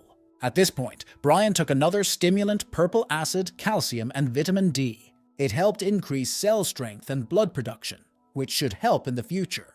His performance must continue, but he must not forget about defense, because without defense, a warrior will sooner or later lose. Now he will have to fight against a new opponent, and it will not be an easy ride. This woman from Japan summoned huge iron warriors to her aid. It is done to avoid close combat with the Brian, so it respects his martial arts technique. It is noticeable that his first performance frightened future rivals, but they will not be afraid all the time. She had already seen him fight against the Ahmed, so she was able to analyze his fighting technique and prepare for it. This girl was sure that she had the advantage now and that it would all be over very quickly. That's why she was so surprised when Brian started attacking again. It looks like she's not the only one who can summon big monsters to help her. Her opponent mastered this technique a long time ago. We have already seen these huge wooden warriors fighting, and his puppets always come to the rescue in a difficult moment. He said that he wanted to finish this fight beautifully and activated the song technique. He wants his assistants to sing a battle song, which is a rather strange request. What happened next is hard to take seriously because few people have ever seen a warrior singing songs during a battle. Even the Ents were shocked by their master's behavior. They did not know how to react. It turned out that they were not very good singers, so the wooden warriors decided to fight to the sound of this song. Their opponent did not know how to react to this. Her magic did not help stop their attacks at all. Although she summoned additional puppets, they were powerless against the tree's attacks. Brian was very pleased with the course of events. It was clear that he was in full control of this battle. All the spectators around were shocked, and you can understand them because Brian got his second victory in a row, and he did it instantly. He is not an experienced master and has been practicing martial arts for less than 2 years, so his result is incredible. He used only one technique in the entire battle, so his next opponent is unable to fully appreciate his strength and potential. These competitions are just a show to raise the authority of Lady MANHUA. She probably hopes that he will become the same victim as Lee. But Brian is not going to play according to her script. He wants to become the main character in this play. Since the 2 Celestials from the Japanese side have lost, the next one to fight will be an incredible Celestial. When people saw Brian's next opponent, some were not just surprised, but began to tremble with fear. It turns out that the shinobi is also involved in the affairs of purgatory, and today he is ready for a fierce battle. The difference in levels between a Celestial and an incredible Celestial is too great. Brian realized that this time he would have to fight an even stronger opponent, and it was noticeable that he was tense. He prepared to attack with the help of his Ents, but they didn't have time to do anything because they were attacked faster. It was such an instantaneous attack that the Ents had no chance to survive and stay alive. Now Brian will personally experience the difference between a Celestial and an incredible Celestial. Shinobi is a true professional in the world of professional killers, and to joke with him is to insult Satan. All you need to do is lose concentration for a few moments, and its sharp knives will slit your throat. The fight started almost a minute ago, and Brian still can't get his act together. He realizes that he must act very quickly and aggressively, but his opponent is too strong. Nevertheless, the Lord of the Sixth Garden must find the strength to adapt to the strengths and weaknesses of the opponent. He activated the technique of songs and turned to the heavenly forces for help. At the beginning of the battle, he almost lost his arm, which was enough to realize the power of the shinobi. Brian will have to come up with a strategy to win, and he can start by asking for help from the guanakas. This big brown bear was very unhappy to be left alone with a blue dog. That's why he looks too aggressive now and is ready to show his shinobi strength and beat the shit out of him. The bear is absolutely sure that the unknown incredible celestial being will not be able to do anything to him. In addition, his opponent's armor is made of gold, so he is too afraid of the power of fire.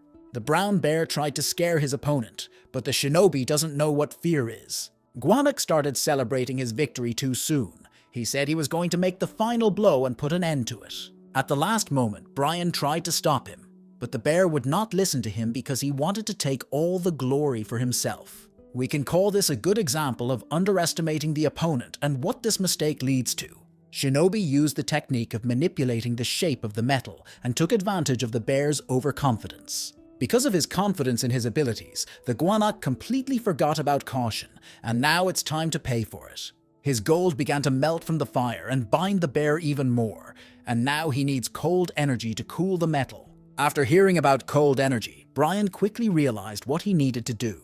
A few seconds later, he released another spirit from his fan, a water blue Hetai dog. Finally, old friends met again, and now they can spend some time in the real world. The audience and reporters were pleased with the performance they were watching. In any case, the television figures will be incredible because this battle will go down in history. The strength of this dog was enough to stop the attack on the brown bear. Of course, it is not difficult to guess that the shinobi was very angry because he was prevented from destroying the enemy. It is easy to see in his eyes that he is not going to give up because he considers defeat too humiliating.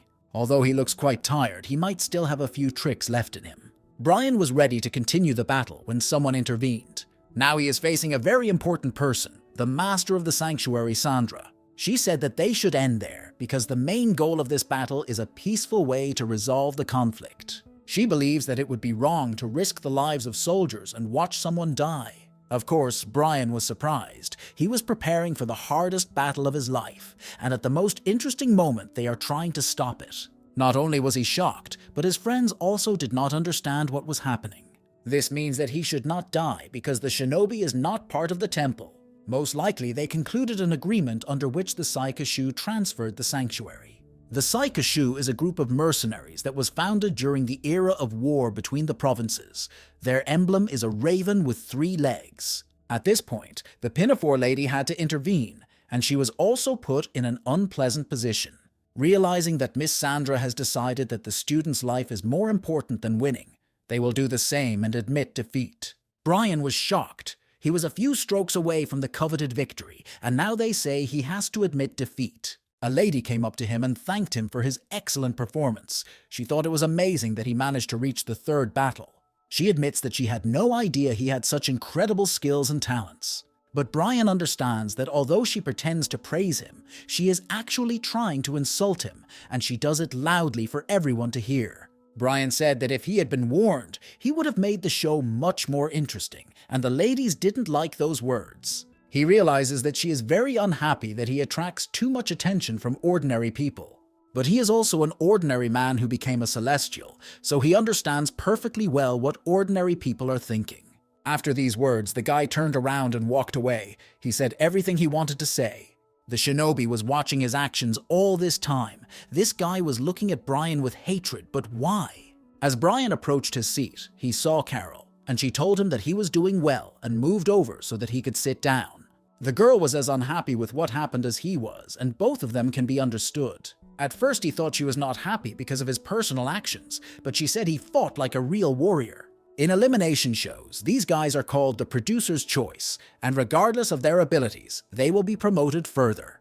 They are willing to do anything for this, and this guy had to show his best to earn a reputation, even if he would have lost. The lady does not want ordinary people to worship her, but she does not understand their nature at all. If we draw a parallel with football, it's like replacing a striker who is still very strong, and the public will support him less. Carol was supposed to come out for the next battle on the Korean side, but suddenly something like an earthquake started. Soon, people began to panic because they saw a huge tsunami coming. Only a little later did they realize what was really happening. They were visited by people looking for traitors who had rebelled against the royal palace. No one could understand why they were here. It all happened too quickly and unexpectedly. Carol explained that these are the sons of the Dragon King of the Eastern Sea, with the eldest of them standing in the center. They say that they will not listen to excuses because they want to destroy all those who dared to deceive the Dragon King and the ruler of the Eastern Sea. Only fools can think that they can hide the location of the seven-pointed sword. They are not happy that someone thought they would not know that their treasure was being exchanged far from the main palace. Of course, ordinary people did not understand what the conversation was about. They do not understand Celestials that deeply. The Dragon Warriors believe that even drowning the traitors would be too light a punishment. But if these traitors handed him a sword blade and began to apologize for what they had done, his father might forgive them. Beowulf and his assistants immediately prepared for a fierce battle. These guys are not used to apologizing. The Dragon Warriors are waiting for them to answer and make a manly decision, and meanwhile, they take out their weapons. Realizing that they would not be able to reach an agreement peacefully, the Dragon's warriors prepared to send them all to the seabed. We must admit that these warriors really look very scary, especially given the support of their dragons.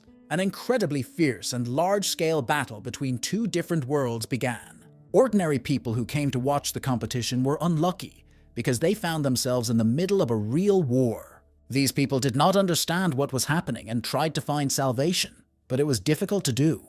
Brian quickly realized that he could use this opportunity to steal the blade. He saw the Beowulf fighting against the Dragon Warriors, and he always had a blade by his side. Brian was preparing for a quick mission, and at that moment he saw that the tsunami was unavoidable. In a few seconds he, like many other ordinary people and soldiers, found themselves deep underwater. You have to remember that when you are deep underwater, you are in the world of dragons. Although the guy still hasn't found the blade, the resonance process has begun, and the handle feels the blade at a distance. After a few minutes of active searching, he finally managed to seize the opportunity and find the sword. Brian was very happy. Now the main thing is to leave quickly and make sure no one sees it. Very quickly he found the strength to get out of the water. It would have been dangerous to stay there any longer, but he was unable to grab onto the rock, so he soon found himself back underwater. If one of the parties to the conflict sees that he has a blade, he will be torn apart like a piece of steak. The sword immediately began to pull the guy to the seabed, which means he is in serious trouble if he does not have a life jacket. He needs to get out of the water very quickly, and perhaps the power of the sword can help with this issue. Only now he realizes that this is the purest and strongest energy he has ever felt. Does it really belong to the seven-pointed sword? Probably because this artifact was divided a long time ago, it began to emit so much energy. The most interesting thing is that this energy is beginning to be embodied in Brian, and he feels it perfectly. But there are also problems. This energy is too much for his body to handle. That is why he must release a large amount of this energy, and do it right now. Brian was surprised because when he swung his seven-pointed sword, a crack appeared in space. Now he was being sucked in, as if he had created a black hole. Soon he found himself in some unknown space, not in another galaxy. Now the guy is trying to figure out where he is and what to do next. He has never seen anything like this in his life. It is beyond his understanding. He guessed that this imaginary space was formed by a seven-pointed sword. It was as if he had entered another dimension, just like when he passed through the gates of the White Bird Pavilion. He wondered if he started swinging his sword again, would he be able to get back to where he came from? But first, he wanted to explore the place, and very quickly realized that he had problems with that. Some unknown force began to attack him. He did not expect this attack and therefore suffered serious injuries. It turned out that someone was waiting for him here, and this enemy was approaching him to deliver another insidious blow. When he got closer to him, Brian realized that he was about to fight the shinobi again. It seems that after his defeat, he was stalking Brian all this time and following him. The shinobi began to speak to him in Japanese, but the Lord of the Sixth Garden does not know this language. Brian chose the perfect moment to use the plant, but the shinobi noticed it in time and blocked his actions. He believes that Brian was just lucky in their personal battle, and now it is clear that he is just a beginner. Brian has a strange base, an attribute of wood rarely found in the world of Celestials.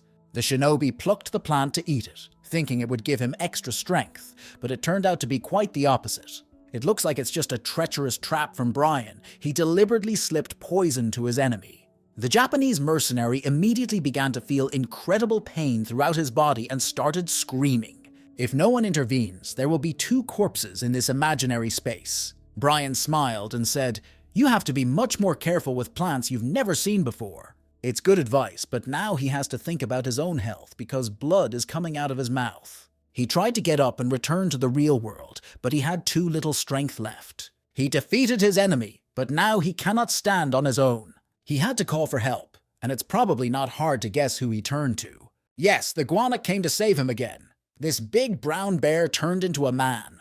Guanak said that if Brian takes his medication and starts practicing breathing exercises, he should be fine. But it was clear from the face of this kind bear that he was lying, which is why Brian asked him to tell the truth. It turned out that Dantian had been badly damaged, the situation was really critical, and we needed immediate help. Now it became clear why Brian felt his energy gradually leaving him. The shinobi had deliberately attacked his Dantan. If we do not interfere with this process, its energy will completely disappear, not only its strength, but also its life. This means that there is no other choice. We have to use a secret weapon, but the Guanak thinks it is too dangerous. He told his friend that this was not something he could easily and safely handle alone. The pearl he had received earlier contained the energy of the divine, or even the supreme level. In addition, it holds the incredible power of an immigrant who has not yet had time to become a full-fledged dragon. This object is imbued with the perseverance and determination of an Imugai and is ready to do anything to evolve into an adult dragon. But will Brian, who hasn't even lived 100 years, be able to cope with such a volume of strong energy? Guanak warned his friend that being swallowed up by this force could mean something much worse than death. He is sure that even Christopher would not have let Brian use this power. Brian knew it was too dangerous, but he had no choice, so he decided to take the risk and apologize to his friend. It turned out that he had called his friend because he was trying to use the pearl by controlling a closed mystical bamboo fan. Meanwhile, there was a lot of tension in the pavilion of Lady Pinafore. She ordered all her assistants to leave her alone immediately. This woman is in a bad mood today. She was so angry that she was trembling, and she kept saying that she wanted to tear him to pieces. She is angry about the attack of the dragon team because she believes they had no right to attack them just because they are on their territory. All this happened only because of the rumors about the flute, and these thoughts do not give the Pinaqua lady peace of mind. She doesn't understand why she helped them if she was stabbed in the back anyway. In any case, the lady is sure that the only one who will suffer losses after this situation will be the dragon's butler, and she will do everything to ensure that. But she also recalled that the dragon team had talked about other treasures besides the seven-pointed sword.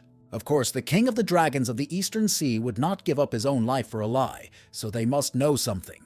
Now we need to understand where these small blue lizards heard about something like this. She used to think that she could trust the House of Dragons, but now the situation is changing very quickly, and she needs to be constantly ready for it. Her plan was simple. She wanted to make Helen a new hero, but nothing came of it. However, it's not time to be discouraged yet, because thanks to Christopher, all is not lost, and we should look forward to new opportunities. Almost everyone on national television is talking about the new hero who saved the country. Lady Pinaqua knows about it, and she is sure that soon the entire Eastern Sea will bow before her. Now back to the main character. After a long sleep, he finally opened his eyes and tried to get up. Brian felt his head hurt and tried to understand what had happened and how long he had been unconscious. Apparently his Dantian recovered very quickly, but it doesn't matter now because he has grown horns. He did not expect such a plot twist at all. These horns resemble animal horns. In addition, he immediately felt that his senses had become so acute that he could feel the temperature of the environment. His body has also become incredibly clean. Perhaps all this is a side effect of that pearl. Judging by this house, his clothes, and the state of his body, someone has been taking care of him all this time. Brian immediately began to think that it was the Guanak who had been doing it all along, because he was the only one who was there at the last moment. He doesn't know what this place is. The last thing he remembers is using a mystical bamboo fan, absorbing the pearl and creating a barrier. Of course, for this he had to call his friend for help, and he probably stayed with him and took care of him all this time. A little while later, Brian found the strength to stand up and started calling out to the Guanak very loudly. He took a few steps and went outside, and when he saw the forest, he was shocked because he did not understand how it was possible. It seems as if he really created a barrier of plants around it, but how much time has passed that they have grown so much? When he looked at the other side of the territory, he saw that there were not plants everywhere. These look like some recent footprints. Maybe the guanac was fighting with someone while he was resting. But wherever this funny bear is now, the smell of fire can still be felt around. Brian felt that someone was near him and trying to get away from him, and a game of hide-and-seek immediately began. The guy realized that it could be important, so he tried to show his maximum speed. But when he ran even closer, he was surprised to realize that he was in a sanctuary. It seems that a brown bear used to live here, although he never seemed to talk about it. Soon, the celestial being saw a huge het in front of him. Recently, this dog has grown to a huge size, but for some reason he treats Brian too aggressively. Perhaps all this happened because he grew horns and now he is part of nature. In any case, the blue hetty is ready to attack and cut off his head, so you have to act quickly. At the last moment before the dog attacked, Brian activated something similar to a plant defense, a technique he had used before. The blue dog's attack was incredibly powerful, but even this was not enough to break through the defense. A little while later, Brian finally realized his new skills and decided to show them to the Heta. He turned into a huge green dragon and told the dog that it was not nice to attack his master. The dog immediately began to tremble because he realized that he was just a small rat against the dragon. He fell on his back and began to pray to the dog god in the hope of staying alive. After that, Brian turned back into a human because his dog was too small and he had to show strength to make it obey him. Now they are finally friends and have nothing to fear. Even though Brian swallowed the pearl, his abilities have not changed much. Perhaps this happened because a lot of his energy was spent on restoring his inner strength. A little later, the boy saw things that belonged to him. Probably the brown bear had saved them for him. Inside his treasure pouch, he saw something. It seems he hadn't had this item before. He does not know what the text is. It is written in Japanese, and it may belong to a shinobi. He has been very lucky lately, first finding a book of runes, then a mystical bamboo fan, and now a hidden shinobi scroll. According to what the guanaku said during the battle, there are few shinobi warriors who wear the emblem of the enemy with 3 legs, also called saikashu. It seems as if this scroll was written by the followers of a Japanese crow with 3 legs. Brian also found the clothes worn by the shinobi, and the bear probably decided to leave it as a souvenir as well. The guy quickly remembered that these clothes could change shape with the help of gold energy, so it could be useful. Brian immediately put on this suit because it can increase his level of protection. A little later, he heard strange sounds coming from the side where the traces of the battle remained. He approached the area and realized that he was not alone. There is some kind of battle going on there, as if these guys are trying to break the barrier. It was immediately obvious that they had blue skin, large bodies, and red hair. But where did they come from? And of course, Brian couldn't help but notice the mace they were using to try to break this barrier. This weapon looks the same as the mace given to him by the brown bear. These guys are also wearing strange helmets. Only now Brian was able to realize that he was facing a real goblin, and that they might meet for the first time. He did not expect to find goblins in the space of the 7-pointed sword, as it was probably their territory. That's why they are trying to break the barrier, because Brian has entered their land. Soon they will fulfill their plan, so he has to do something to stop them. Brian has never had any problems with interesting ideas, and he is a great strategist even in critical situations. Soon he appeared in front of them, greeted them, and told them his name. The goblins were surprised by his impudence, especially after he demanded to see the boss. Very soon, Brian was able to meet the goblin boss personally. His name was Joseph. The goblin boss immediately started talking aggressively to the unknown guy, saying that he wanted to see the owner of the sword immediately. They know that this place is difficult to get into. Only the owner of the sword can open this space and enter it. If Brian doesn't answer him now, Joseph will cut off his head, but why would he want to own a sword? The other goblins think that there is nothing wrong with telling this guy the truth. That is why Joseph said that he has long dreamed of taking revenge on the owner of the sword. The king promised that he would soon come with a sword that would be worthy of becoming their leader's mate, but this man never came. All the details of this story are unknown, but it is clear that a new owner of the 7-pointed sword was to come here. The promise was never fulfilled, and the former leader was seriously upset and soon fell ill. That is why goblins believe that the owner of the sword should be severely punished. They plan to take him to the leader so that he can cut off his head with his own hands. Brian listened carefully to the story and decided to change the topic of conversation. He started asking questions about the brown bear. It turned out that the goblins had ordered him to get out of here, but he didn't listen to their advice, so the leader came and personally grabbed him. Although Brian was very angry that his friend had been captured, he immediately calmed down, because now he knew where the guanak was, so he could save him. After that, the guy calmly said that he was the new owner of the seven-pointed sword, so he was now the boss of the goblins. Of course, these guys didn't believe him and said that he would die from the first blow, as he was not worthy to be the owner of such a sword. They called him too weak a sissy, didn't even look like he'd ever studied martial arts, and of course they said he looked like a woman. They wanted to make him take off his pants to confirm his gender. It was too much. In any case, if he can open the passage, he can get out of here, and if Brian doesn't interfere, they'll let him live. These sons of bitches have no idea who they're dealing with, and now he's going to show them what the Lord of the Sixth Garden is capable of. We shouldn't have underestimated him, because only with the help of a fan can he summon a real monster to help him. As soon as the blue dog appeared, it immediately spat an unknown red liquid at the goblins. They could not understand anything, immediately began to panic, and immediately ran back. It was a good idea, but it should have been done much earlier, because now it was too late. If they don't get up and start talking to him right now, he will make the dog spit red bean porridge at them again. Hearing this, the goblins began to panic even more than before, as if they hated red beans. All they could do was to fall to their knees and beg him to stop and calm down, ready to obey all his orders. It's time for a conversation, and Brian wants to know if they really have such a strong and powerful leader. It turned out to be true, and he was probably the only one who could defeat the guanak. Maybe they know some other information, and if he finds out that they are hiding something, he will make them suffer a lot. The goblins told us that their leader also has a shield made of golden gourd, but what power does it have? It turned out that there was no point in asking these questions, because the leader felt that his people were in danger and came to their rescue. Now we will see what the strongest goblin warrior is capable of and meet him personally. It turned out that the leader of the goblins was a woman. Although she was also a goblin, she looked much better than the men.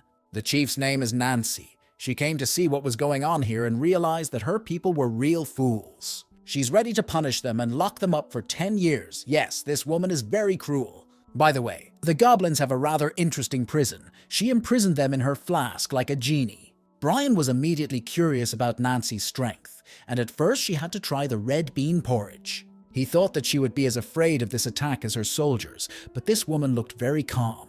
At the last moment, she realized what was about to happen, but it was enough to dodge it. Such obvious attacks do not frighten Nancy at all. Perhaps her soldiers are too stupid, but she is completely different. She summoned some unknown goblin spirits to help her and immediately prepared to attack. Brian was surprised, but still thought it was not a very threatening ability. He felt he could easily defend himself. Of course, the goblin leader is very strong, and in order to defeat her, you will have to do your best. Brian is ready to use all his strength to taste victory in this battle.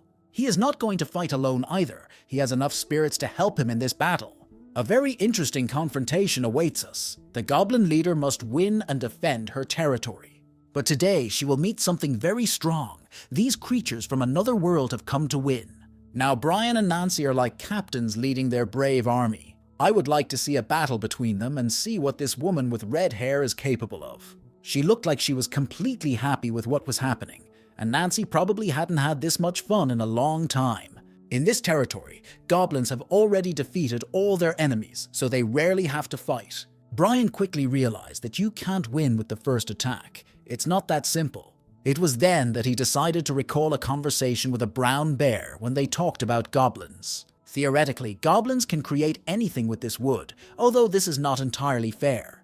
Yes, this is their main ability, to embody images from their brains, but goblins don't think much about their fantasies. They can't imagine something specific but act instinctively. In addition, from the moment they are born, goblins already have quite strong physical strength and a strong body. If they had a little more intelligence, they could have conquered the whole world. But in reality, things are not so perfect, which is why they have only conquered their own territory. Of course, the leader is completely different from the others. Her level of imagination is much higher, so her capabilities are also better.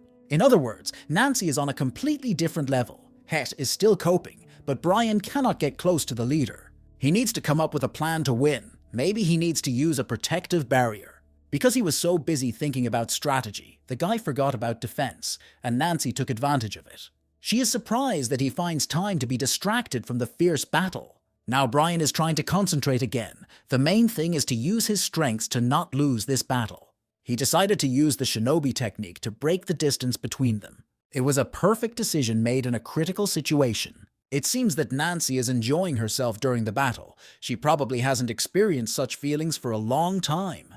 The leader ordered her goblins to attack without stopping. With their pressure and physical properties, they must pinch the enemy. Brian immediately felt their physical attributes, and every minute of this confrontation was becoming more difficult for him. If he does not immediately come up with a plan to win, he will be forced to accept his defeat. Nancy laughs right in his face. When they started fighting, she expected much more from him. During this time, she had already gotten hungry, so she apologized to the guy and said it was time to end it. Of course, if he kneels down and begs for rescue, she might consider letting him live. As soon as he starts screaming, she can lock him in her vase, just like that bear. She hopes that now he will finally start screaming, because this woman probably doesn't know who Brian is very well. He doesn't understand what's so funny about this story, because the real fun will come later. It turned out that his favorite Ents were behind him. These wooden guys had not helped their master for a long time. If you look closely, you will realize that they came here with special gifts for the goblins. Finally, Mrs. Nancy has lost her smile, and she probably doesn't find it as funny as she used to. Red bean porridge is the Achilles heel of goblins, and now even we will know about it. Nancy began to tremble visibly and could not think of what to do. She could only scream. It was quite a comical situation. She was waiting for Brian to start screaming that he was trapped.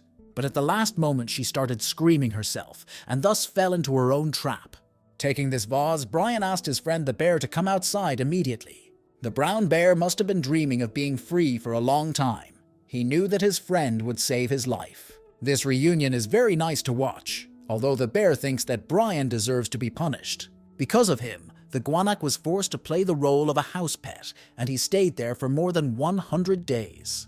Brian went up to Nancy and asked her team where the 7-pointed sword was now. She looked at him carefully and said that he was too small. His shoulders were narrow and everything was too small. The guy started shouting that size doesn't matter, although it was obvious that he was very pleased to hear it. After that, Nancy stood up and agreed that size doesn't matter at all. And my mother always said the same thing, even though she always thought it was nonsense. She recognized that Brian had won. He seems to be quite intelligent and a nice guy, so she made a decision and wants him to be her husband. Not only was Brian shocked by this proposal, but the brown bear thought he heard it too. Brian asked his friend what was happening now, because he was losing touch with reality. It was as if he hadn't listened to the whole story the goblin was telling. Suddenly, Brian remembered that the goblin had told them that a man with a sword would come to them and would be worthy of becoming a match for their leader. This person never came at the right time, but it seems as if the goblins kept waiting for him.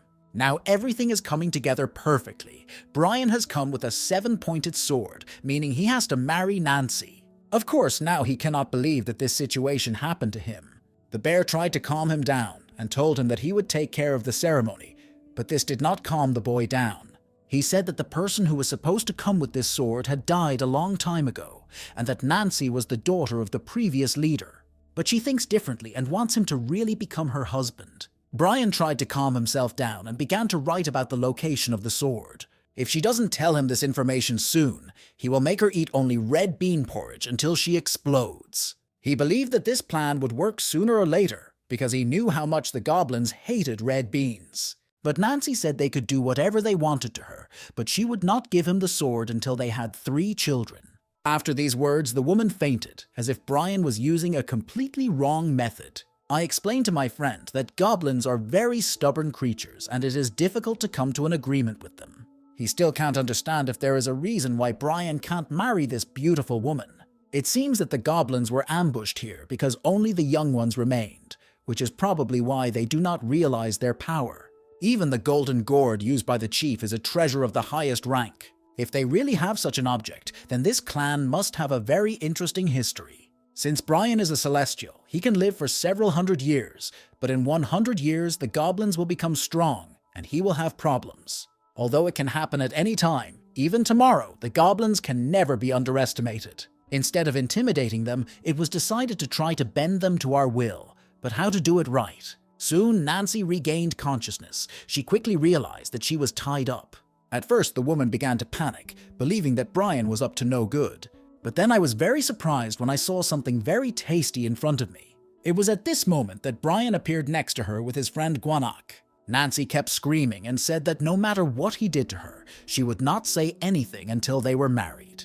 But this did not bother Brian at all. He said he did not think about it at all and was going to eat a delicious lunch. After these words, he did not pay any attention to the goblin at all and enjoyed his meal. It quickly became apparent how difficult it was for Nancy to watch. Brian constantly made it clear that he really enjoyed this dish.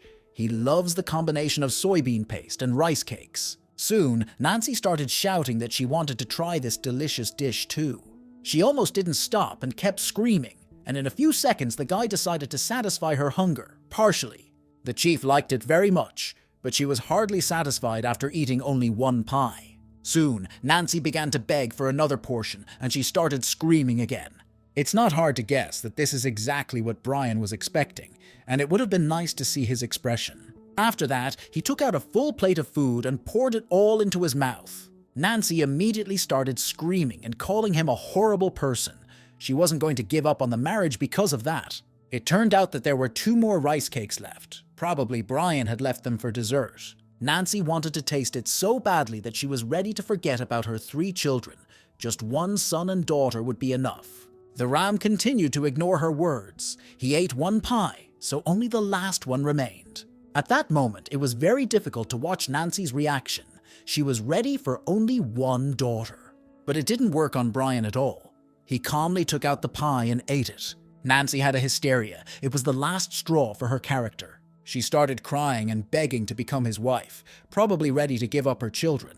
This is exactly what the guy expected. He agrees to marry her, but only when he wants to, because now he can't do it. I must admit that he is too cruel. A little later he said that he is ready to get married only in 100 years, but he thinks that this is not long. After saying that, he held up corn cakes to her face and said he would tell her how to cook and grow the ingredients. This wedding gift is perfect for Nancy. She said she would agree to anything. Thus, all the conditions were very quickly discussed, and the Celestial very quickly found a common language with the goblin. Nancy took out a large chest and said that it was a very beautiful object that she had received from her mother. After that, she asked the brothers to wait a few minutes until she found what she needed. When she got what she was looking for, Brian could not understand what she was offering him for a long time. This is a pine cone, probably referring to the pine cone from the fairy tale about a good old man who met a goblin and exchanged the pine cone for treasure. It felt like real flesh to the touch, but Nancy kept saying that it was a very useful thing. According to rumors, the main character of this fairy tale was a famous singer of the time. Usually, goblins always give people what they want so badly, but in return, they take away their greatest talent. In this regard, goblins are very honest in their desires. They have invented a method that allows them to give and take even such non-material things as talent. People would not give something like this away so easily, and of course no one wants to give away their talent. These cones are proof that a person who has faced difficult situations has decided to exchange their talent for help. The bear assured him that it was a very important thing and ordered him to stick it to himself. Her grandmother told Nancy that she received these items long before she came to this continent. It was time to study history because the bear also began to talk about these ancient times. He also told us that the owner of these cones was a doctor who was the subject of many legends. He was known for his skills in making medicines and his knowledge of acupuncture. When he was traveling around the world, a powerful man forced him to treat a serious illness and then grabbed the doctor and imprisoned him. In fear for his family, he gave his cone to his grandmother in exchange for her hiding them. But who was the doctor? So far, there is no answer to this, but there is a story about the owner of another big shot. He was a professional martial artist and an excellent horseman, but his vanity ruined him. He took his beloved woman to the battlefield, and when the situation got out of control, he gave his cone to have his woman rescued. It is strange that he even took his beloved woman with him to the battle. It was the first and last time he sacrificed something for another. This story characterizes the history of this warrior well, and Brian should learn from such stories. After the conversation was over, Nancy stood up and said she was ready to begin. Brian and Gwanak didn't mind, although they couldn't understand what she was saying. At first, they thought it didn't matter, but when Nancy picked up a huge mace, they realized that this was not exactly according to plan. Brian tried to ask her what she was going to do, but it was too late. She hit the guy on the head with all her might, but he didn't feel much pain at all. This was the very process that Nancy talked about a lot, and now a lot has become clear. Although Brian doesn't feel any changes at all, the girl said that when the time comes, he will be able to use his talent. Now she doesn't want to waste time on idle talk. She wants to eat everything left. When she left Brian with the very sword he had come to get. Usually, treasures of this level have self-knowledge, but this sword looks too confident, even though it is an inanimate object. The bear noticed that the attribute of the Brian's base is wood, so the boy will have to work hard. Each element has opposites, so the 7-pointed sword has the opposite attribute of metal for the Brian. Of course, first you have to try to use this sword, although the result may not be expected. I picked up this weapon and immediately felt incredible tension in every cell of my body. It was very difficult for him to restrain himself from letting go of the sword. The governor warned him about it. Anyone who knows this guy well understands that he is not going to back down halfway. After a while, even the brown bear realized that this guy was starting to change. Usually you can see a smile on his face, but now he looks incredibly aggressive. Finally, the sword calmed down and accepted its new owner, as Brian had to prove his strength. Of course, the Guanak had heard stories about people who became celestials and could conquer an opponent with their willpower alone. But he did not expect that Brian would be able to conquer the ultimate sword, which already characterizes him as a very talented warrior. Brian also did not expect that he would have the desire and confidence to conquer the sword. Is it really a martial arts master's talent? The guy smiled and said that now it was time for them to go back, because they had already spent too much time here. After spending a long time in the imaginary space of the sword, the heroes were happy to return to ordinary civilization. Now they can enjoy what they were so used to before. Brian and Guanak decided to stop at an internet cafe to have some fun and relax. From the beginning, they planned to go straight to Guanak-san, but the driver said they had too much energy, so he would have to drop them off halfway. After the first use of the sword, Brian was full of energy, but then he felt that he had almost no energy left. In the battle with this girl, he spent a lot of energy, so I had to stop in a town not far from this mountain. Nancy wanted to go with him because she has a great sense of responsibility, but Brian refused to help and promised to return. More than 7 months have passed since the battle in the Eastern Sea, but people do not stop talking about it. This is probably due to the unexpected invasion of the sons of the Dragon King of the Eastern Sea, which is rare to see. Many people began to accuse the dragon's butler of interfering in their own affairs, but the dragons did not agree. A month later, the Dragon King began to justify the actions of his sons, and then he apologized and said he was wrong. Of course, both sides of the conflict knew that these were just empty words. Also, no one could understand why the dragons of the other seas did not comment on this situation or show their position. Surely they are not on the side of the Eastern Sea at all. It seems as if they are ignoring these dragons. Although the 3 Dragon Kings do not communicate well with each other, they still always unite when they encounter humans or celestials. It is illogical that they are leaving this situation without their attention this time, as if they are to blame for it. According to rumors, the Beowulf informed the Masters that he would stay on the Korean peninsula and would certainly take part in the war in the East Sea. This probably has something to do with the oath he took many years ago. This warrior is strong enough to drown out the resonance of a 7-pointed sword with one blow. Brian must be very careful because this master will be looking for this sword. Now the Eastern Sea is completely cornered. People talk about them too badly. After the time for internet games was over, Brian said they should go to Mount Guanaxon. He is now considered either to have been with him or to have died, so if he returns unharmed, it will raise suspicions. That's why he wants to calmly observe this situation from the outside, and he has a peach tree to take care of. The bear also wants to get to this mountain to check the condition of its main body. He has been worried for a long time that he has stopped feeling the energy of his body since they entered the place where the goblins live. He hoped that the connection with the body would be restored when they returned. But something must have happened to this body. So it turns out that more than 7 months have passed since the connection with his body was broken, which is very important. But he only said this now. Brian immediately grabbed his friend and told him that they had to go to Mount Guanaxon immediately.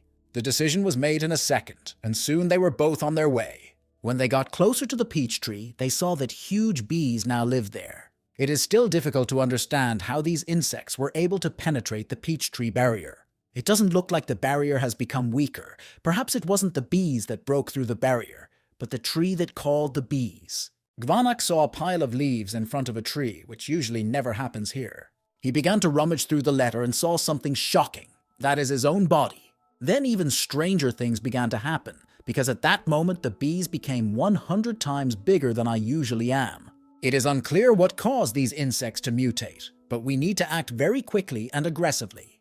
In order to protect his own life, Brian used the shinobi technique, a skill he had already mastered quite well. This should be enough to stop these huge mutants. The shinobi technique attacked the bees very quickly and forced them to retreat. On the one hand, this technique really helped a lot, but the problem is that there are too many bees. While some insects retreated, others continued to attack. Even iron cannons cannot cope with so many opponents, so we need to come up with something urgently. At critical moments, the Gwanak always feels confident, which is probably why he is a legendary deity. Its fire was enough to roast these huge bees, and they are easy to kill with fire. He probably didn't think at all that he could hit a peach tree and a bee nest with this fire. If this really happens, it will lead to huge problems, and it will turn out that he has only made things worse with his help.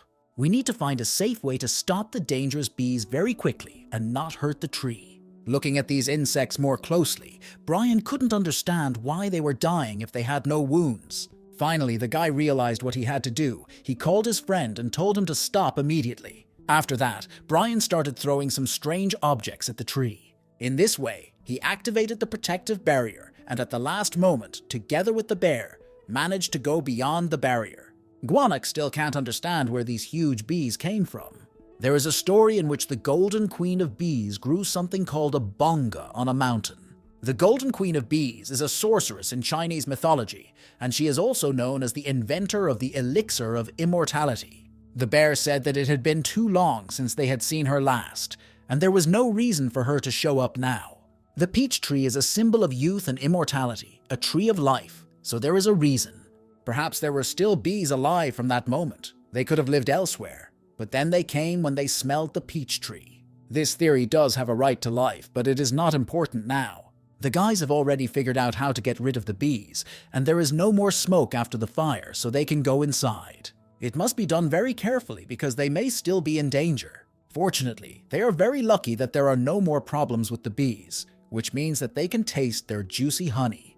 Gwanak immediately explained to his friend that this was not classic honey, it was full of yang energy. If you eat this delicious delicacy, your whole body will be filled with strength. Even though this honey was made on a peach tree, it has the smell of ordinary honey. Brian was very attentive and found the honeycomb with larvae. If they are still alive, they need to be moved to another place. There are a lot of useful substances here that can help in future progress, and I'm very curious what effect this honey will have. Having tasted this delicacy, the boy's body immediately absorbed royal jelly. His head began to clear, and his body was filled with strength. Now his ability to progress has increased, but it turned out that the honey was not sweet at all. The brown bear was very attentive and noticed that his friend's head started to glow, so all that was left was to add a halo. His horns were also in place, and it was hard to get used to this new attribute. The Gwanak had never seen these horns before, so when he saw them for the first time, he almost died of fear. Brian explained that this happened after he swallowed a pearl, but the bear said that this one could not be related. A person will not turn into a bear if he eats beef soup for 3 days, so there must be another reason. Brian also said that something else strange appeared on his body. He noticed it when he was changing clothes. The guy thinks it could be because of the dragon pearl, but it's not that simple. Dragons are creatures born from water, but after years of training, they are reborn. The natural strength of a person is completely different, and people use other methods to become stronger. Brian became a dragon, although he was a human before, and it's quite difficult to comment on this. Gwanak looked at his friend and said that he had become a real monster, although it was not obvious at first glance. Now it will be very difficult for him to live like an ordinary person. If he could turn back the clock, he would not touch this pearl. Nevertheless, the dragon's horns and scales have their advantages, and it is immediately noticeable that as soon as the boy ate the honey, the parts of the dragon in his body grew. If he were an ordinary person, he would not get any special advantages, and maybe one day he will even become a real dragon. Brian looked at the honey again and thought that he needed to eat more of it to get the effect. If you leave the larvae alone, they will eventually grow up on their own, and when this happens, you can collect more royal jelly. While these larvae are growing, Brian can spend his time learning new techniques. He was very lucky, because the first elixir he ingested was a gongqing extract, which meant that it had the energy of nature inside it. At the beginning, Brian had an unclear foundation, but after learning the techniques, it changed. Because of this, he had to absorb elixirs that have the attributes of a tree, and this was not very effective. So, if he starts learning techniques with other attributes, he may be able to absorb other elixirs. It's a pretty interesting idea, but first we need to find other techniques, which shouldn't be a problem. During this time, Brian has already found a lot of valuable information that he now has time to study. If they will have to hide for some time anyway, it is better to use these opportunities to train. Brian decided that the shinobi technique would be the perfect place to start, and it would be easier to get started. He already has 3 items that have the attribute of metal, including a 7-pointed sword. Everything seemed to be going well, but it turned out that Brian was upset about the jade bowl because he couldn't get it. These thoughts have not left his mind for a long time, so he thinks about a potential way to contact Christopher. The brown bear doesn't understand why the boy is worried about this, and why he failed to get the jade bowl. He asked his friend to learn to look at the world from a broader perspective, so as not to worry about small problems. He knows what a flute is, and he realizes that even if he gets this item, all the items will not be solved in a few seconds. That is why he explains to Brian that there is no need to risk his own life for the sake of other lesser-known people. He does not consider Christopher to be a stranger to him. They have already gone through some difficulties together and become close friends. Guanak believes that Brian is still too young and should act carefully. You can always find someone who will do everything for you. From these words, Brian immediately realized that this bear knew how to help him, but he had been silent about it all this time. The bear believes that even if his friend gets this treasured flute, he will still not use it and will give it to Christopher. But Brian began to convince him that this was not the case at all, and he wanted to keep the flute. He doesn't understand why he should give such an important and precious object to another when he can use the flute against the Dragon Palace. After a short debate, the bear agreed to help, and Brian was incredibly happy to hear that. The master the bear wants Brian to meet is called Jean, and he has been working with his older sister and nephew for a long time. After that, the bear told him that they had to get to Mount Kuval, which is not well known, so Brian had never heard of it. Of course, there is a small problem. This mountain is located in North Korea, which means that we will have to go a long way. The bear also said that his sister had no name. He, as the spirit of the mountain, inherited her name, but his sister is not a spirit. Then he began to talk about his nephew. His name is Wang, and he is a very respectable person. Together with Lady MANHUA, he was one of the 3 leaders who ruled the entire Korean peninsula. Soon after, the friends traveled to North Korea. Brian never thought he would end up here. But when he saw this mountain with his own eyes, he realized that it really deserved to be called the sacred mountain of his people. At this point, the Guanak took on the form of a human again, accompanying his friend and making sure he didn't get into trouble. Soon, they finally reached the place they had been searching for so long, and it was really beautiful. The huge stone statues began to talk and said they were not ready to let uninvited guests in. At that moment, the Guanak began to speak. He said to tell the water to pass on to his sister that a brown bear from Mount Gwanakson had come. The statue asked to wait for a while, but the bear ordered it to move faster and take off its disguise. All this time, Brian thought his friend was just an ordinary bear, but now this guy looks incredibly noble.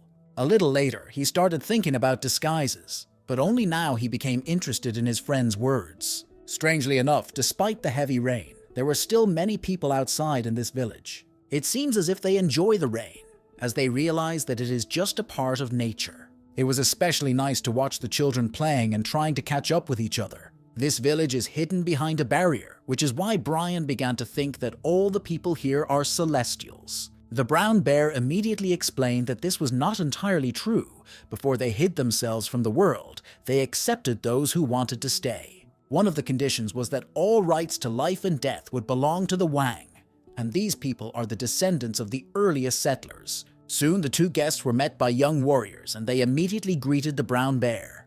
Guanak was quite relaxed and confident, and he began to ask them about his sister's whereabouts. He was told that she was already waiting for him and began to ask questions about the person who came with him.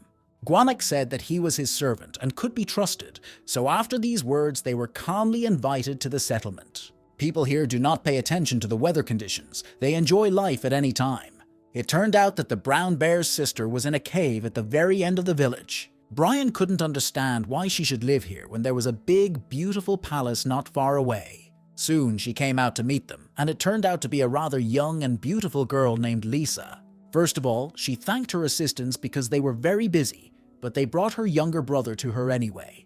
The assistants replied that it was just their job, and soon they said they had new tasks and left. The sister and brother have not seen each other for a long time, and you don't have to be too attentive to realize how much they resemble each other. Probably if they both turn into a bear, it will be almost impossible to distinguish them from each other. After a short pause, Lisa finally began to act like a real sister and hugged and kissed her brother. She said that he hadn't come to visit her for too long and that he should be punished for that. In any case, he has come a long way to meet again, so now it's time for a good rest. After this hug, the Gwanak immediately fell asleep, and Brian thought that his sister had done something bad to him and grabbed for his weapon. But Lisa immediately reassured him and explained that she had put her younger brother to sleep for a while. She hopes that she did not scare the boy with her behavior, because this child is her only relative left from the old days. And now she looked at Brian more closely and saw his inner strength and dragon spirit. Naturally, Lisa wants to know why the unknown dragon claims to be her younger brother's servant. Finally, he took off his mask completely and said that he was not really a dragon. It would be more correct to call him a monster. Lisa invited him to take shelter from the rain and have a quiet conversation in a pleasant setting. Gwanak continued to enjoy a sweet dream while his friend told him about their long journey. Lisa listens to him, but she is still worried about one nuance she heard. Brian told her absolutely everything, even how he became a celestial, so does he think she's heard too much? The guy replied that he was not worried about it at all. The Gwanak was well aware of his current situation. Despite all these nuances, he still brought her to this village to his sister, although he had to hide his identity. This can only mean one thing. The brown bear trusts Brian and his sister, and that's what matters. After that, the sister said that the person they were looking for so actively was not here, and Brian did not expect this at all. She explained that this person has not lived in this village for a long time because he does not like places with many people. Since Brian was taking care of her younger brother, the genie will make a flute for him if you prepare a small gift for him. Brian wasn't too worried about anyone. He felt that everything was going much better than he expected. But if the genie hasn't lived in this village for a long time, then the Gwanak must have known about it. But why did they come here? Lisa decided to explain this nuance, saying that she knew her younger brother, so he probably wanted to ask Brian to stay here. The boy could not believe that the brown bear had really brought him here to ask him to become a part of this village. To be more precise, the Gwanak must take the throne, which will soon become vacant because he is a full-fledged member of the clan. Brian immediately remembered the bear's words about the Eastern Sea being ignored. Was this a conversation about the throne of the Eastern Sea Dragon King? Lisa did not respond to these words, but it was clear that this was what she had been hinting at all along. In parallel with these events, other important characters continued to live their lives. Lady Panaqua decided to meet Christopher and talk to him in person. She looked at him and realized that something was bothering him. Did he not like the gathering of leaders? The lady always thought that this guy would want to become a captain during the offensive on the Eastern Sea. When the sons of the East Sea Dragon King disrupted the battle, they caused serious damage to the pavilion of Lady Pinafore. Because of their actions, a huge number of innocent people died, and Christopher cannot forgive them for this. He is very angry and is sure that the dragons must be punished incredibly cruelly, even if it costs him dearly. The lady reminded them that they had always been their enemies, and they must immediately destroy all dragons without exception. He was worried about the children, but she told him that if he started talking about it again, she would never appoint him as a commander again. The reason why talk of a new Dragon King has started is quite interesting. If a seat becomes available and is taken by a puppet of one of the factions, the consequences could be catastrophic. Luckily, dragons are rare, so he won't have an easy time finding the right candidate. Lady Pinafore cannot let someone else take advantage of her, so she must quickly find a new dragon to control. Now it becomes clearer why everyone is talking so much about the East Sea and the new Dragon King. Brian asked Lisa to help him leave the village without being noticed so that no one would know he was a dragon. She could not understand the reasons for his behavior. If he became the new Dragon King, it would be easier for him to achieve his goal. But even if he becomes king as a member of this village, he will only be a mere puppet in the hands of others. Brian wants to be king, but he doesn't want anyone else to run his life. And if it's possible, he would like to ask for advice on his next steps, because it seems that he is completely confused now. He doubts that among the Celestials, he will be lucky enough to meet someone who can help him, so he wants to find advice. Lisa replied that she was pleased to hear him say that, but she was sure that her brother would be upset when he realized that Brian had left. It is implied that she will not allow her younger brother these lands, and will not be able to let him go with the brothers. A long time ago, her brother had to leave the village, although she tried her best to avoid it. Nevertheless, he did what he wanted and became the deity guardian of Mount Guanaxon. But then he lost everything and became this. It seems as if Lisa is trying to exchange her younger brother for Brian's help, but this is not entirely true. She would not have let go of the Guanac in any case, even if Brian had not asked her for anything. By the way, the throne that a dragon can climb is not only in the sea. In places where a large amount of water energy is concentrated, a throne can also appear.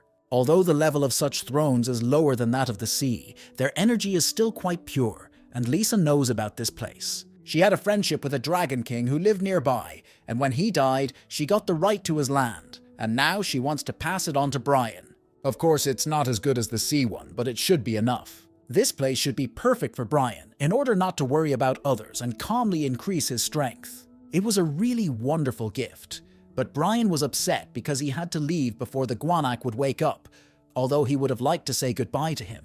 The boy said that he would never forget what this brown bear had done for him, and that they would remain friends forever. After that, she talked to him for 3 days, all the while Brian was walking to the sea. When he finally approached his destination, he felt an incredible energy. It was quite strange. He had never felt anything like it. At first, he did not believe that the throne could be on the Pektu mountain.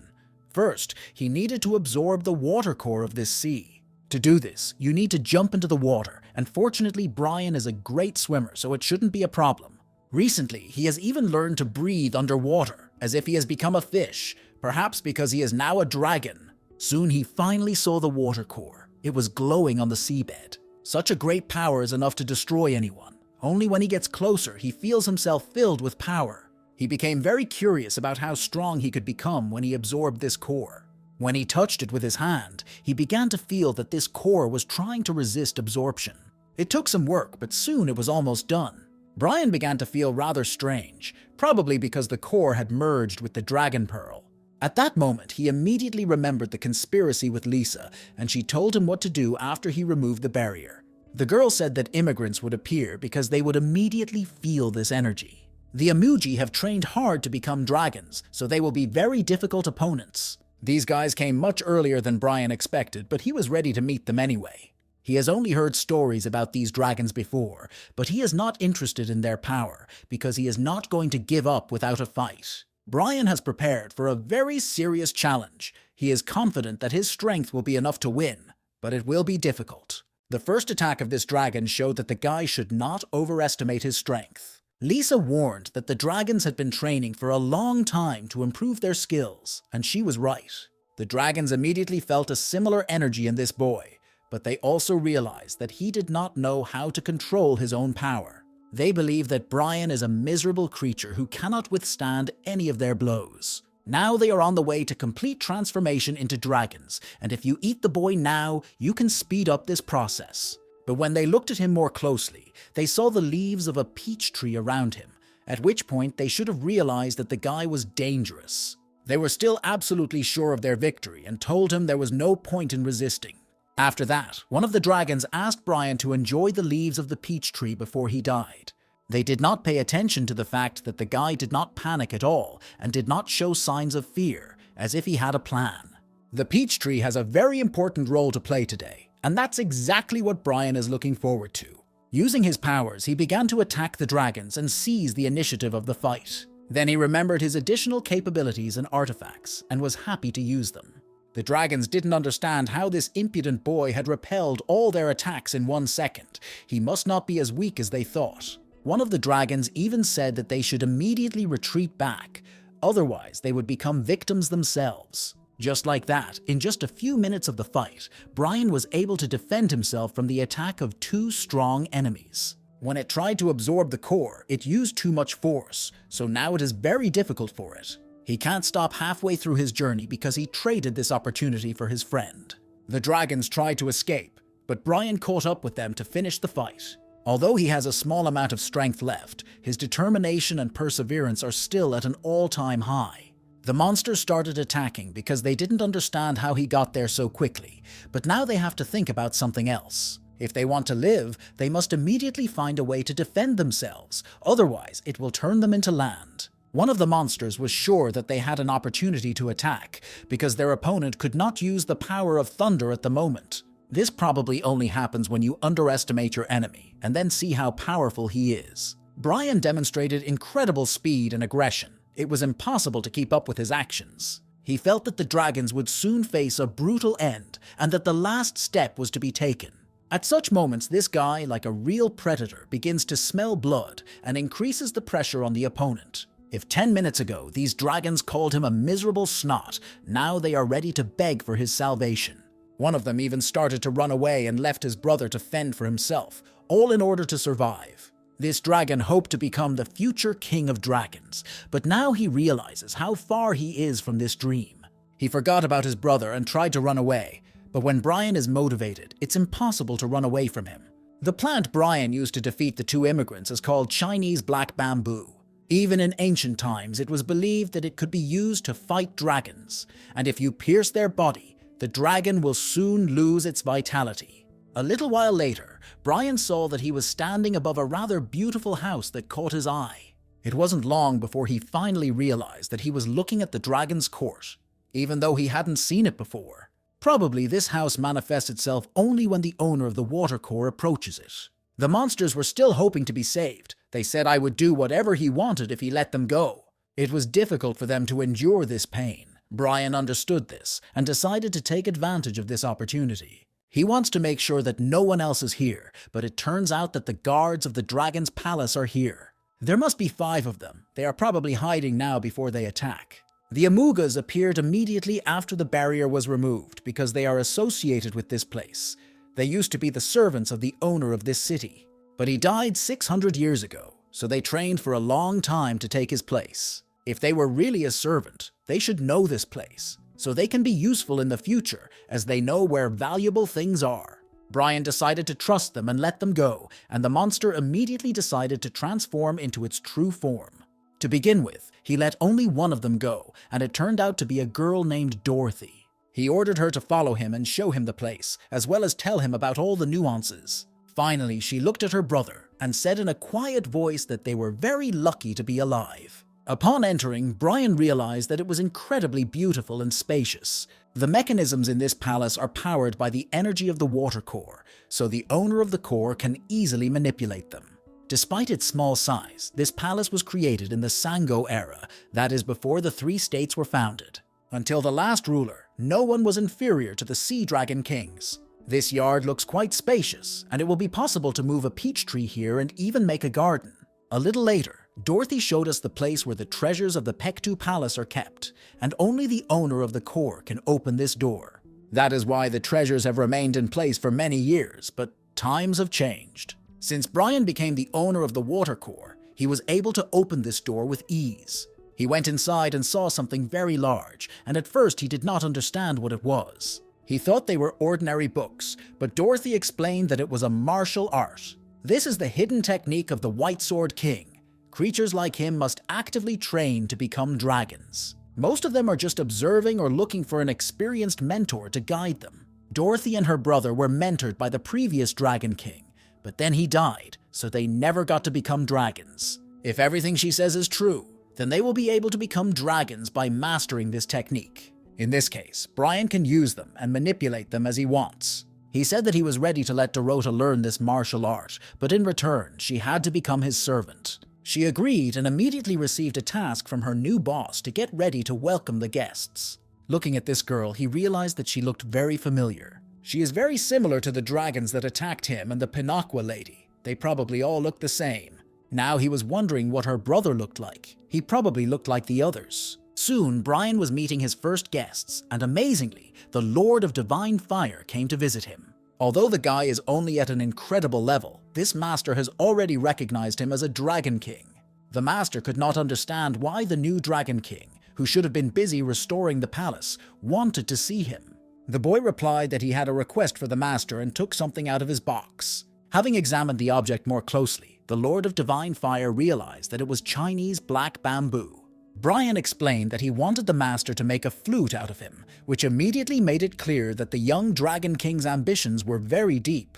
From the very beginning, the boy began to assure me that he was not going to use the flute for bad purposes. The master laughed and said that there was no need to worry about it, because he knew how to keep his clients' secrets. The size of this Chinese black bamboo is perfect, and it will be easy to make a great flute out of it if you put enough effort into it.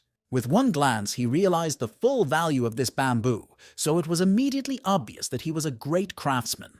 That's why Brian decided to ask a question. The master allowed him to do so, and then the guy got something else. It turned out that he wanted to ask a few questions about the sword he had already found in the vault. This match seemed very strange to him, so he took it out to look at it more closely. As soon as he picked up this sword, he immediately felt an incredible aura emanating from it. Brian had no anger or resentment, but as soon as he took the sword in his hands, he had a desire to cut someone to see them bleed and die. This is called pure intent to kill, and that is why this weapon was so interesting to the young Dragon King. He could use this weapon, but he feels that he will not be able to master this sword 100%.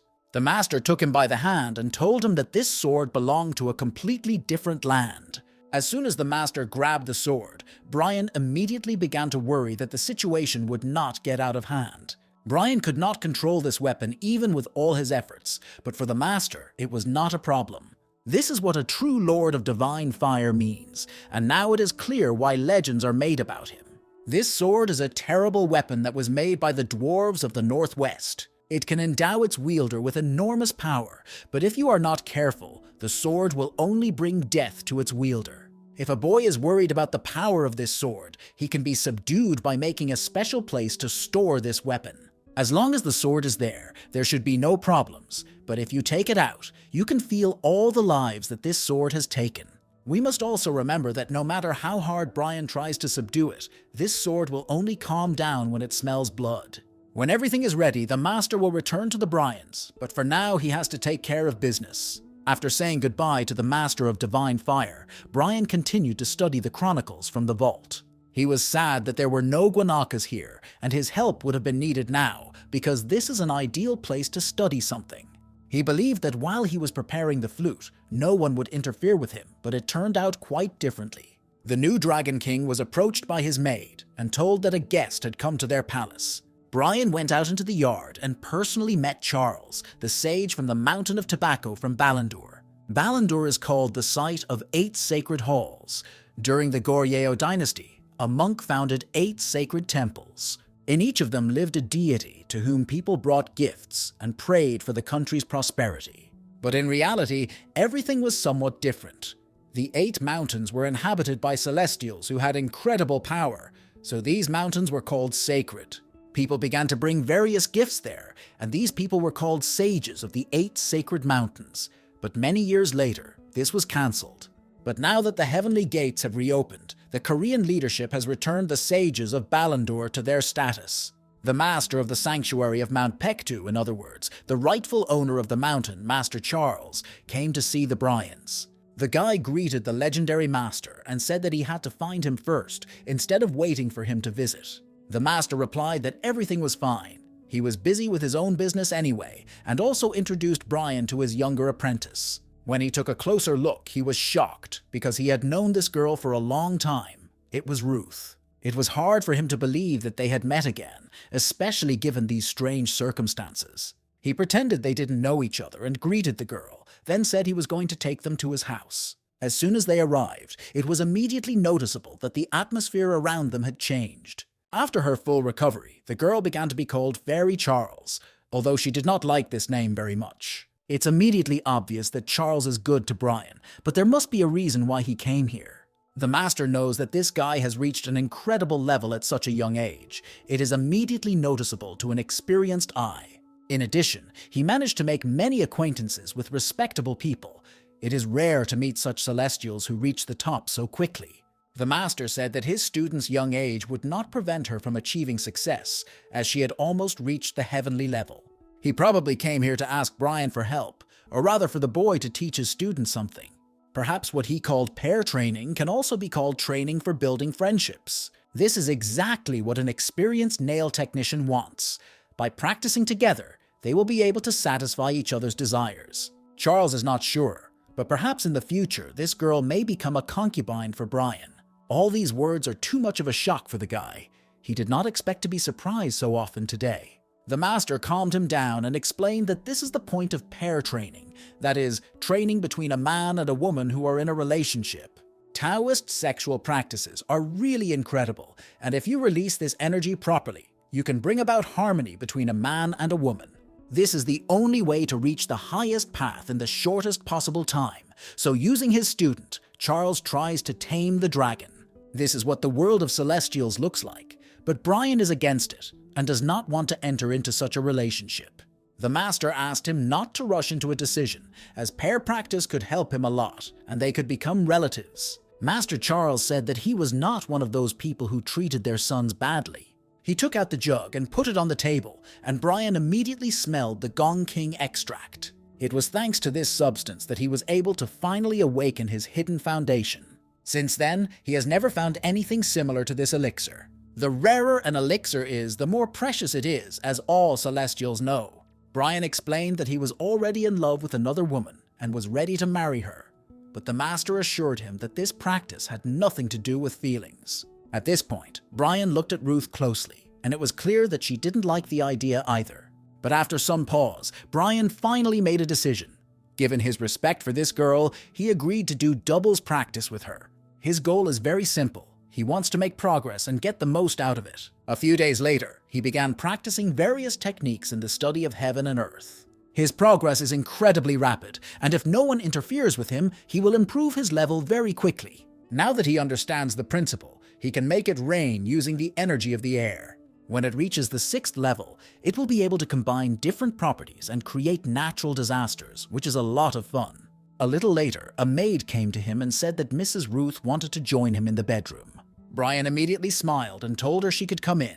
It was time to use the immortal charm. Lately, Ruth has been having a lot of different thoughts in her head, and she realizes that this is a great opportunity to become part of the Dragon King's family. The master had already hinted at what this could mean for them, and if she worked hard, she could get a dragon.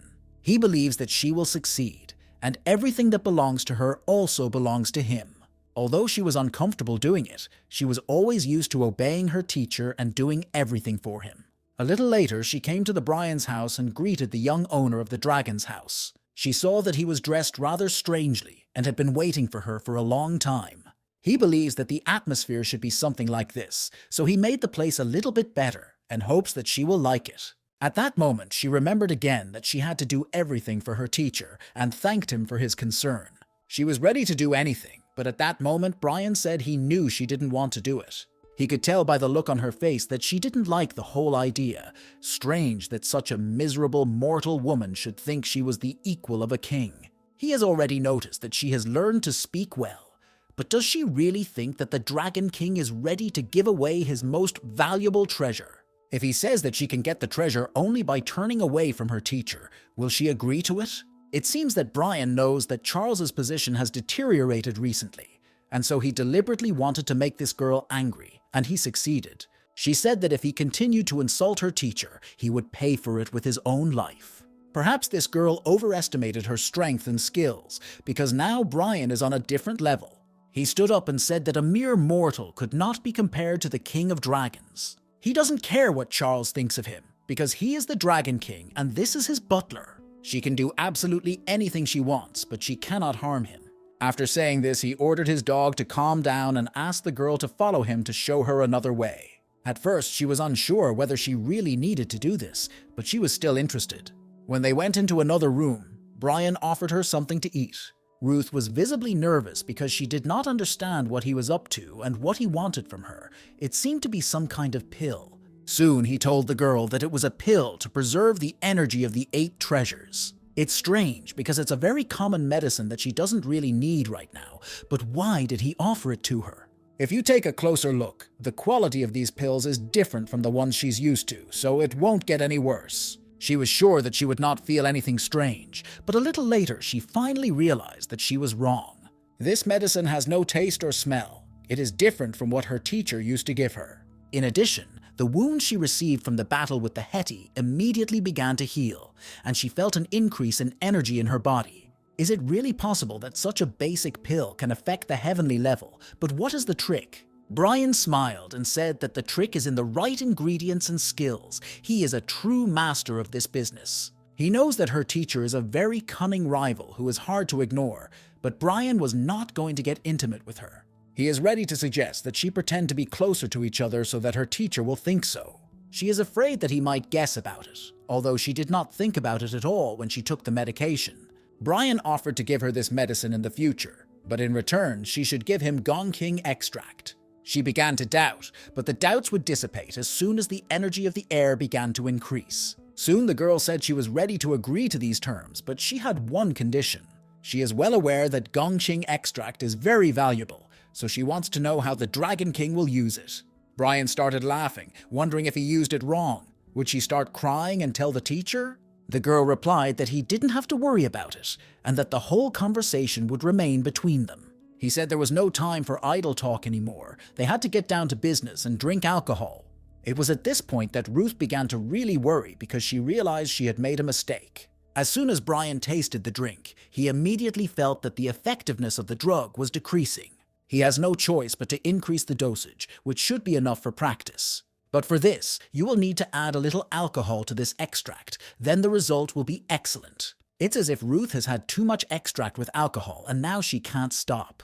He explained to the girl that she had already drunk 2 full jugs, but she replied that she could drink 4 times as much. This is what happens when you mix the extract with alcohol. Now it will be difficult to calm her down. She couldn't stop herself from calling Brian a lizard instead of recognizing that he was a dragon. They had to call Dorothy for help because Brian could not calm the woman down on his own.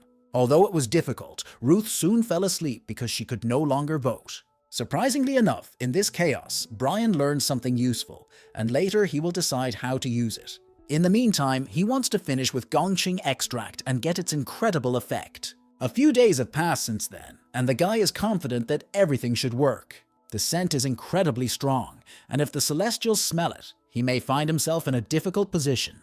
He opened one of the barrels and realized that even one flavor was enough to get him intoxicated. It is immediately noticeable that he added fig peach, and he used the bodies of bees as a base to make the drink even more sour. He wonders whether it will be very different from the original, and in any case, he needs to check it in person. This aroma can be enough to make a person lose his mind, according to the celestial being, whose approach Brian did not feel at all. He turned his head and saw a man who said he was just a traveler who liked to drink a delicious drink. This man greeted the Dragon King and said he would like to try this drink as well. He explained that it was too hard to resist this scent. He had smelled it 10 minutes ago. Brian isn't greedy at all, so there's no problem with that. He's even willing to give the whole jug to an unknown man. At first he did not want to accept such a generous gift, but the scent made him change his mind. He immediately liked this divine drink very much, saying that he hadn't had anything like it for a long time. This drink made him remember his friend, but Brian knows that this man promised to forget the taste of alcohol after his death. He couldn't believe that this young master really knew this story, but how? Brian bowed to the master and apologized for his late arrival. According to ancient records, he was a traveler who settled in the north of Mount Pektu after falling in love with the alcoholic drink Pektagon. He is one of the 8 immortals, a descendant of the Thunder Sword technique who killed a huge number of dragons and punished evil. His name is Richard. Brian greeted the master of heaven and earth, the immortal sword, and the master was pleasantly surprised by this guy's knowledge. He came to greet the new Dragon King because he had lost a bet to the previous king. In other words, Richard promised not to drink alcohol until he received the Nabi from the new king, so he did not violate the rules of the agreement at all.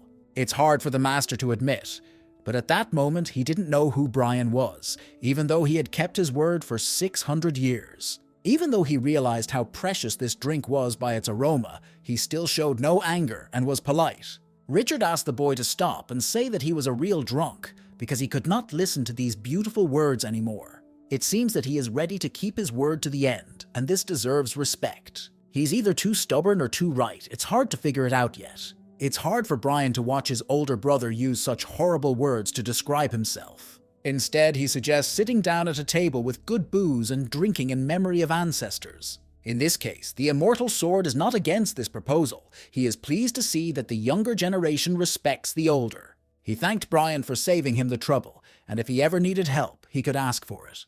Because of this, Brian immediately said he had something he wanted to ask Richard. This is probably a conversation about the astronomical sword technique, an amazing martial art received from an experienced sage. According to rumors, with the help of this art, the sage defeated the evil dragon in a difficult battle. Using even an ordinary sword in combination with this technique, you can achieve strength that exceeds other martial arts. Brian explained that he also practices sword techniques, and he wants Richard to teach him his vision of this art. 2 months have passed since this conversation, and now we will move on to North Korea. It's too scary to get up on a dark night here, and it's hard for small children to fall asleep. Lately, too many monsters have been appearing, as if they are dreaming of eating little children. These monsters are not at all like the monsters from the city center. They are much bigger and look scarier. Without the help of celestials or people with extraordinary powers, it is almost impossible to be saved. But sometimes people are lucky and a real hero comes to their aid, a hero who uses a sword. At such moments, they realize that they are incredibly lucky to live in a world with such heroes. The new Dragon King is always ready to help ordinary people and save them at the last moment. For children, this is an incredible event. They look at him as if he were a real Superman. He looked at them and could not believe that these children were really being used as victims. Realizing this situation shocked him and made him incredibly angry. Now is the perfect time to be angry because new monsters are emerging. They are confident that they will tear the Brian into 1,000,000 pieces, but we already know what overconfidence leads to. It's not the right thing to show such scenes to children, but sometimes circumstances force us to do so. They thought that the monster had killed the hero and now no one would come to save them. But it turned out that this hero is in no hurry to die. He is ready for the second round and does not know the word fatigue. The monster was sure that it had swallowed the boy, so he did not understand how he could get out of its deadly jaws. In a few seconds, he forgot about all these stupid thoughts because he started having real problems. It was a smart tactic to surround your enemy and cut off the possibility of retreat. Brian knows that heavenly escape means hiding from the gaze of heaven. He has only recently mastered this technique, but he already knows how to use it even in the most difficult situations. The progress of this warrior is impressive, and it is hard to imagine what will happen when he fully unlocks his incredible potential. If he can hide his presence and change the direction of the attack, he is always ready to take advantage of it. The human body, with the power of air concentrated in it, is capable of many incredible things. Judging by this battle, we can already guess that Brian has mastered the technique of the immortal sword. Today he demonstrated his incredible talent and potential, as well as the progress he has made in recent months. Finally, the second monster has been destroyed, and this nasty worm will no longer bother the kids. It turned out that in order to learn this technique, the older brother constantly threw the Brians down the mountain, although the reason for this is unknown. Nevertheless, these trainings worked, and now he has moved to a new level, so he trains in a place where a lot of monsters live. Brian is pleased because he realizes that all of them will be an incredible fertilizer for his plants. After he destroyed the monster, he heard words of gratitude for his rescue, and someone even called him a hero. He turned and saw these 2 children still trembling from the horror they had experienced. They were expelled from the settlement where they lived, but their family worshipped and believed in the gods for generations. Later, they also told me that witches are descendants of shamans. A little time has passed, and now we will move to a place guarded by soldiers. These armed men felt an unidentified flying object approaching them. Of course, like true professionals, they prepared to defend the territory, but they were too weak to do so. Soon it became clear that they were attacked by Brian and his blue dog, Het. To explain these events, we need to go back in time and hear the conversation between the celestial being and these children. They said that their mother was a shaman, and when the creature appeared, the villagers began to offer sacrifices to it. This monster had eaten many people, even their father, and was constantly coming to take a new portion of food. That is why their mother tried to create an iron spear to stop this monster. But somehow this information reached the soldiers, who immediately came to this village. They brutally killed the mother of these children, and they were given as a sacrifice to the monster. It was very hard for Brian to listen to this story because he realized that this woman was only trying to protect the village. It was too cruel. He tried to calm these children down and assured them that they had nothing to fear now. He promised that now the monster would not come for them at night, and also promised to avenge their mother's death. That's why he called and decided to attack these soldiers and to sort out the situation. Although the building's security guards tried to stop them, their strength was not enough. Soon the Hete got inside the house and began to kill the soldiers there. Lately, this blue dog has been following all the orders of his master. Perhaps he perceives him completely differently after Brian became a dragon. In general, Brian believes that Heatha was a much better friend of the brown bear than he thought. Perhaps through this friendship he learned a lot, especially when it comes to attacking others. He expected that celestials or masters might be in this house, but it turned out that he had come to a monster who had only been disguised as a human all along. This dog was angry, and I don't understand why he was attacked by surprise. Brian explained that he came to act as a judge for the murder of an innocent man and to return the stolen artifact. The dog immediately realized that we were talking about the shaman. He said that the object that was taken from her must have been from the general. The guy noticed that this dog was dressed in an officer's uniform. He was taking advantage of his position and easily manipulating the state and the people. Probably all this is done in order to turn all the inhabitants of that village into fodder for the monster. The dog started laughing and said that judging by Brian's reaction, he had no idea who he was dealing with. He also explained that the reconnaissance units had already reported this to the headquarters and reinforcements would soon arrive.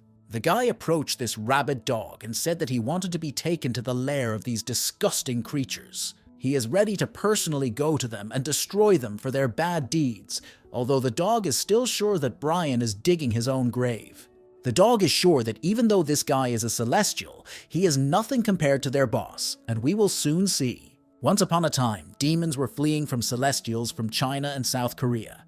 They fled and did not pay attention to anything until they found refuge in North Korea. They had to choose a new boss for their squad, a great white tiger that was 1,000 years old. He is called a great demon who is on the verge of reaching the supreme level. That's why this dog is so confident, because no matter how strong Brian is, he still won't be able to defeat this tiger. Meanwhile, the boy had already found himself near the lair of these demons. He saw something he did not want to see. In addition to pretending to be part of the human race, they openly engage in cannibalism. It's horrible, and Brian is ready to punish each and every one of them for this behavior. With his new skills, all he has to do is raise his hand in the air to summon a tornado. He ordered the Het to release the hostage so that he would also be punished. Of course, we can say that this is a rather harsh punishment, but these demons still deserve it. Soon, the great white tiger became curious about what was happening in its territory. He came out and saw that there was a petty person who thought he could judge others. This demon is called a Tonga, and he needed only a glance to stop this tornado.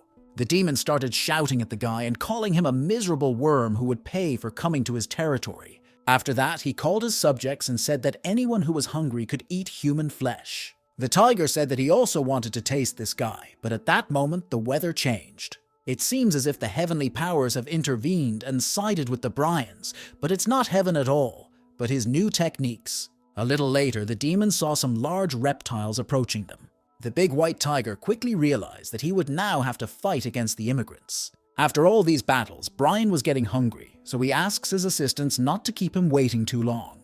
This battle was over very quickly, and all that was left was to collect the corpses. And we'll see what Dorothy's brother looks like. This guy looks quite old, but he's ready to do all the master's errands. His name is David. Brian thinks he's a very interesting person, and when he sees his boss drinking alcohol, he says he reminds him of the old Pektu king. After talking with his assistant, Brian went to look at the trophy left by the demons. He saw a supreme spirit that eats iron and is able to drive away evil demons. The guy decided to play a little with this little monster, but it could cost him his fingers. After that, he was approached by a Heta, and they look quite similar, so they might become good friends. After being left with his sister, this dog looks a bit sad, so it will be useful for him to find a new friend. After that, Brian took them both to his fan, where they will always be together. The guy was satisfied with the successfully completed mission and said it was time to return.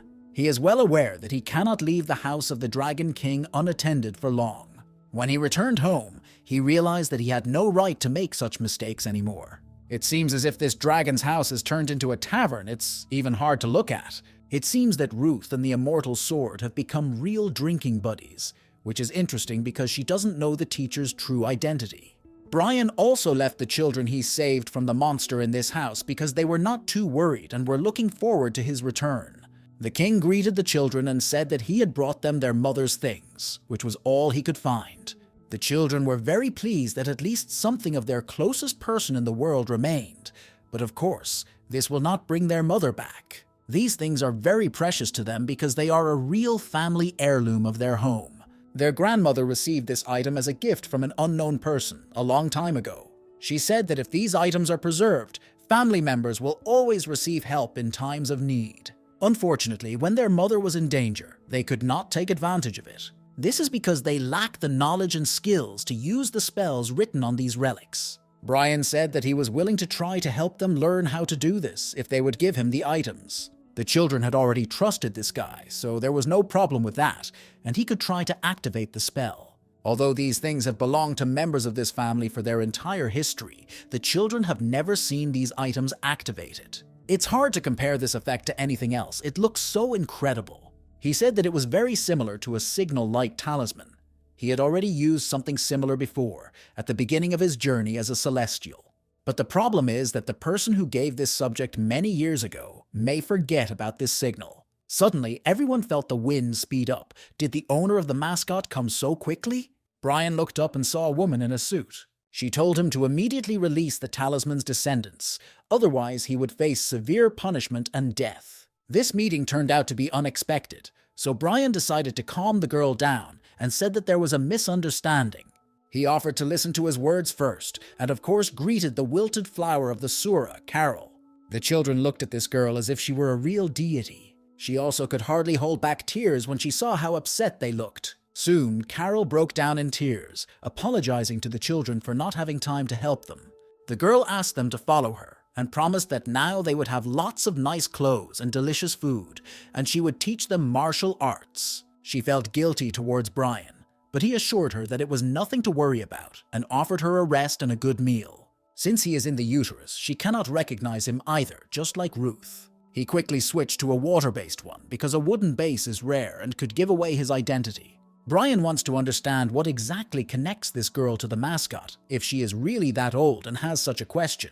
Carol asked that the children be taken to another room and given a chance to rest in peace. After that, she could talk to the owner of the palace and tell him about the place where she was born and lived as a student. In her village lived the Princess Bari, who is considered one of the 3 deities of the Korean peninsula and is located right after Lady MANHUA and Wang. She was treated as the boss of the shamans. The princess had a hard life because all her relatives abandoned her, so she made Carol her assistant. The princess was incredibly kind to her assistant, although Carol does not even understand how she deserved it.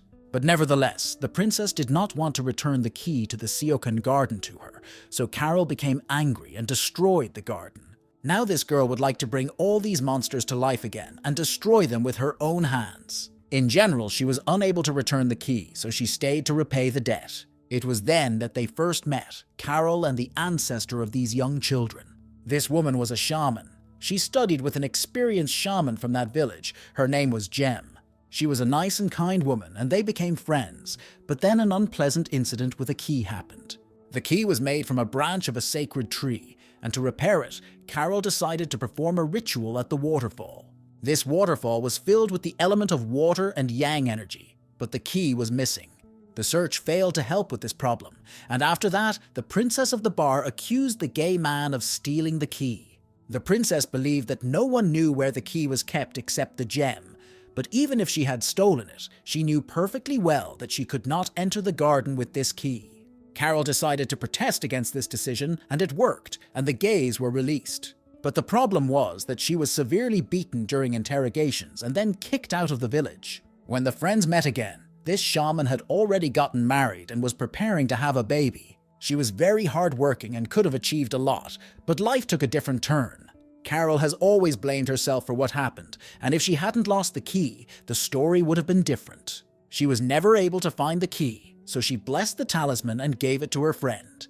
From time to time they could see each other. It seemed that the gay man was living a comfortable life, and after that, Carol decided to leave the temple. She couldn't stay there because she was the reason why the gays were kicked out, and the key hasn't been found since. Brian took something out of his bag and said that he had found it among the children's mother's belongings. When he showed this thing to the girl, she could not believe her eyes. Carol immediately turned pale and began to tremble. Of course, she recognized the key that had been the subject of so much talk. Brian recalled the girl's words that her closest friend was very persistent and tenacious. When he was looking at the trophy, he saw two interesting books, diaries written by a female hem. Despite the fact that she could not continue to live as a celestial, her knowledge did not disappear. She wrote all this knowledge in these two books, the first of which she wrote about Pulgasari. And in the second book, the mystery of the key's disappearance was described. She said that they tried to burn it and hide the remains. This means that these burnt pieces are the key that Carol has been looking for so long. The girl tried to understand who had done this, and Brian explained that in her diary, Jem called her mother. As soon as the boy said this, Carol was immediately surprised, as if she remembered her mother. This means that the hem was not a thief at all, but only a witness to this situation. Princess Bari needed Carol, so she made Carol depend on her. Graham saw a man in red clothes trying to burn the key using the chai burning technique. And next to this person stood the one who gave this insidious order, and this person was the mother. In order to tell Carol about everything, Graham collected the remains of this key. But before doing so, she was grabbed and beaten severely. They accused her of being the one who stole the key, and it was very difficult at that moment. Of course, she realized that they would not stop beating her until she admitted her guilt. The Bari princess was obsessed with Carol, which made her jealous of the gems because they were very close. Just when Jem was ready to give up, Carol believed her and took her away from that hell. Graham realized that if she told the whole truth, Carol would try to take revenge on everyone involved, even though it was very risky. The Bari princess is one of the three deities. She is a very serious opponent against whom you cannot fight without support. If Carol really stands up to her and openly confronts her, then this will greatly undermine her position. That's why Jem decided to keep quiet about all this until Carol regained her former status. It is when this happens that she will be able to return the remains of this key to her sister, who has always believed in her. She said that even when she dies, she should come every morning to the sacred tree and say prayers. Even if it takes several thousand years, her plan will be fulfilled. In its original form, it became the same as before it was burned. The reason why the key was recovered is due to the deep devotion of the sisters, who cherished each other as if they were their own lives. After hearing this story, Carol was incredibly moved. It was obvious that it was hard for her to listen to all this, but she was happy to learn the truth. Brian immediately explained to the girl that challenging the princess would be suicide. Instead, he decided to make her an interesting offer, and after saying that, he began to recover the key. The girl could not believe that the key, once thought to be lost forever, was now in her hands. Brian explained that he knows how to control the water that makes trees and plants grow. If he can help her get into the Seokon garden, he hopes that she will help him with his business. Carol felt she had an important choice to make, even though her answer was already clear. She realizes that in order to fix the key, this guy used his life energy. Even if he were a divine being, he would have to spend a lot of his power to fix the key. So if he took this step, he really needs something from Carol. Brian said that if his identity was revealed, not only would he be in danger, but the lake and this dragon's butler would be in danger as well. He had planned to hide here for a long time, but when Carol came, neither the barrier nor the Imuji could stop her. He was very lucky that it was her, because if someone else had come instead with bad intentions, he would have been in trouble. It was for this reason that he repaired this key, and he also noticed that Carol has incredible strength, but she does not use it for her own purposes. When he first saw her, he felt that she hated this world because it was built by celestials, and they were similar to her in this. It was from these conversations that she realized that the Dragon King needed help to resist the current regime of celestials. He probably wants to take a favorable position that will not be inferior to the 8 temples and 3 deities. The world of the celestial is incredibly difficult. Does he really think that he will succeed just because he has her? But if the key to the Siokon garden is fully restored, the Celestials will have to reckon with this woman. Although it was a difficult decision, Carol made a quick decision and said she would help him. This is exactly the answer he was expecting, and you will be happy to help this girl with her plans. He immediately began the process of fully recovering the key, which was very interesting to watch. A little while later, Carol began to yell at him. She thinks it's a big mistake to spend so much vital energy at once. It can die faster than it can recover the key, so it behaves like a little child. He doesn't realize that his main element is wood, so it's easy for him to make plants bloom. He disguises his element as the element of water, which is why she always thinks he's doing something incredible. Carol thanked him for his help and promised to do her best to help him become the top celestial in the world. Now there are ideal conditions and opportunities for this, and she knows how to act in this situation. The girl looked confidently at the Dragon King and said that they should take part in the conquest of the Eastern Sea. Because of the bad deeds done by the Eastern Sea during the last battle, the Western and Southern Seas, as well as the sanctuaries, were very displeased. They agreed to take part in the conquest of the Eastern Sea in order to solve all their problems. If successful, they agreed to divide the treasures of the East Sea Dragon Palace among themselves. That is why the adherents who want to take part in the conquest have come in huge numbers, as everyone wants to be in the front row. Brian lacks the information and strength to join them, but he has a whole year to spare, and Carol knows how to fix it. She has lived for many years, so her experience is much greater than Brian's. The boy received an important item from Carol, and now it will help him to go to the place where his father is. In this place, which was created by respected masters of the law, time passes much more slowly than in the human world. Carol is pleased to have received the item she wanted, and now it's time to restore her strength. To take out any plants from there, you needed permission, because only the owner of the Sarado was allowed to take out all the plants at will. Now times have changed, and he is forbidden to leave the garden, so only Carol and Princess Bari can take out some plants from the Siokon garden.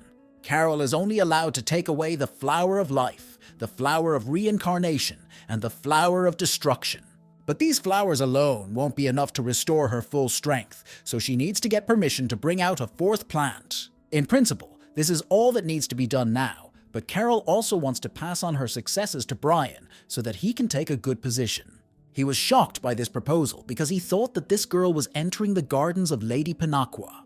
But she explained that she had reached her position because of her abilities, so if the lady started attacking her, she would be able to defend herself. Carol recognizes that she is good at it, but she also realizes that she could go crazy again someday. At that moment, Brian looked closely into the girl's eyes, and he immediately remembered the whole story of the wilted Sura flower. She guesses that the Dragon King knows about her past. Almost all experienced Celestials know this story. She is not worried that this story has become a legend, but she wants to say that her revenge has not yet taken place. After all these terrible conversations, Brian didn't feel very confident, but that's normal. Carol explained that she had decided to help him only because it would help her get revenge. She also said that her father gave her the name Carol. He always wanted a son, but got a daughter. That's why he named her Carol, because in their village it means born at will. When she first left the house, she tried to pretend to be a man and wanted to come up with a new name that was not related to her family. She began to call herself Kim, a name that means blessed by the universe. It's a common nickname that shouldn't be taken seriously, but she likes it when people close to her call her that. In the few hours they had talked today, he had learned much more about her than he had in the time they had spent in Lady Pinafore's gardens. If she told all these stories, she really trusts him, and this is an important step in their relationship. Brian recalled reading Ham's diary and realizing for the first time how much Carol valued her loved ones. And he also realized how much pain betrayal from these close people brings her. The Dragon King said that he was very pleased that their relationship was getting better, and he hoped for fruitful cooperation in the future. Soon the children left with Carol, and Brian had some free time.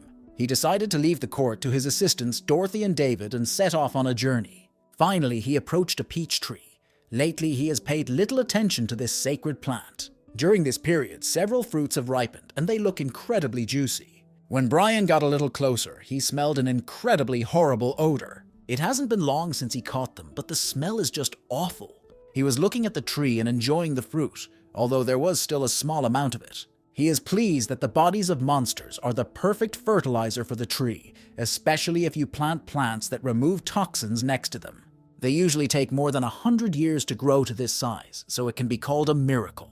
Then he wondered what would happen if he ate all 3 fruits at once. He probably overestimated his capabilities because the effect of so many peaches can be quite unusual. We had to remember that this was a sacred peach tree, so we had to know when to stop. Brian couldn't understand what was happening to him. His head started to hurt incredibly and he felt lightheaded. Later, he woke up in the house and had to take several pills to normalize his condition. He took a substance whose active ingredient is menthol, which has antibacterial and analgesic effects. Then Brian realized that he shouldn't eat peaches in such large quantities because they could make him grow big horns. That's exactly what happened last time, but as soon as these horns grew, they immediately fell off. It seems to him that nothing has changed in his body and he feels the same as before. He hoped that he would get something useful from these peaches, but he was probably too greedy. At that moment, his assistant came to him and said that it was time to go to the residence of the Divine Fire. Brian immediately realized who it was that had come to see him and was very excited, thinking that the flute was probably ready. When he went to the residence of the Divine Fire, he was shocked by the state of the place. He looked around and did not understand what exactly had happened here, as if a real war had taken place. The residence of the Lord of Divine Fire looked completely different from before. Soon, the Lord of Divine Fire came out to him and personally greeted the brothers. He thanked the guy for his visit and assured him that he was fine and not to worry. He immediately apologized for receiving them on the street and not in the guest room. Brian noticed a man who was very sick. There were too many servants around him, probably some kind of powerful celestial. Judging by his injuries, he is in a critical condition and everyone around him is trying to save his life. But who could do this to him? The Lord of Divine Fire said that he had to do everything and then come to Brian personally. To create a scabbard that neutralizes the evil power of the sword, he used steel that was impregnated with the energy of the sword. He also tried to evaluate its power, and for this purpose he tried to insert a spirit stone that has a fiery attribute. But very quickly a problem arose, and the experienced master realized that he had underestimated this sword. To suppress its power, he tried to use a unicorn horn and even a dragon's tooth, but it didn't work. After that, he invited a professional of the Western family. He is known for being able to create the best metal called buin. In the process, the Lord of Divine Fire was forced to show this sword. This professional immediately realized what kind of sword he was facing, but it was too late. This power of the sword was incredible and completely took over the mind of the Lord of Divine Fire. He completely forgot about his task and began to attack his guest. The moment he picked up the sword, his mind became completely clouded and he started attacking everyone around him.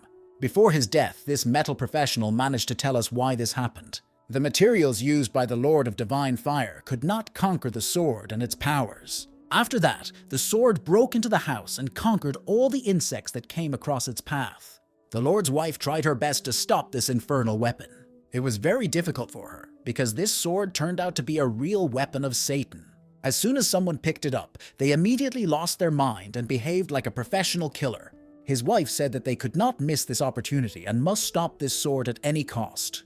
The Lord of the Divine Fire allowed her to do whatever she wanted and ignore him. Now he explains his action by saying that he had no choice at all because he had to save others. If not for his wife, the situation would have gotten out of hand and a real disaster would have ensued. So now it is clear what kind of wounds are on the person lying in this room. The sword took possession of the body of a girl who had recently joined their family. From the first meeting, she seemed friendly and calm until the sword took over her mind. Even though the master managed to stop her, the sword still controls her mind. It was necessary to either destroy the sword or create new knives that would be able to calm him down. Brian mentioned that the master used a dragon's tooth, which is a hard-to-find body part, so it is very much appreciated. After some thought, he suggested trying to use the dragon's horn to create a scabbard. Of course, a dragon ear must be in perfect condition, and finding one is almost like plucking a star from the sky. But we remember very well what happened after Brian ate the peaches, so everything worked out perfectly. The Lord of Divine Fire could not believe that he was seeing the dragon's horns with his own eyes. He did not understand where the guy got such a jewel in this difficult time, but in any case, it should be enough for the success of their business. The Fire Lord began to engage in his mission, so Brian had some free time. He went to look at the person holding this sword in his hands. When a sword inhabits a person, it is the person who speaks on their behalf, so the sword immediately recognized its first owner. He was interested to see how Brian began to tremble when he felt his strength, and he knew that the boy wanted to put the sword in its sheath. He asked the boy to come closer if he was not afraid, although the sword was sure that Brian was afraid of him. The Dragon King is sure he has nothing to fear because his sword is restrained, but why does he need a cell phone? The master said that the sword had taken over the body of a new girl who had recently joined them, but why was he using a cell phone? In theory, he has only recently taken over her mind. Has it already had time to affect him? Through this phone, the sword turned into a real child. Brian felt it immediately. He started playing with it and then saw that the sword was reading a novel on the phone. It turned out to be a very interesting book about an unpredictable protagonist. Brian pretended to be really interested and started asking additional questions. It turned out that the main character was a complete loser from the very beginning, but then everything changed. Soon, the sword told the whole story of this book, and he told it with incredible persistence. It was obvious that the plot of this novel was very interesting, and he was completely taken over by it. Brian didn't even know how to react to it. If we compare the sword to the moment when he first picked it up, it doesn't look so evil now. Probably the fact is that he has too sharp a temper, and even in a book he likes only active moments. Soon the phone was completely discharged, and this upset him to no end. He started to panic and asked for Brian's phone number, but the Dragon King said he didn't have a phone. Instead, he offered to listen to an interesting story, Brian's personal story. Soon, the sword could not believe that this was really happening. It seemed to him that it was a nightmare. He screamed loudly and said he couldn't accept it. It was too horrible. Of course, it will always be difficult to hear about how a father abandoned his wife and child. Then he found out how Brian had saved people, and because of that he was severely beaten and thrown in jail for a while. Then he learned a horrific story about a ladies' pavilion, and how she showed talented people to make her family look better. And of course, Brian could not help but tell us about how he had to leave the little bear alone because of the many dangers. The sword took him by the shoulders and offered to kill everyone who had offended him in this life. He said that if Brian does not have enough strength, he is ready to help him in this matter, because it is the first time he has experienced such great anger.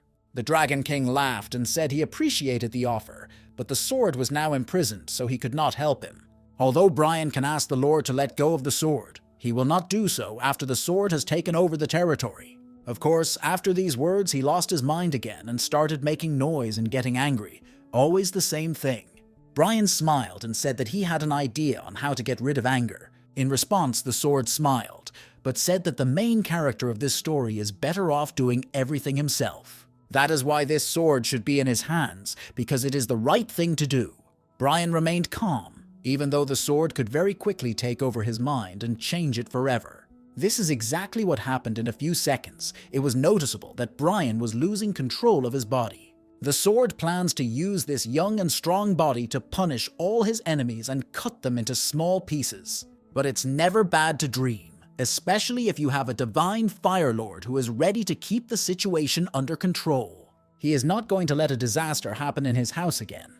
That is why he came in time to stop this hellish creature. When we talk about a hellish creature, we mean a sword, not the Dragon King Brian. A real battle broke out between them, the second one in the last few days. The sword is unhappy with the old man's behavior. He is sure that no one else can stop him. He must be underestimating the Lord of Divine Fire because he is a very serious character indeed. His experience combined with his strength makes him a formidable threat to any opponent. Although the sword is sure that it can withstand all these attacks, it should not underestimate the old man. It seems as if the sword was really made in hell, and that's why it feels great in the midst of fire. Very quickly, the sword began to realize that it was losing control, but it was too late to scream.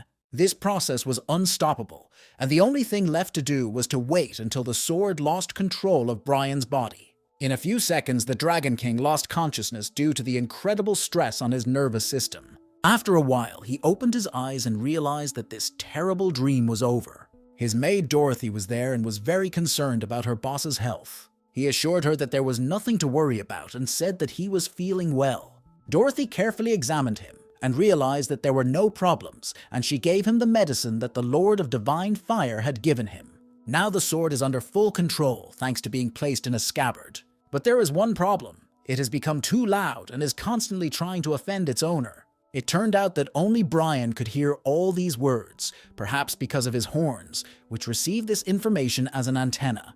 The guy went up to this iron comrade and asked him to calm down and behave quietly. The sword answered him, because now the Dragon King can talk to weapons. Perhaps it was fate that after he ate peaches, he grew horns, a very mysterious fruit.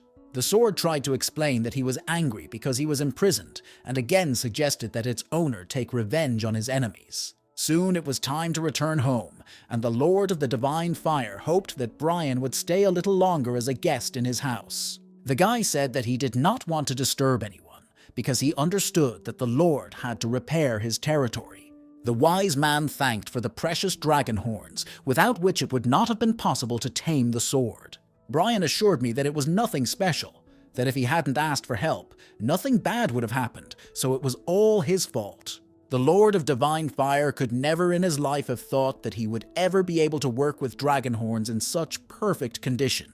Thanks to Brian, he managed to create the perfect scabbard that can pacify even the most brutal demon sword. The Lord of Divine Fire has created his best masterpiece in his life, and he thanks Brian for this opportunity. He said that he would not charge the boy any money for this work, and Brian was very grateful. It was obvious that this experienced man was a true master, and there are too few of them left today. The master also told us that this sword has a name. It is called turfing.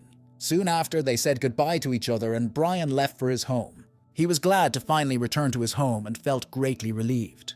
As soon as he entered the territory of his house, he immediately saw Ruth. She greeted him and said that she would go with him. The guy was shocked because he didn't understand where she was going. He had just come home. It turned out that she had learned from her teacher where the Dragon King was planning to go, and decided to go with them. Brian said that a wish was not enough to get to this place, but it turned out that Ruth had received a pass from her teacher. She explained that she wanted to take part in the conquest of the Eastern Sea, and it would be wrong to miss such an event. In addition, they have to train together to avoid the teacher's attention because they have long since made a contract. After a while, Brian got tired of listening to all these explanations, so he let her go with him. It was not obvious that she was too happy about this news, although this was exactly what she was trying to achieve. Recently, Ruth learned about Brian's trip to North Korea. Dorothy told her that it was there that the owner saved the children and destroyed dangerous monsters. The girl could not believe that at the moment when she was constantly knocking out alcohol, he continued to save people. It was difficult for her to come to terms with this cruel truth, and now she considers herself too pathetic. That's why she decided to never give in to him again and always work together to become better. There was a lot of discussion about whether or not there really is a mountain of tobacco in the Baladur. Unlike other legendary mountains, it is hidden behind a spatial barrier. Usually a lot of people gather there. All of them want to get to this mountain. It will probably be a full house because of the conquest of the Eastern Sea, but if you have a pass, you can enter without a queue. Among the crowd of people, there were those who quickly recognized Ruth, who had already been here twice in the past year. She used to be an ordinary person, so she was very lucky to meet the legendary teacher. Brian noticed that the local Celestials did not treat her too well. Soon, the Dragon King and his partner approached the guy who was supposed to let them in. They said they had a pass and didn't want to read while standing in line. He immediately woke up and recognized that he was a student of the legendary Charles. Ruth tried to show him the jade pass to the mountain, but he didn't pay any attention to it. He was concentrating on this tall guy and immediately recognized that he was the king of the Pektu dragons. This guy said he didn't know where they got this pass from, but Brian should go back to the general queue and wait. Instead, a student of the legendary master can go through the line without any problems. Probably the point is that they only let in those who have a fairly influential teacher, and everyone else has to wait. Of course, Brian realizes that he is in a hurry, so he can't waste time standing in line. He was looking at the face of this guy who was checking people in and trying to figure out who he was. It seems as if they had met before, or at least Brian had heard of him. The Dragon King decided to come up again and tell him that this guy should do his job properly and check him again. This guy's name is David, and he got angry and said that the Dragon King was acting too boldly, considering that he was just a lizard. He asked me not to overestimate my strength and not to force him to use my strength. But Brian is not going to back down. He wants to show everyone around him that he should be treated with respect. The battle was about to begin, But at that moment, the gate to the mountain was opened, and a venerable warrior appeared. This man's name is William, and he is unhappy that someone is trying to start a fight on this territory. William is David's father, and it's not hard to guess if you compare them closely. Brian immediately recognized this man. He sees this face every time he looks in the mirror. He wondered if he would look the same in a few years. Brian knew that this man was in the area, but he did not expect to see him so soon. He said hello and made sure that William was David's father. After that, Brian stepped forward and declared with a confident voice that he was the king of the dragons of the Pact. He began to complain that he was not respected enough on this territory, and he would not allow anyone to humiliate him. William admitted that his son was behaving too defiantly and agreed that they should apologize for the disrespectful behavior. William said that they would also be very happy to receive such a guest in their city and show hospitality. But to do this, Brian must prove that he is worthy of being a guest of this city, because only strong warriors with authority are allowed to come here. William said that he could not be a judge because usually his son does this job. He also said that there is one problem. There is no one in the city who can confirm Brian's abilities. That's why it will require a duel, although David is still young, but he has already reached an incredible level, so Brian will be his opponent. It seems as if the Dragon King has been waiting for this moment for a long time.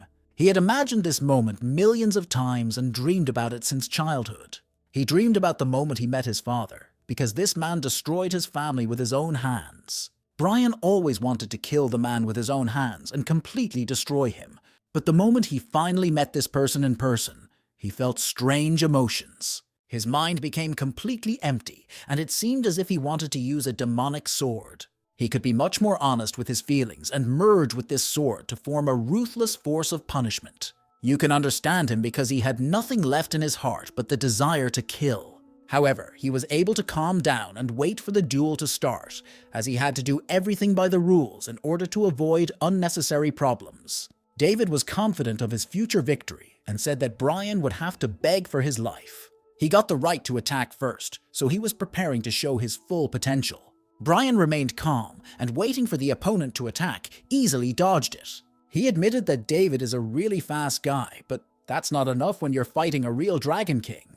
They are both quite young, but they have gained enough experience. In such battles, experience can be crucial, especially if all other characteristics are the same.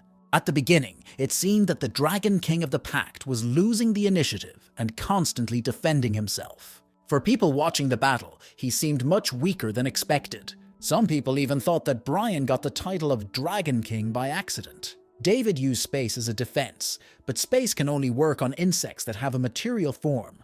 That's why Brian quickly realized that he needed to transform, which would help make his attacks much more effective. After he adjusted to his opponent's characteristics, the initiative passed into his hands. David did not understand why his defense was not working, and his father began to worry about his son. He decided to intervene and ordered the Davidians to surrender immediately before a tragedy occurred. But David wasn't going to give up in public. There were too many people around and he didn't want to feel ashamed. He was sure that Brian would not be able to beat him with these tricks, but he was wrong. Underestimating your opponent always leads to problems, and sometimes these problems can be fatal. William was incredibly angry that Brian had dared to treat his son so cruelly. He ordered his men to immediately intervene in this situation and punish this scoundrel. Brian was ready for this turn of events and did not mind the fact that there were a lot of opponents. He immediately began to attack all of them and destroy them without any problems. You could call it a martial arts lesson, as if an experienced master was fighting with children. Brian is sure that if his father had started to worry about his family earlier, these problems would not have happened. Suddenly, he noticed something strange happening. Unknown hieroglyphics appeared in the sky. His attack and these celestials are stuck in the air. He can't understand what's going on. It turned out that someone had decided to intervene in this conflict and calm the brothers down, because there was no point in continuing. This man also ordered the Williams to calm down. They all had to assess the situation. Brian quickly realized that he was facing a very serious person with great influence. This guy said that his father personally ordered him to stop the conflict and meet the guest. That is, he received an order from the Heavenly King, whom no one is allowed to see, and this technique is called time suspension. Brian looked at him more closely and immediately realized that he was the Lord of Heaven and Earth, Prince Michael. The Dragon King immediately bowed before this man and greeted him. He immediately realized that he was facing Christopher's brother. They really looked very much alike. Michael has inherited heavenly blood much more strongly than anyone else in his family, and everyone around him knows this man. Also, everyone knows that Michael is the closest relative of King Robert and his first heir. King Robert came down from heaven and founded this city a long time ago. After that, he waited for the gates of heaven to close, and from that moment on, no one saw him. Some believe that Robert has become a creature that is much more powerful than the Celestials. There are also legends that this city has become his new incarnation, and therefore it is said that this city has a soul. There are many rumors and legends surrounding the personality of King Robert, but only his eldest son Michael knows the truth. William continued to shout and said that this man had killed his own son, even though David was the nephew of the King of Heaven. Given all this information, he should not be treated as a guest, but Michael has a different opinion about this. He reminded us that it was William who proposed to arrange the duel, and that under the terms of the duel, it was not forbidden to kill the opponent. Brian was delighted with Michael's negotiating skills, and he drew a very clear line between his work and personal life. Of course, this is all very well, but isn't family the first priority for every man? There is something mysterious about his behavior and manners, and he can only be described as divine. Michael looked at William and told him that if he was going to apologize, he had to hurry, because the time stop would not last long. The city treasury has several flower petals from the Seokon flower garden. If Brian asks for it, Michael can use these flowers to bring the David back to life. Brian can ask for it, but first he wants to hear an apology for disrespect. The apology was soon received, and Brian said that he did not mind bringing the David back to life. He did not realize that in exchange for his son's life, David would take his hand, whatever that meant. The city of Shinshi really impresses with its architecture and geographical location. You can feel a completely different aura from these buildings than in all other famous cities. It's no exaggeration to say that this city is a true masterpiece of architecture, and the atmosphere here is incredible. The buildings are made in a unique manner that cannot be found elsewhere. Michael believes that this style was used in his father's homeland. Brian noticed that his interlocutor began to speak in a more cheerful manner. He probably had to be serious before that because there were so many people around. Dansu is a divine tree that grows on top of Mount Tobacco, from where you can see a view of the entire city. According to the legend, when Robert first stepped on the earth, this tree grew on this spot. Soon after, Michael brought Brian to his house and invited him inside, where it was quite modest but atmospheric. The Dragon King of the Pektu was surprised that the king's son lived so modestly. It didn't look like the house of someone who ruled this city. Michael gave him a cup, and Brian thought it contained tea, but it turned out to be empty. In a few seconds, this bowl was filled, as was the plate next to it. It was like magic. Brian was incredibly surprised, and at the same time impressed by this technique. He looked at his interlocutor and realized that he really fit the image Brian had in his mind. It's amazing to feel such elegance in such a modest place. Brian decided to thank Michael once again for his kindness and graciousness. He really feels at home. Michael said that he was always happy to meet interesting people and revealed the real name of the Dragon King. Brian couldn't believe that this man could recognize him by his putty. But how did he do it? Michael reassured his guest and said that no one else knew his true identity except him. 2 years ago, in the early hours when the gates of heaven opened, he read his fate in the stars and saw a sign. This is how he learned about the existence of Brian, although he did not know his name or age. Michael could be sure of only one thing. The person who would lead the way in the direction where the star fell would be incredibly talented, just like him. This can only mean one thing. Prince Michael is also a monster, just like Brian. It's time to talk a little bit about monsters, and we need to explain that these creatures are called anomalies. They are not related to the sky, mosquitoes to the earth, or people, and are something completely different. In ancient times, those who are not part of the unity of heaven, earth, and man, insects were called monsters. They were hunted down because everyone believed that those who disobeyed the laws of nature would have a negative impact on the general order of things. But at the same time, a monster became the defender of the main sacred city of the Korean peninsula. Brian took off his mask and listened attentively to Michael, but he could not understand why he was telling him this. Anomalies are naturally attracted to each other. Michael once met a man with a similar fate and received help from him. It was then that he first heard this story about the laws of monsters and was very surprised.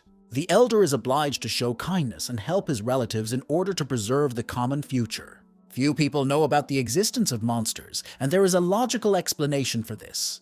There are too few monsters. It turned out that Michael had been following Brian's every move, even though it seems incredible now. He saw the false accusations of Lady Pinafore and how Brian teamed up with Christopher. Of course, he also learned about the disappearance of the seven-pointed sword during the battle with the dragons of the Eastern Sea. It was the first time in so long that he had experienced such pleasure, and it was incomparable to anything else. The thought of someone watching him all the time made Brian both embarrassed and happy. Perhaps because they are both monsters, Brian is not consciously attracted to Michael, and that's okay. After that, the prince opened his box and said that his guest could take whatever he wanted. All of this can be called true hospitality and a manifestation of kindness to one's neighbor. When Brian saw the sword of the dragon's light in front of him, he was shocked.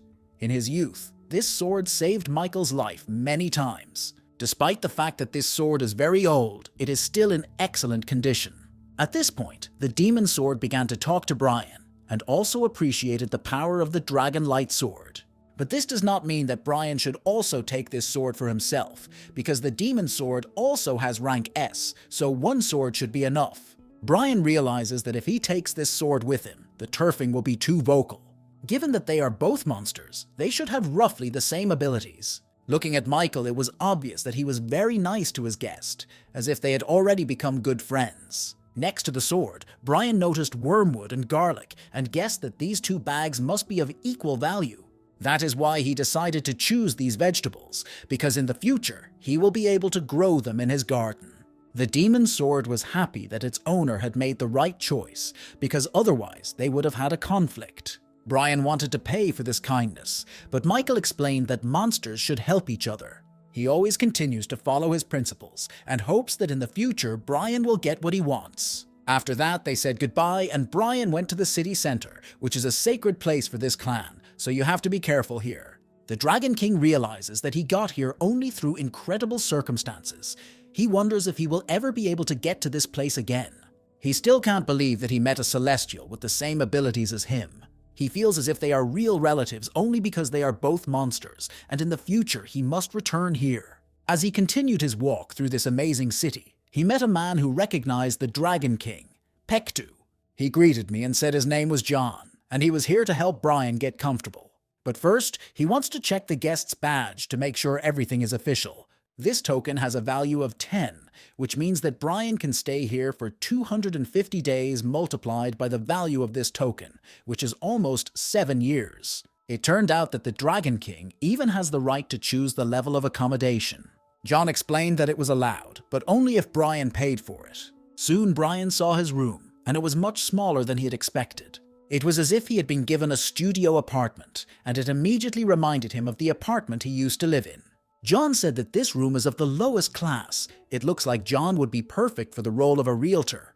There are 5 ranks of housing in total, with the best housing located in areas that are ideal for cultivation progress. Marinbu is the currency of the Celestials. A clear amount of energy is transferred to the amulet and used as currency. Their number varies from 1 to 9, and the higher the price, the higher the number. It is forbidden to leave this city, and to leave, you have to spend all your days or give them up.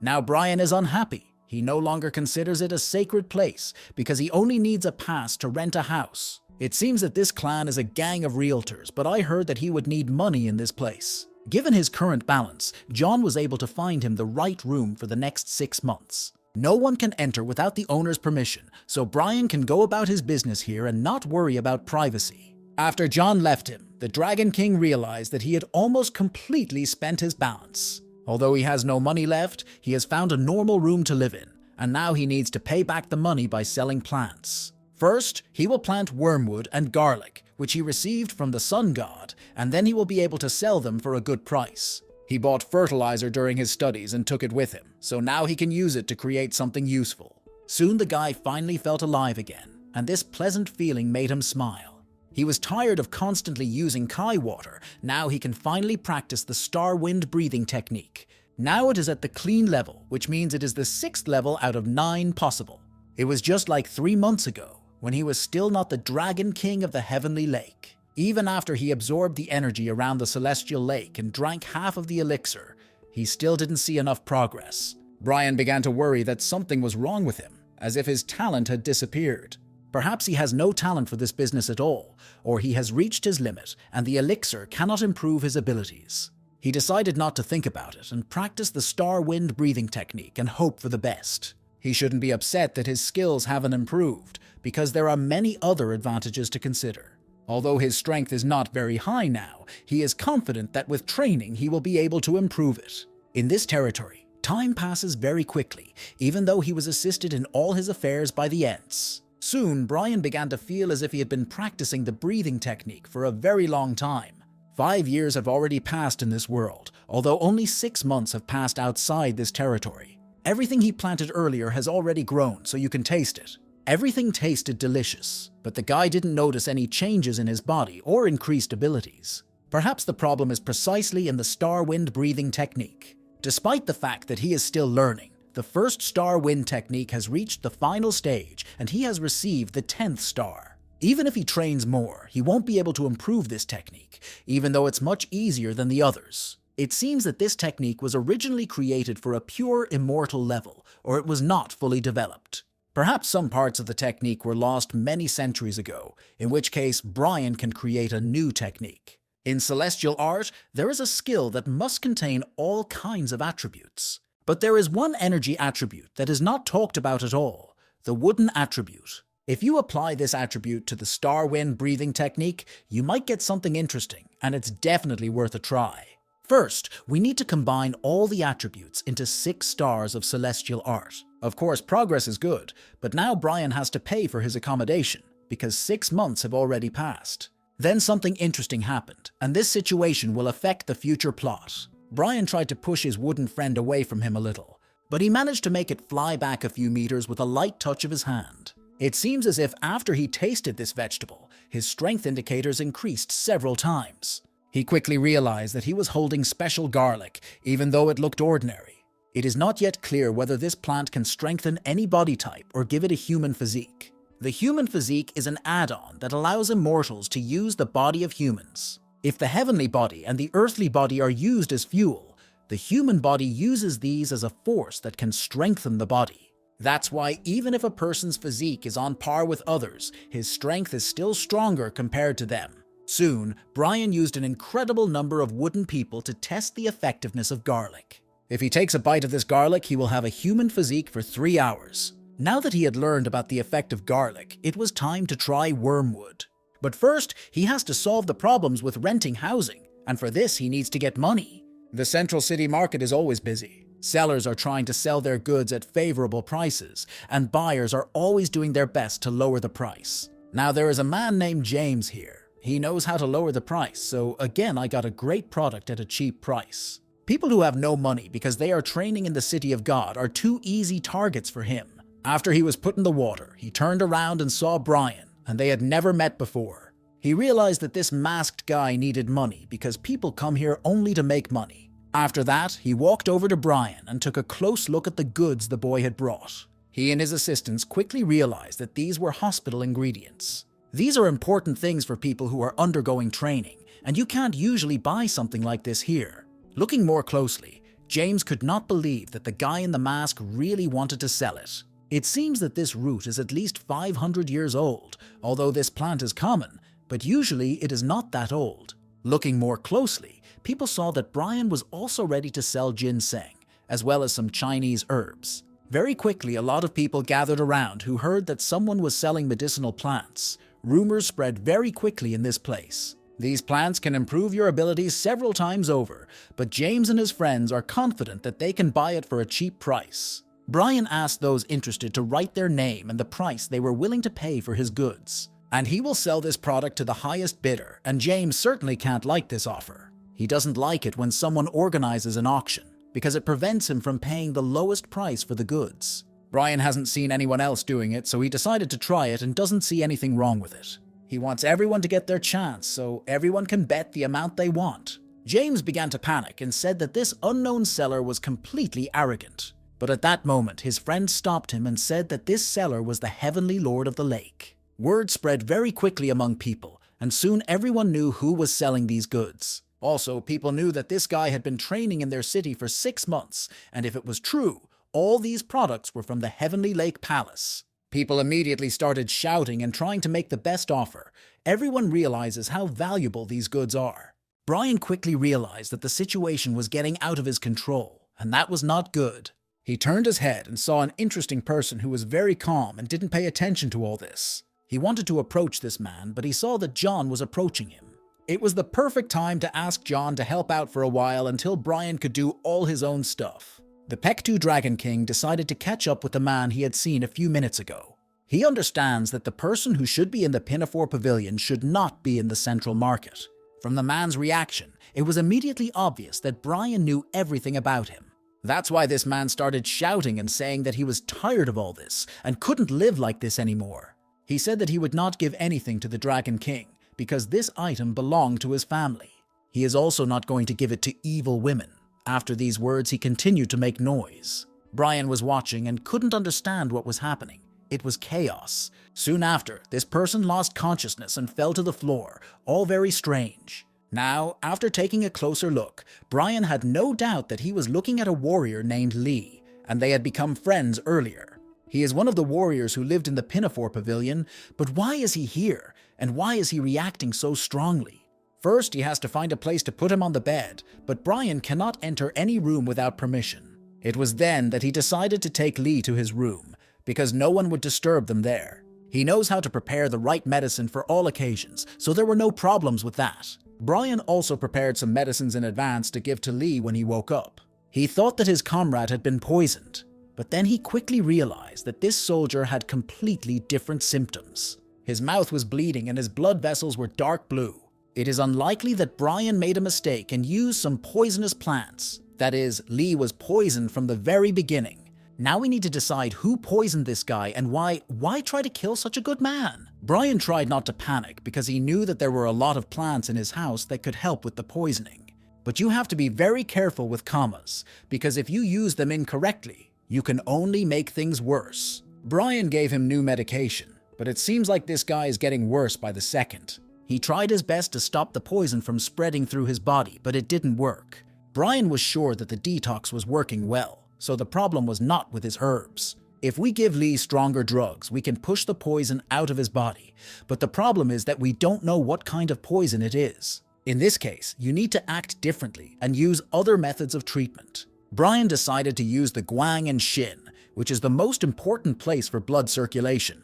This is the first time he has used this technique, and he hopes that everything will go well. After he performed the ritual, all that was left was to wait and observe the patient. Lee was getting worse by the minute. It was even hard to watch. He was coughing up blood and trembling constantly. His fever did not stop at all. Soon, the spirit of a huge snake, perhaps even a demon, came out of his body. Brian realized that the poison had been charged by a great evil spirit, and now everything was in place. This spirit is 100% angry because it was expelled from the human body. The guy decided to talk to him and ask who had called him and where he came from. But the spirit was in a very bad mood about talking to the Dragon King and tried to hurt him. He moved into Brian's body and began to travel through his internal organs. This big snake was looking for something, trying to find his inner chi energy. But his inner energy was much stronger than this evil spirit. Because of this, the detoxification ended very quickly and everything went well, although the snake tasted bad. After the poison has been expelled from the body, the warrior's condition should improve very quickly. But Brian looked closely at Lee's body and realized that his plan had completely failed. He was sure that he was able to completely remove the poison from his body, but now the guy might die. It looks like it's made of glass and is about to shatter into 1,000,000 pieces. There was an explosion, and Brian couldn't understand what kind of energy was coming from Lee's body. He had never seen anything like it before, and even more so, he had never heard of it before. Is this really a real life form from the Lady Panaqua Pavilion? He turned into a young boy and could not understand what had happened to him either. Brian very quickly took a blanket and dressed his friend so that he would not be naked.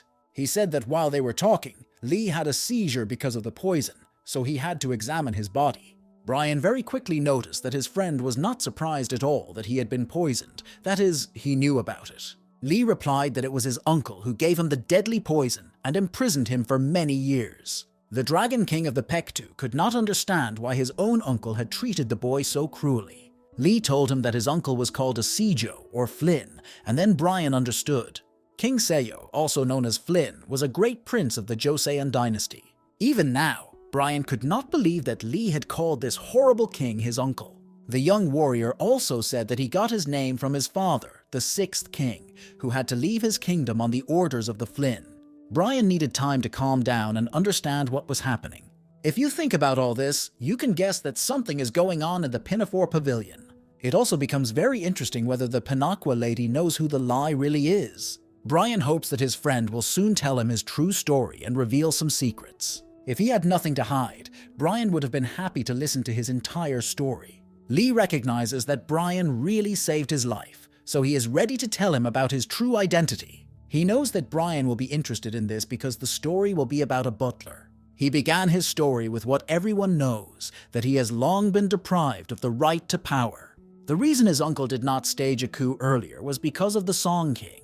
He wanted to make Lee his puppet, which is why he promoted him up the career ladder, but his uncle had a different opinion. In order for all this to happen, Songe constantly deceived Lee and fed him poison, of course. From the very beginning, the little boy did not know that they were trying to poison him. He was shocked when he first tasted this unpleasant drink. Every time he took this medicine, because that's what his uncle called it, he would get dizzy and fall asleep quickly. He didn't understand what was happening, so his body began to collapse, as if his uncle was trying to destroy their family from the inside. They all had to do this to little Lee because the family was afraid that someone, even a non-immortal, would oppose them. After that, Songye successfully manipulated his uncle and soon gained control of the royal power. After that, my uncle changed his mind. He still couldn't quell his ambitions for the throne and thus became the next king. He then punished Lee with a deadly poison, and the boy soon became addicted. He tried many different detoxification medications, but they did not help his body at all. When he finally woke up, he realized that he was buried in the ground. It was at that moment that the young warrior realized that he had become truly immortal.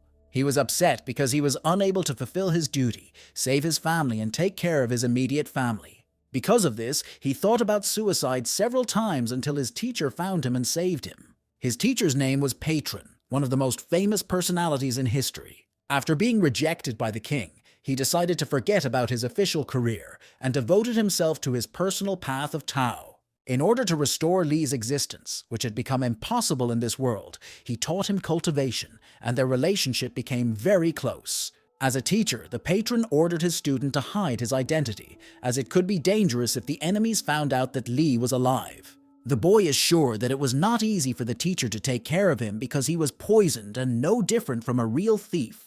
But whenever they meet, the teacher always gives him his money and the elixir. He is confident that this future king will surely regain his place sooner or later, and so he believes in him above all else. In these moments of incredible support, it was hard for Lee to hold back his tears, and he is incredibly grateful to the patron for her help and faith. It has now spent several centuries in cultivation and has made incredible progress, which can be seen by the fact that it still looks young. His experienced master, on the contrary, has aged a lot over the years. He knew that he was short on time, so he worked hard to become the owner of the Pinafore Pavilion and then set aside this space for the LI. That is how this little boy became a patron's apprentice and got his name Lee. In the end, he was unable to do anything for his supporters and had to say goodbye to the master. But if he was so careful not to reveal his real name, how did his enemies manage to capture him? Lee said it happened a few months ago, after the Battle of the Seven-Pointed Sword. His modest personality came to say hello to the Pinafore lady. She knew that he was a student of the patron, so she tried to find out about other students of this master. The young warrior apologized and said that he did not know anyone who knew his teacher. She decided to reveal the patron's real name and said that the man was part of the recent conflict. He is one of those responsible for the war with the Dragon King of the Eastern Sea. When the young warrior listened to her words, he was amazed and could not believe it until the very end. Brian also remembered this moment and could not understand why the sons of the Dragon King interfered in this process. Lady Pinafore is probably trying to figure out whether the Dragon King, Bart, has kept silent to the end and whether his case will be investigated. Through all of this, she was able to find out that there was a person who was able to deceive Bart. The lady didn't say where exactly she was getting all this information from, but the one manipulating the Dragon King is a member of the East Sea Organization. It seems that this is connected with the ceremony. They probably hid the activation mechanism inside the king's statue. Lee had been in hiding for a very long time and did not even know that there were loyal servants left, and the patron must be among them. But when it became clear that he was a devoted servant of the Lee family, he realized that his identity would soon be revealed as well. The lady said that they would be exploring the patron's shrine, and that this place was being used as a cover for the lie. The guy quickly realized that the remains of his master were being searched for, so soon everything would be known about him as well. He gathered all his belongings and started running away to escape the attack. Lee hopes that Brian has now understood a lot, although it was difficult to tell him this information. Thanks to the Dragon King, Lee is now free of his poison problem. He is ready to return the favor, although he is ashamed that he has little to offer. This will be enough for Brian to train for 50 years, which is much more than he already has. As strange as it sounds, Lee wants to ask for help again. He wants Brian to hide him for a while. If he really has enough strength, he will be able to hide it securely enough, and thus save lives. A lot of time has passed, but there are probably still those who are trying to find and catch him. If he manages to get out of this area, his wife will still continue to suspect him and look for him. He feels that his body's vital energy has become weaker because of his return, and that his true face has been revealed. Because of his long travels, it seems that he is still looking for a hiding place. The man who had been protecting the pavilion for many years has become very passive. Now Brian is also beginning to realize that sometimes you have to hide your true identity. He said he would keep half of Lee's gift for himself, and they would spend time together in this place. But Brian has one important condition. They will train together and he will learn from his friend. He gave him a small piece of dragon bone as a sign of respect and support. In order to hide a Lee, it needs to know where it is at all times. So Brian will use this guy and learn from him, and in return, he will allow him to hide in this house. After that, Brian called him a descendant of the king, but it seems that this guy doesn't like it very much. And it was because of this king cow that he found himself in such a difficult situation. But now Brian wants to explain something to him. It was time to think about why his loyal servant had been so active in protecting him all this time. He considered Lee to be his best friend and mentor, and everything he did was for his sake. So don't think that it's impossible to become a king, and don't constantly surrender to the influence of other people. If Lee really wants to live, he must always remember his friend who gave his life for him. Of course, Brian was talking about the teacher, and these words immediately upset the boy. Confucius's words are correct, but Lee really was only influenced by other people and his environment all this time. But he can't waste time like that anymore, not even for his own friend. He thanked the brothers for their support and said that he finally felt that his path was clear. With the extra money, they were able to find a much better room to live in than they had before. The auction with the plants turned out to be incredible, and John made a lot of money during this time. Brian suggested concentrating on training and forgetting about self-pity. He recalled the first time he met this nice guy, and those times will never come back. Now they have to spend 25 years of active training together, which will be enough for significant progress. During this time, Lee must also learn not only how to fight better and use his energy, but also how to trust others. He noticed that Brian came in every morning and brought food with him, and then disappeared like a real magician. 8 years have passed in this way, but only 2 months have passed outside this house. Brian has only a combination of magic and wind left, but he can't destroy it. He can't believe that he hasn't felt enough effect over this long period, and will have to turn to magic again. His demon sword can't understand why the owner is so worried about it. His achievements don't seem to be very serious, but the more you hurry, the further you move away from the result. You need to learn to see the big picture and not to ignore small setbacks. Brian went to prepare a new drug for his workout and met up with Lee at that moment. This guy looks completely different. He finally looks like himself. They hadn't seen each other for about 4 years, but Brian had been watching him in secret, even though he hadn't noticed his progress during that time. During this period, the young warrior really managed to grow up and make sufficient progress. He also said that last night he achieved a complete transformation of his bones, which is a serious achievement. He started calling Brian Confucius for giving him a place to practice, food, and opportunities. If Brian hadn't helped him, Lee would be neither alive nor dead, so he is very grateful to him. That is why he promises to be loyal to his assistant, who saved his life and gave him all these opportunities. Now Brian is working on a method that will help a lot in the progress, but so far it does not work. He keeps it with him at all times and uses it to jot down any ideas and solutions as soon as they come to him. Lee asked his friend to give him a chance to familiarize himself with this method. Maybe he could help. He was shocked to see that it was a symbiosis of two legendary techniques. Symbiosis of different methods is very difficult to do, and few people manage to do it right, so we can congratulate Brian on his incredible achievement. Brian replied that he was not even halfway through, so it was too early to rejoice and celebrate success. It's very difficult to place and connect two different things, and there's still a lot of learning to do to complete this method. After getting acquainted with this, the Forest said that he would also like to help and make a small contribution to this work. He is confident that with the right analysis, it is possible to find ingredients that will complement this work. He hopes that his self-confidence will not prevent the Confucius master from doing so. One could say that Lee, on the contrary, underestimates his abilities, although he is actually an incredible talent. In just a few minutes, he found the right answers to difficult questions and completed the teacher's work. Brian was shocked that the answers were right there all along, but it doesn't matter now because the result is what matters. The work is completely completed. He's been working on it for a very long time, and now it's time to celebrate. Soon John came to them. He was trying to meet with Brian to give him something. In his hand, he held an invitation to a meeting at the main palace, where the most respected members of the city's clan would meet. If he doesn't extend this invitation, he risks losing his own head, so he's very worried and hopes that Brian will come out now. When the door opened, he felt an incredible gust of wind, and for a second, he even thought he had run into a tornado. As soon as the wind stopped blowing in his face, it started to rain.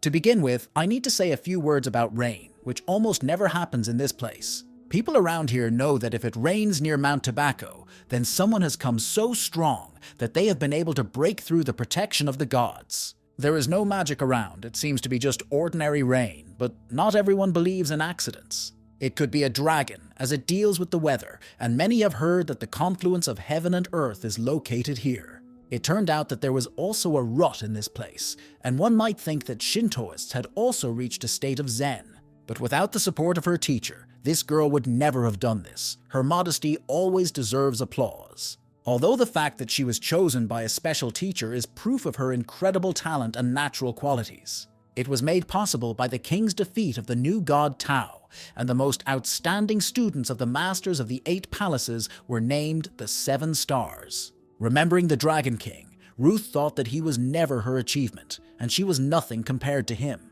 The teacher said they had waited too long, and it was time to finally go inside. The students confidently fulfilled their master's order, and they are all confident of a successful future. As always, the city is full of people going about their business. It's never empty. Many of the factions that will participate in the destruction of the Eastern Sea train here. One of the master's students looked around and realized that there was no one stronger than them, so the 7 stars could be called the strongest in the city. Soon our old friend appeared, a wilted sura flower, and asked everyone to be quiet and listen to her carefully. When she saw everyone gathered together, she said it was time to get right down to business. The Dragon King of the Eastern Sea was so cruel that the dragon palaces of the Western and Southern Seas decided to destroy him. At the last meeting, the leadership decided that the adherents should join forces to conquer the Eastern Sea. Those with the most money were in the best position to raise rates. But we received a lot of complaints about this, so it was decided to change the way tribal positions were distributed. That's why all titles, except for lords and ladies, are now given based on competition. There are only 3 months left until victory, so they cannot afford to give up. This is a good opportunity to get a high position. Talented people can succeed and get the desired position. It was at this moment that an unexpected guest came, the king of the dragons of the Pectus, the confusions of heaven and earth. No one knew that he would also be present at this gathering, and Carol did not expect to see him here either.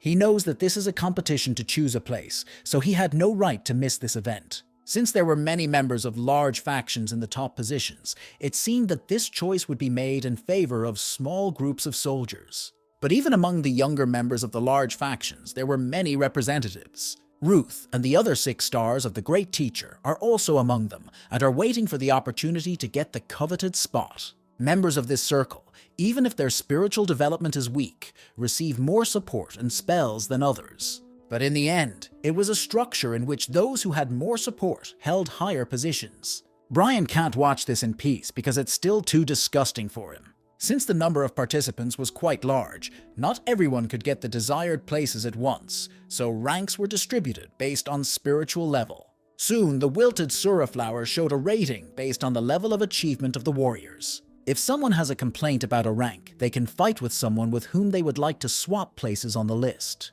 There are no changes if you lose, but if you win, your ranks change and you get a promotion.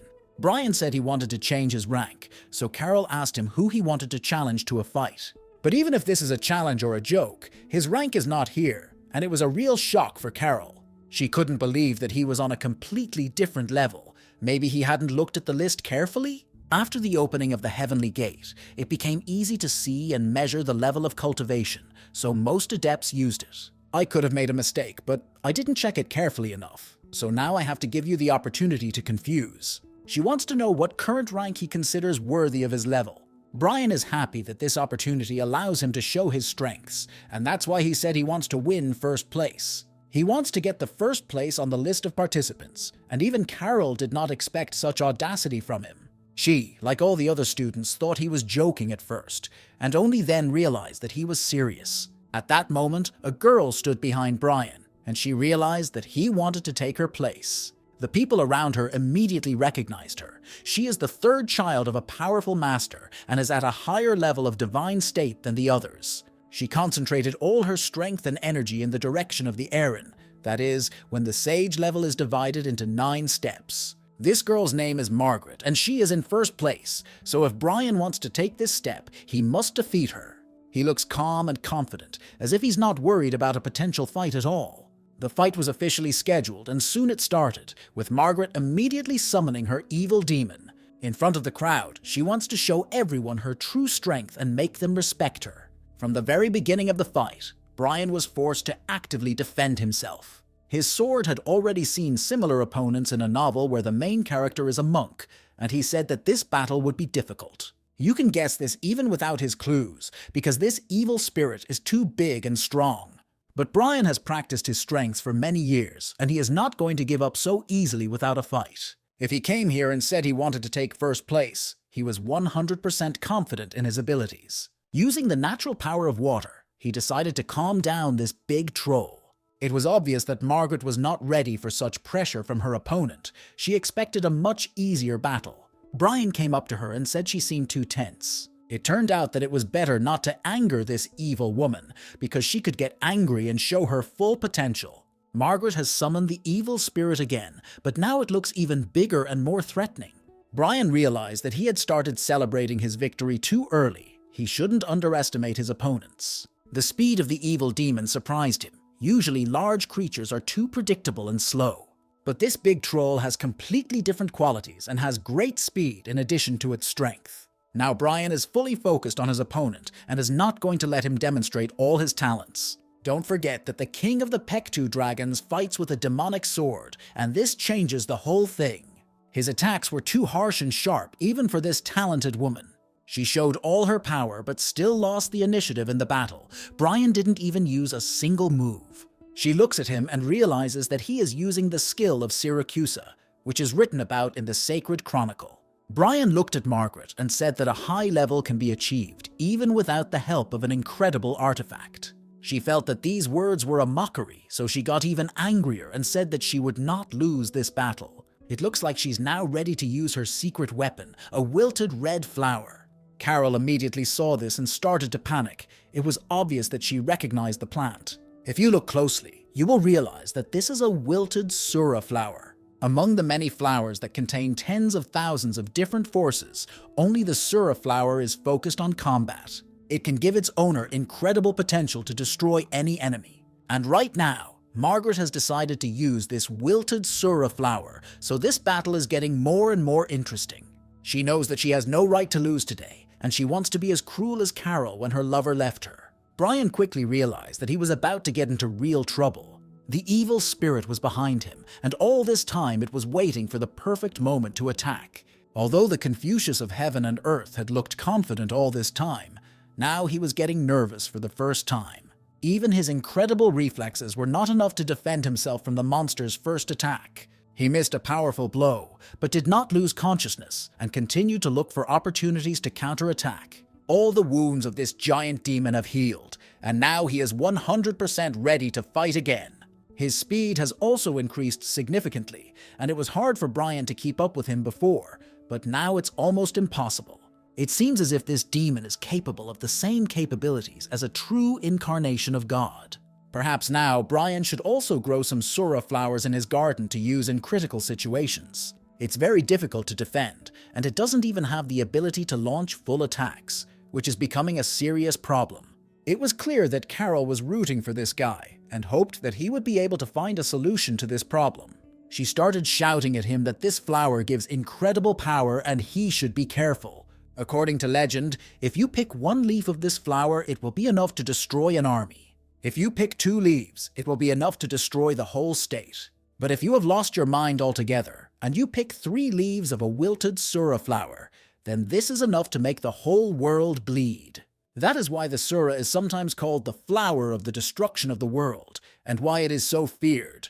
Brian couldn't understand how strong a daisy must be to have the right to pick such a powerful flower. Because he thinks about all these nuances, he completely forgets about defense in real combat. Margaret's speed has increased several times, and to stop her, you'll have to show your full potential. The guy hopes that the power of the water will be enough to calm their aggression again, but it's not that simple. He is fighting alone against 2 opponents at the same time, all of whom are too fast, so it is almost impossible to defend against their attacks. If from the very beginning he managed to dodge dangerous blows, now he is having difficulties with this. Brian couldn't believe that Margaret was able to stop the demon sword's attack, even though it seemed impossible before. Probably the problem is that you have to take the sword out of the protective case, but this can cause real chaos. Brian felt that he had enough opportunities to change the course of the fight. He just had to choose the right decision. He activated the water technique with lotus leaves, which was enough to surprise Margaret. He started laughing and told her that she was about to see a real disaster, so she should watch carefully. Now Brian was incredibly angry, both of them wanting to tear the hearts out of each other's bodies. But there must be one person left in this battle. The first place in the ranking cannot be divided between 2 warriors. This confrontation may become legendary in the future, and legends and fairy tales will be told about it. But now we are watching it live, and we see that the power of nature can help even against incredible evil. Brian found the right solution and used a vine to calm Margaret down a bit. But it's unlikely to be enough. Also, we must not forget about the existence of the evil demon, which is still very dangerous. Remembering him, Brian decided to act now, while Margaret was distracted by the defense. The guy used the demon to soften Margaret's attack, and he succeeded. During this entire time of the fight, the effect of the wilted Sura flower has ended, so now Margaret is in a bad position. She can no longer use magic as actively as before, as if she were doomed. During all these years of active training in the city of Mount Tobacco, Brian has learned to control nature like a real god. This is incomparable to anything else. It has never been even close to this level before. Margaret thought that he should also get tired and lose some of his abilities. But this guy doesn't know the word tired. She begged him to give her one last chance and admit defeat, but today Brian is in no mood for pity. At that moment, none of the spectators said anything. Everyone held their breath and could not take their eyes off the battle. Everyone thought they were seeing some kind of illusion, because it was hard to predict such a confident victory over Margaret. Everything around was scorched by fire and destroyed. This training ground is no longer suitable for combat. To achieve this victory, Brian decided to use a demonic sword in combination with the power of the dragon. With this sword, it is much easier for him to combine the methods of sword and magic, and this helped him win. Carol smiled and said that Brian shouldn't worry about anything. He won thanks to her tips. Suddenly, everyone around them was shocked to see leaves falling on their heads. Very quickly, people realized that these leaves belonged to a sacred tree that had begun to bloom right then.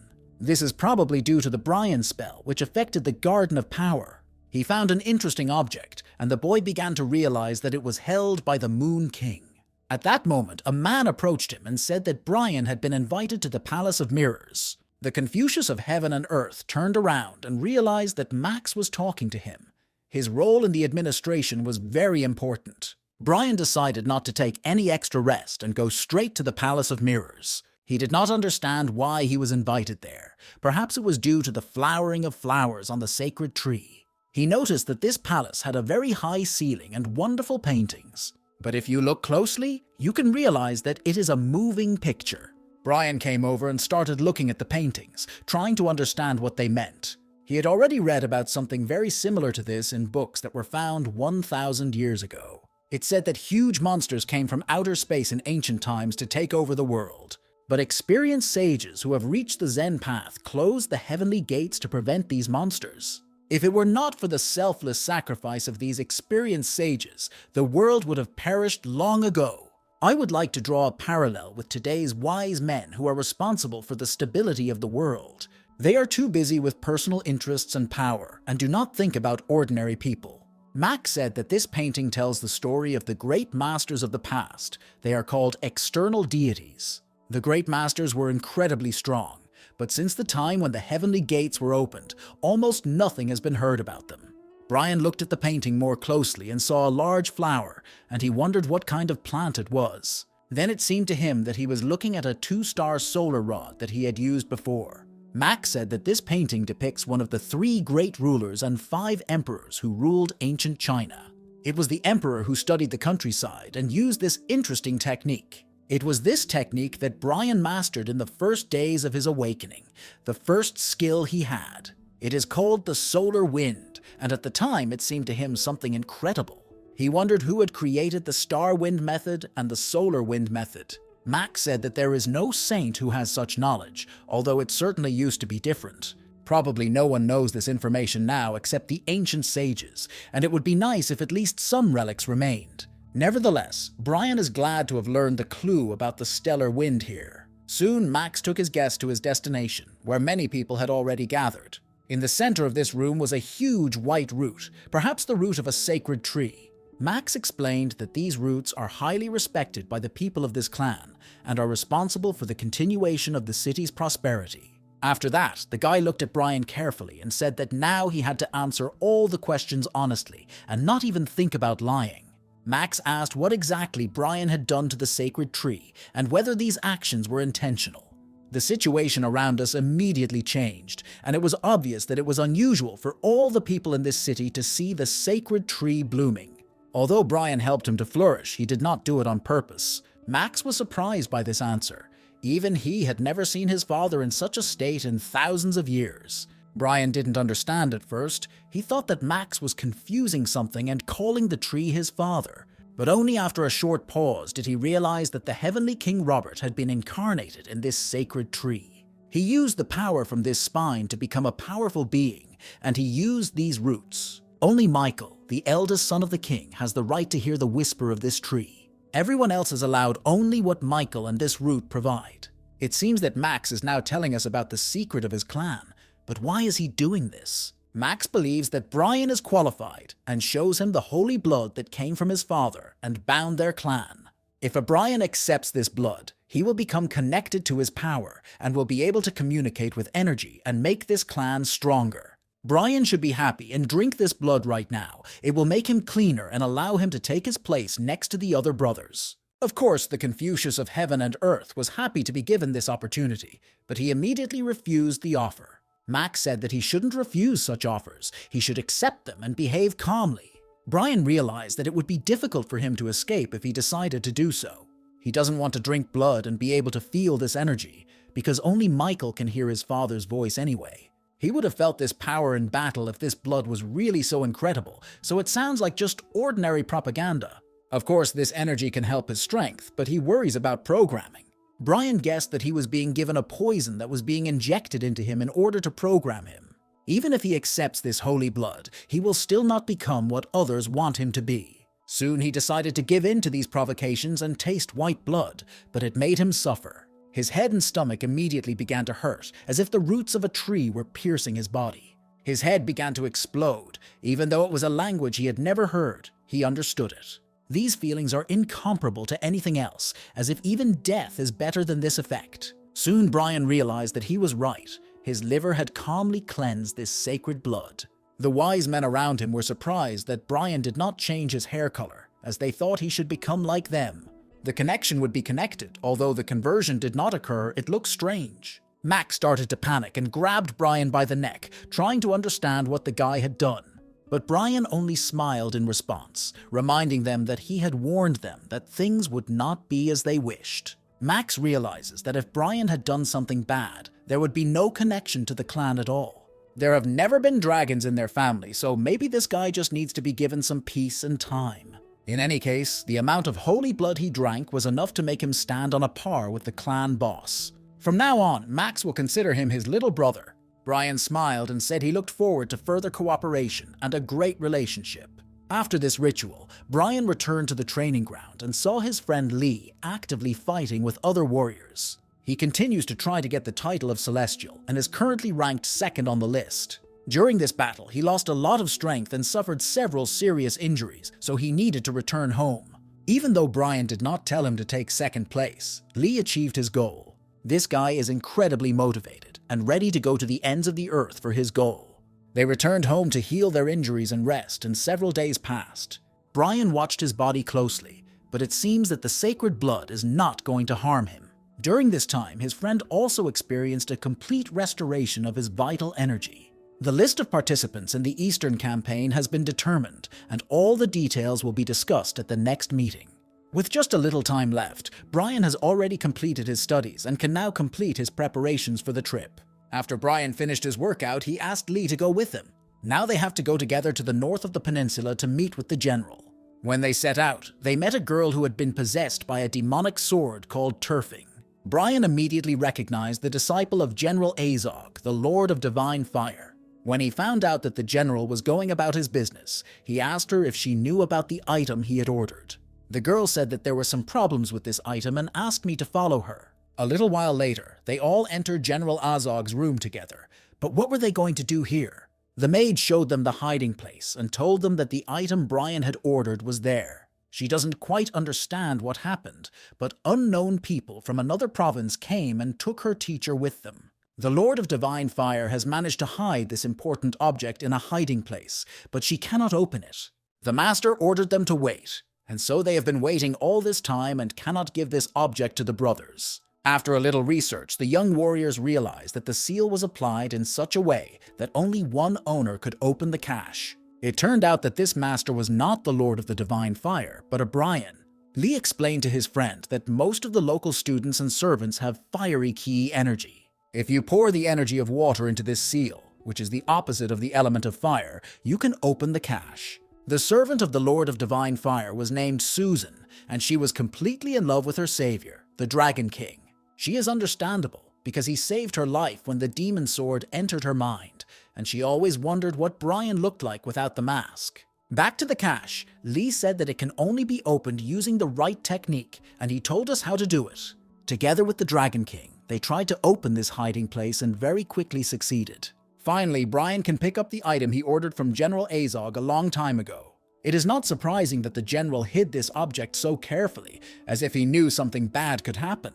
Brian expected to receive the flute from the general's hands and have a pleasant conversation with him, so it's a shame that things didn't go according to plan. I wonder what Lady Pinafore is thinking about when she orders the general to be brought to her pavilion.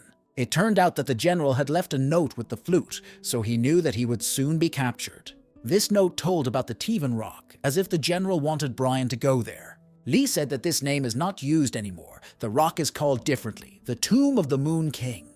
King Moon was the 30th king of power, a famous ruler who ended a long war and united the 3 Korean states. When Brian met with his servants, it turned out that they also knew about this king. It is also known that the legendary flute also went to his tomb when it decided to become a dragon. It happened almost immediately after the end of the war, which lasted more than 7 years. The emperor of the Tang dynasty refused to admit his defeat. He woke up something that did not need to be woken up and ordered these creatures to attack the Korean peninsula. To confront this evil monster, King Moon was forced to personally appeal to the dragons. He asked for help because he knew that without it he would not be able to defend his kingdom. According to legend, this monster was destroyed, but the details of this battle remain unknown. Rumors began to circulate that the king had become a dragon, and everyone around him began to search for the secret of his transformation. Rumor has it that even General Azog knows the secret of the transformation, but there is no evidence of it. Perhaps this is why Lady MANHUA ordered her warriors to bring the Lord of Divine Fire to her. It is not hard to guess that she has long dreamed of creating a dragon that would obey her orders. In the Ladies' Pavilion, the Lord of Divine Fire was being beaten very badly, and she wanted him to finally start talking. It was obvious that he had been beaten for a long time, and it was difficult for him to even breathe. Lady MANHUA is unhappy that he still won't talk. Maybe it's time to bring his family here. The Lord of Divine Fire replied that he did not know anything, but he did not want his family to be involved in this situation. The lady hopes that he will speak very quickly and without too much screaming, but they have to come up with something. She knows that hands are the most important weapon of a master, so she ordered her men to cut off his hands. It was at this moment that the Lord of the Divine Fire began to truly panic. If he loses his hands, he will never be able to make a real artifact that can be called a work of art. Lady Pinafore has tried to strengthen her family's position before, so her actions are quite predictable. Most likely, if she creates a dragon, she will tell everyone that the place of the future boss of the Eastern Sea belongs to her. If there is no news yet, the general is still alive and continues to remain silent. He left a note for Brian because he hopes this guy will help him. But won't it be too late? Whether there is a secret or not, the lady cannot be allowed to seize power over the Eastern Sea. Relationships can help resolve this conflict, but you have to act very carefully and quickly. The problem is also that he knows nothing about the reincarnation of the King of the Moon. The Pinafore lady can find out all this information by using force, so she has an advantage in this situation. Brian is eager to find out at least something about this mystery, and he needs to prepare himself to thwart his enemies. Later, he was happy because he remembered that he had a way to get answers to all his questions. The peach tree is very old now, and it has eaten all the spirits that Brian fed it. The fruit of the tree is already fully ripe, so now you don't have to worry about being poisoned by green peaches. The incredible medicine was taken into the guy's body, and he immediately felt the effect. The peaches of the sacred tree can be called an elixir. They do incredible things. Brian immediately felt metal energy forming on his fingers, an effect he had never experienced before. First, he began to master the power of water, and now he has learned to control metal like a magneto. But Brian started to worry that it might be too little, because his opponent was very strong. If we analyze the situation logically, each peach represents one of the 5 elements, so Brian started eating all the peaches on the tree. The first fruit gave him a water base and a liver that cannot be poisoned. The boy also recalled history lessons from his friend Guanak, a brown bear who told him that the bigger the tree grows, the more powerful its fruits are. The tree that Brian planted on his property has long since stopped growing. It seems that it has become too crowded in this area, and it is better to transplant it to another place. Of course, it creates a protective barrier, but it will not be easy to move it. Perhaps you just need to expand the space. Speaking about the expansion of space, Brian also mentioned an interesting object that he had been carrying in his pocket all this time. He received it after defeating the David. This artifact controls the space, and now it will come in handy. Of course, first you need to activate it with Chai energy. If done correctly, this artifact will help to solve all the problems with the Divine Peach Tree.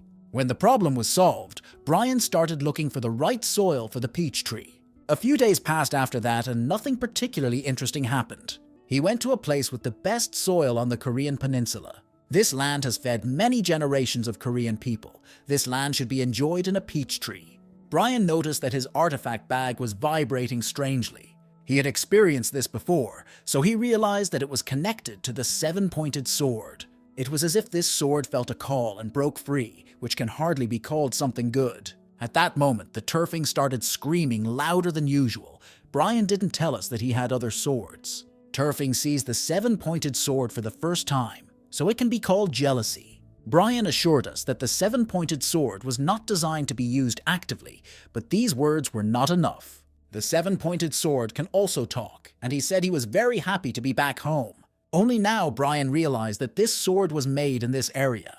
It was on these lands that the kingdom where the 7-pointed sword was created was located. Soon he began to feel incredibly inspired and energized again. He began to swing his sword in the hope that it would lead to something interesting. Sometimes you don't even need to have a clear plan to succeed. In some situations, it's enough to follow your intuition. They found themselves in a territory called Versen, which was completely destroyed during the reign of the Keros. Even to this day, no one knows where it is, so we can say that Brian has become a real legend. If you recall the whole backstory, the last time Brian activated the seven-pointed sword, he met with the legendary goblins. They were also in an imaginary space that no one could find. It seems as if this sword reacts to hidden places that preserve the memory of the distant past. There is an incredible concentration of metal energy around, but there are no people here, so who lives here? Brian could not believe his eyes when he saw the iron skeletons with weapons in front of him. With the help of their large numbers, they quickly surrounded him and prepared for battle. It must be the army that guards this legendary city, as if there are more than 100 of them. With each passing minute, the number of soldiers grew and Brian began to panic. This legendary army is ready to fight and defend its territory no matter what. They are probably members of the royal family or their personal guard. They are long dead, but their bodies are still ready to defend the kingdom. The general of this army came forward and ordered the brothers to immediately give his name and tell him who he was. The guy held up the sword and said that he was the owner of this weapon, and that should be enough. It was at this moment that the sword broke free from his hands and flew in an unknown direction, as if it had abandoned its owner. Now the guy has no choice but to surrender and apologize to the army of skeletons. He tried to stay calm and decided to take off his mask and tell his real name, and Brian also said that he was a citizen of the Republic. They did not listen to him at all and were not going to let him live, so he had no choice but to act differently. Brian quickly took garlic out of his pocket and tasted the elixir. He very quickly felt a temporary improvement in his abilities and capabilities, which should be enough to destroy the skeletons. Of course, at this point he will not fight alone and Turfing will come to his aid again. When he took the elixir and got his signature weapon, he didn't care about the number of opponents. It was going to be fun. Brian has learned to fight using various forces of nature, and the base of wood and water is helping him a lot now. With the help of these powers, he was able to defeat Margaret in their battle, and now he expects the same result. Although there are a lot of skeletons, they are still too fragile to fight a powerful warrior. Very quickly he was able to imprison them with the help of the tree roots. But this place is cursed, and the energy of the metal has a negative effect on the energy of the tree. The problem does not end there. After the skeletons were destroyed, they quickly returned to their natural form. Maybe it's black magic or maybe it's some kind of curse, but in any case, it's a problem for the brothers. He can fight with such an army forever because he will never defeat these skeletons. Even now, the guy realized that he had to immediately look for a way out of this space because this army is immortal. They resemble the warriors in Norse mythology called Draugr, or a warrior who rose from the dead. They are kept in this world by force, and to calm them down, it is necessary to break the chains that bind them to their past lives. That is why, in order to destroy these soldiers, we need to break these chains and give them a decent death. The problem is that it will be difficult to do this because it is a very conditional task. But if you have the demon sword on your side, you can defeat even an immortal zombie. Brian removed the scabbard from his sword and allowed the weapon to take full control of his body. This is the only way to defeat an immortal army, although it is a very risky strategy. In a few seconds, the monsters started dying for real, because when you are killed by a demon sword, the principle of regeneration does not work. Even if you're Wolverine or Deadpool, your wounds will never heal after meeting this iron comrade. Brian felt the chains connecting these warriors to their past lives breaking and severing. His plan is really working, so we should have trusted this sword from the beginning. The skeletons were not going to give up without a fight. They also have their own tricks that they are ready to use. Brian is unlikely to like fire arrows. He needs to avoid meeting fire. But we must remember that this guy knows how to control water, so fire is unlikely to be a problem for him. There are too many warriors around. He cannot break the chains of death of each warrior individually. In this way, he can lose his strength and get tired before he destroys the warriors. If this is a real army, then there is a king who gives orders to his soldiers. That's why Brian quickly decided to find the king and kill him, and then all the problems were solved. He entered the central building and hoped to see the main skeleton there, and he succeeded. In front of him sat the king and two of his defenders, and there was an incredible aura of metal around him. When he saw the seven-pointed sword in the hands of this skeleton, he immediately realized that this was the king, although he did not look very confident. The guy was immediately interested in the personality of this king. He had never heard of him before. Many years have passed since Brian left his old home, but the king can still smell the past. He believes that it was Brian who took his legendary sword and destroyed his home. An army of monsters surrounded the boy again, and it will happen again and again until he dies. The king believes that he can get his crown back if he receives Brian's body. He wants to take his body and soul and return to the real world. To do this, he ordered his soldiers to immediately attack the boy and take his soul. Brian quickly realized that the king had lost not only his body but also his brain. This is not surprising. After years of solitude in his palace, it is difficult to remain sane. But this does not mean that Brian is ready to give up without a fight, especially since he always has a fan with him. He took advantage of this opportunity and called his blue dog for help. They haven't seen this pet for a long time, and now they will have a great time together again. Brian ordered the Het to attack the skeletons and destroy them all. But he summoned more than just the Heatha, and we shouldn't forget that he can now summon the spirit of another monster he found a few years ago. For too long they have been in a closed imaginary space, but now they can feel freedom. Although they had fun with each other, a real battle against skeletons is always more interesting than any game. This demonic elephant feeds on metal, and with its help it can grow. An indestructible metal beast that can grow to incredible sizes by absorbing metal. According to rumors, he can even fill all 4 seas with himself, which is why he was called Pulgasari, or immortal. In the book about this beast, it is said that it can appear out of nowhere, from the last breath of a sick monk, or from a rice bowl. Pulgasars have appeared at all times, and each time they appeared in a mysterious way. To become the owner of these incredible creatures, most Celestials tried to create Pulgasari with their own hands. But all their attempts failed, because this case is almost impossible. That's why when the legendary master heard about this beast, he thought it was just a legend. But strangely enough, he eventually found the answer to this riddle. Pulgasari is born out of human suffering. It can be created not by one person, but by an era of problems. A time when people groan under the tyranny of evil, and their ruler is blind to these problems. These are the moments when greedy officials line their pockets by sucking the last juices out of ordinary people. Such people create Pulgasari, but then they will be overwhelmed by hatred, pain, and despair. When the state is plunged into chaos, despair, and pain, the hopes and dreams of people form a Pulgasari egg. The same woman, the boy's mother, used the knowledge from the book to summon the Pulgasari. This is the interesting story of this monster, born in bad circumstances, but trying to change the situation. At first, people may think it's just a white elephant, but don't underestimate this demon. If you make the Pulgasari angry, you will soon feel the true wrath of the gods. It's not an animal you can joke with and feed sugar to, because along with sugar, it will tear your arm off. Combined with the Heta, these two can destroy a real army of immortal warriors. This is because they are demons, so even an immortal cannot defend himself against their attacks. Brian was pleased with the actions of his animals, and now he realizes that he was worried for nothing. The boy started looking for the Pulgasari and was very surprised when he found it, because this monster became small again. It can probably change size after it loses its strength and energy. So next time he'll need to be fed metal before being let out for a walk. Now the monsters can return to their home. They have fulfilled the task set before them by the owner. The Skeleton King still wants Brian's body. It seems he has really lost his mental faculties. The boy has never seen such an obsession before, and he wants to understand the reason why the king wants his body. He also noticed a rather interesting fact. The king's assistants did not move at all and did not participate in the battle, although they should have. They continued to hold the important items, the king's clothes and crown, but why weren't these items on the king?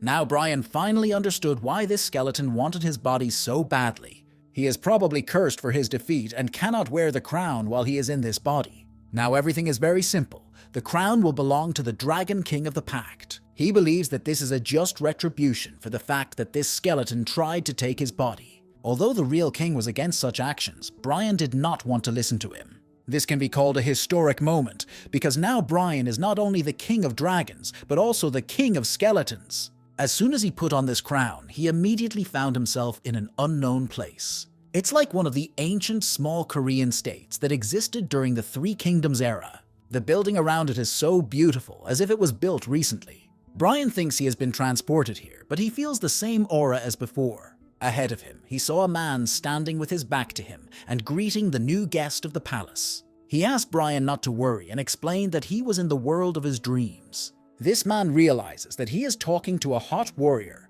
but he is sure that putting a crown on his head was unnecessary. He hopes that this will not happen again, because the actions of the Bryans are a real smell of power. Bryan is standing in front of Wolf, who is the founder and first ruler of the Korean kingdom of Baekje, one of the 3 kingdoms of Korea. This legendary ruler is an important figure in Korean history and mythology, and is a descendant of a legendary dynasty. Wolf sees that Bryan has gone through a lot of challenges and thanks him for his journey. Bryan said he was ready to pass any test that Wolf had prepared for him. He believes that this legendary ruler has usurped the crown of the Pesh. In response, Wolf laughed, saying it was strange to hear this from a man who also wears a crown. The ruler was born an ordinary man, but then became a ruler, and even after his death he continued to defend his throne. He has always watched his descendants flourish. I wonder why he is still here, and why he hasn't passed on the right to power. Wolf explains that this is his duty, and he accepted it many, many years ago. Few people can easily give up the power they have built, even if this power is already weak. That is why he tests in this world of illusions those who want to become a king, observes them, tries to understand whether they have the power of a ruler. He is sad that that crazy skeleton king didn't make it here, because it would have been interesting to experience him. He was unable to put the crown on his head, so he decided to capture another body to put it on. He learned the magic of death and stayed in that world, and his obsession with the throne turned him into a real monster. Strangely enough, this was the first time Bryan had ever heard of death magic, and it immediately caught his interest. Wolf looked at his interlocutor carefully and said that he liked him. It is immediately noticeable that Bryan is strong, even though he was born an ordinary man. The king's older brother was the same, and he is also one of the 2 legendary founders of the Kingdom of Peking. According to the story, his brother founded another city, not far from the city of Wolf. But his fate was not so pleasant. He considered his kingdom too modest, so he could not stand it and committed suicide. Wolf has a hard time remembering his brother, even though many hundreds of years have passed, but the memories still hurt him. From the very beginning, his brother was supposed to lay the foundation of this city. He was worthy of the throne, but his strength attracted the attention of the Celestials. So it was then that he decided to act out this play that everyone knows about, and after his imaginary death, the wolf was able to become a full-fledged king. Luckily, the Celestial was only interested in his power, not in the things around him. If his brother were alive today, they would rule this kingdom together. They say that the Force has its own laws, and Wolf wants to avenge his brother, so he asks Bryan to follow him.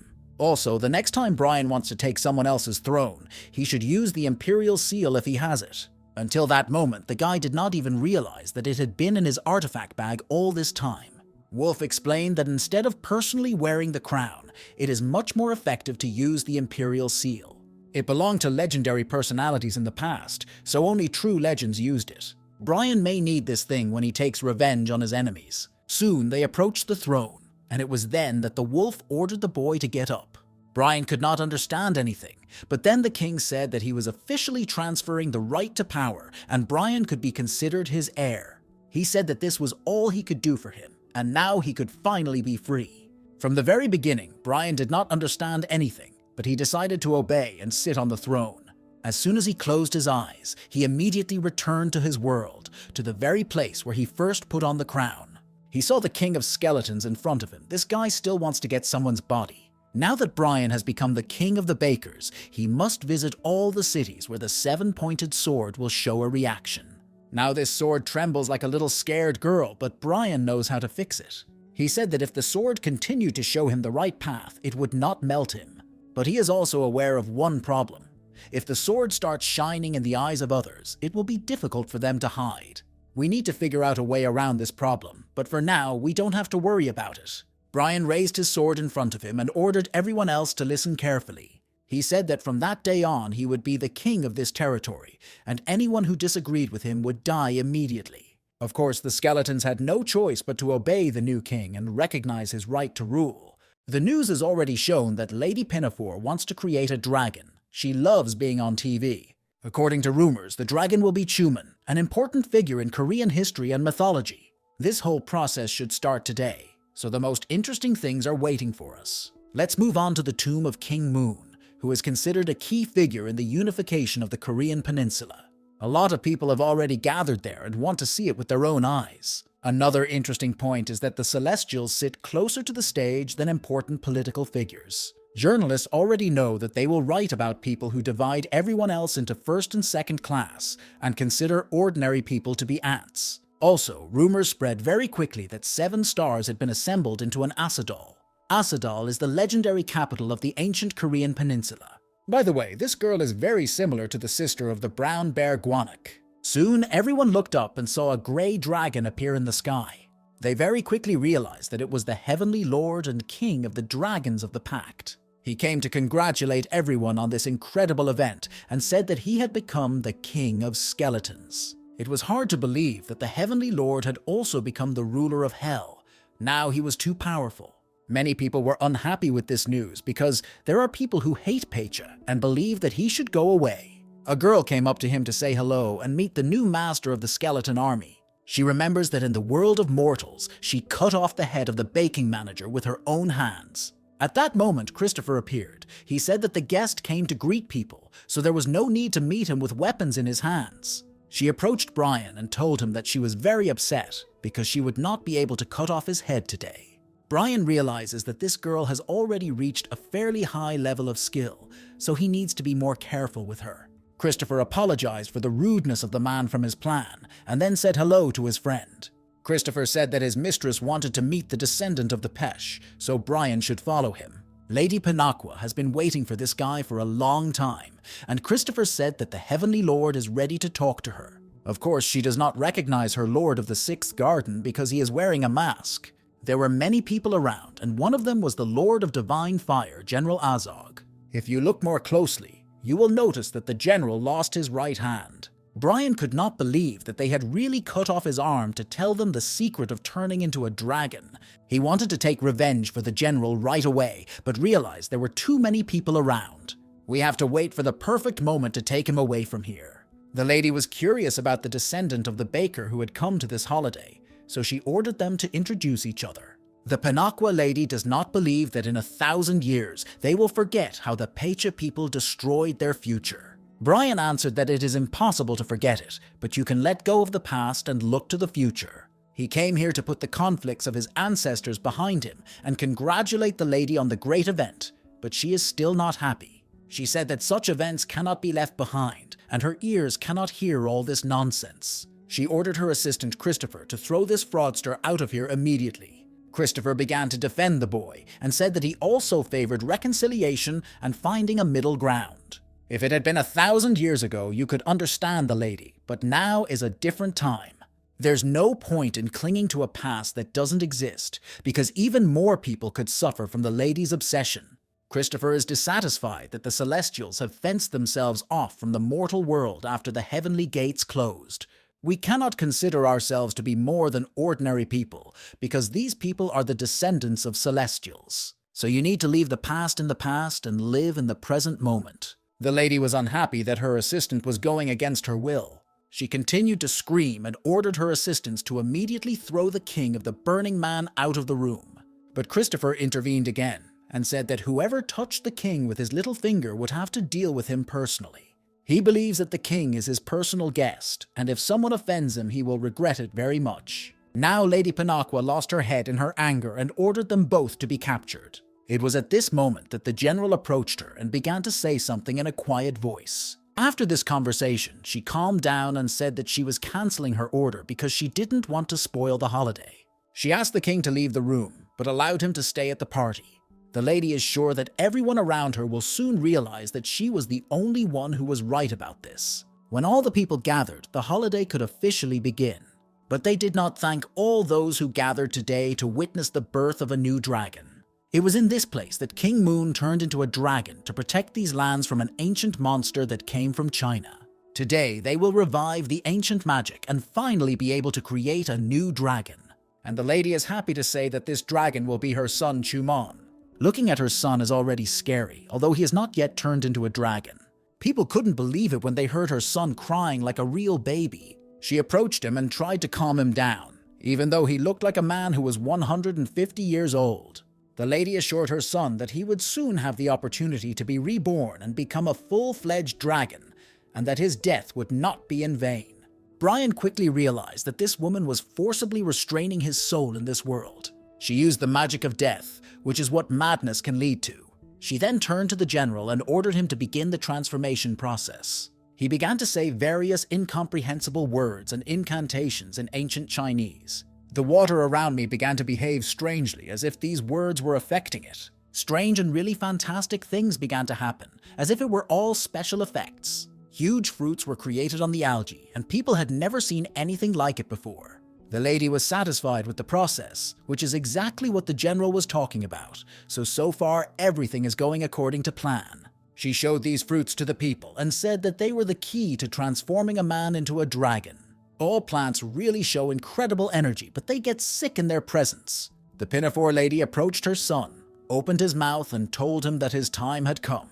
He has to eat the dragon's fruit and turn into a real mythical monster. It was at this critical moment that Brian intervened. He started shouting that this should not be done and that we should stop. But the ceremony was already noisy, so no one heard his words or no one wanted to hear them. Chuman ate what his mother gave him, and then really strange things started happening. Even the lady could not understand what was happening. You could see the horror in her eyes. The general started laughing and said that she was blinded by the desire for power, and because of this she made her own son suffer. He said that only a foolish woman could really believe that his friend, the Moon King, had really turned into a dragon. He also said that King Moon personally told him how to create the legendary bamboo flute. This flute is a weapon created from the egg of the ancient goddess Mago to kill whoever eats the dragon's fruit. These fruits don't actually give you the power of a dragon. They give birth to real monsters. But she should also rejoice, because her son, who already has 1 foot in the grave, will receive incredible strength. It seemed that the general was happy to take revenge, but at that moment, he received a treacherous stab in the back. This blow was inflicted by Maria, who said it was retribution for his daring to challenge the Pinakwa clan. This horrific revenge took place in front of Brian, who was in close relations with the general.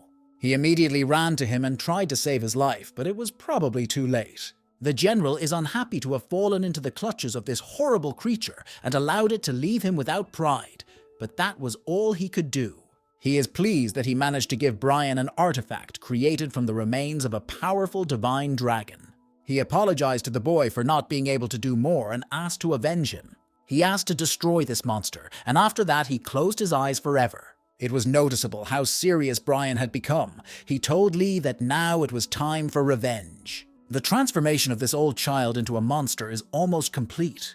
The monster started attacking people and killing everyone around, and only the lucky ones could escape.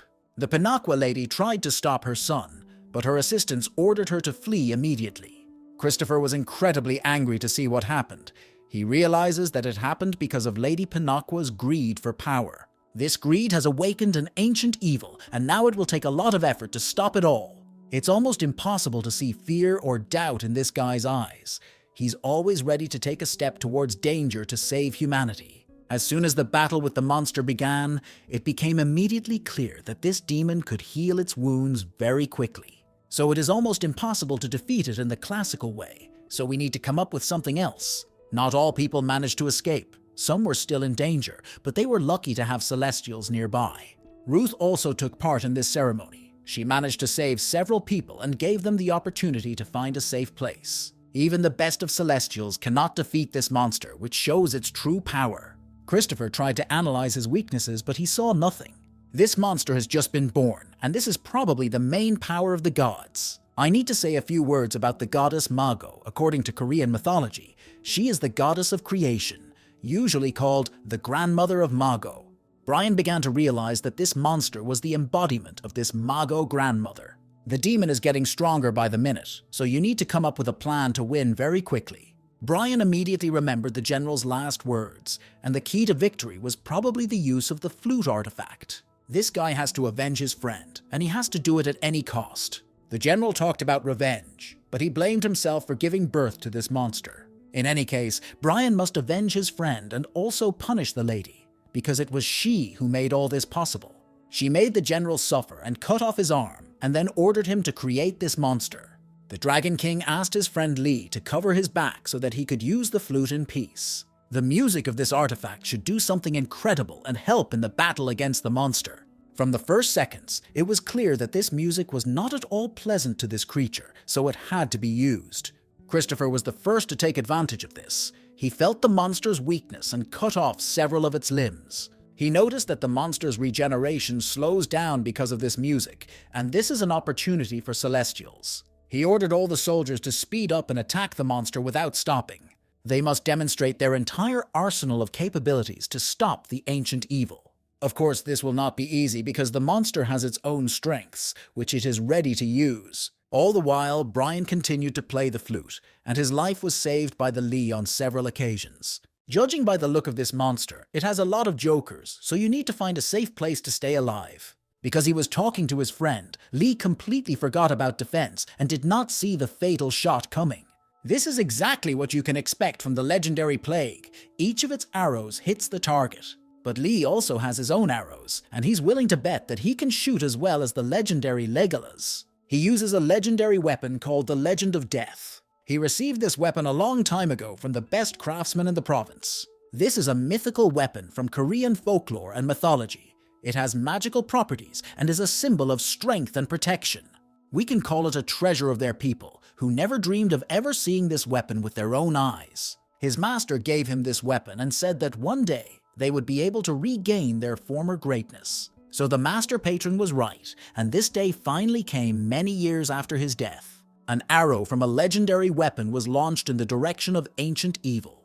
Lee turned out to be an incredibly gifted archer and hit the heart of the monster. He made a big hole in his body, although this arrow was a normal size. At that moment, the boy thought about his master, and he promised to never forget his legendary sacrifice. When you hit the enemy's heart with this weapon, you can be sure that the enemy will not withstand this blow. All that was left of the monster was a wet spot, and the people around could not believe their eyes. They looked at this legendary archer and realized that their lives had been saved because of him.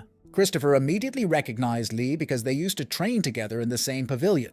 It turned out that the monster was made of ordinary clay and water, probably because it came from the sea. Brian has always believed that ancient monsters and deities are made of a different material. You might think that the shadow of this monster was made to expand its domain.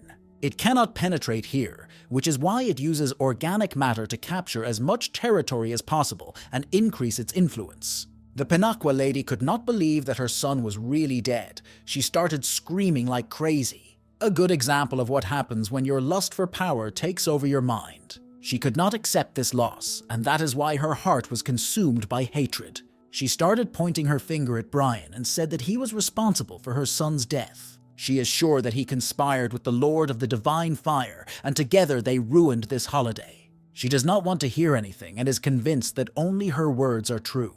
That is why the lady ordered her soldiers to immediately capture the one who dared to deceive her. But of course, everyone knows that he is an incredibly strong warrior, so a rebellion will not lead to anything. Even if everyone knows the truth, soon the Lady Pinafore's lie will become the truth, even though the dragon is innocent. The lady ordered that the brothers be seized immediately, but none of her assistants were in a hurry to do so.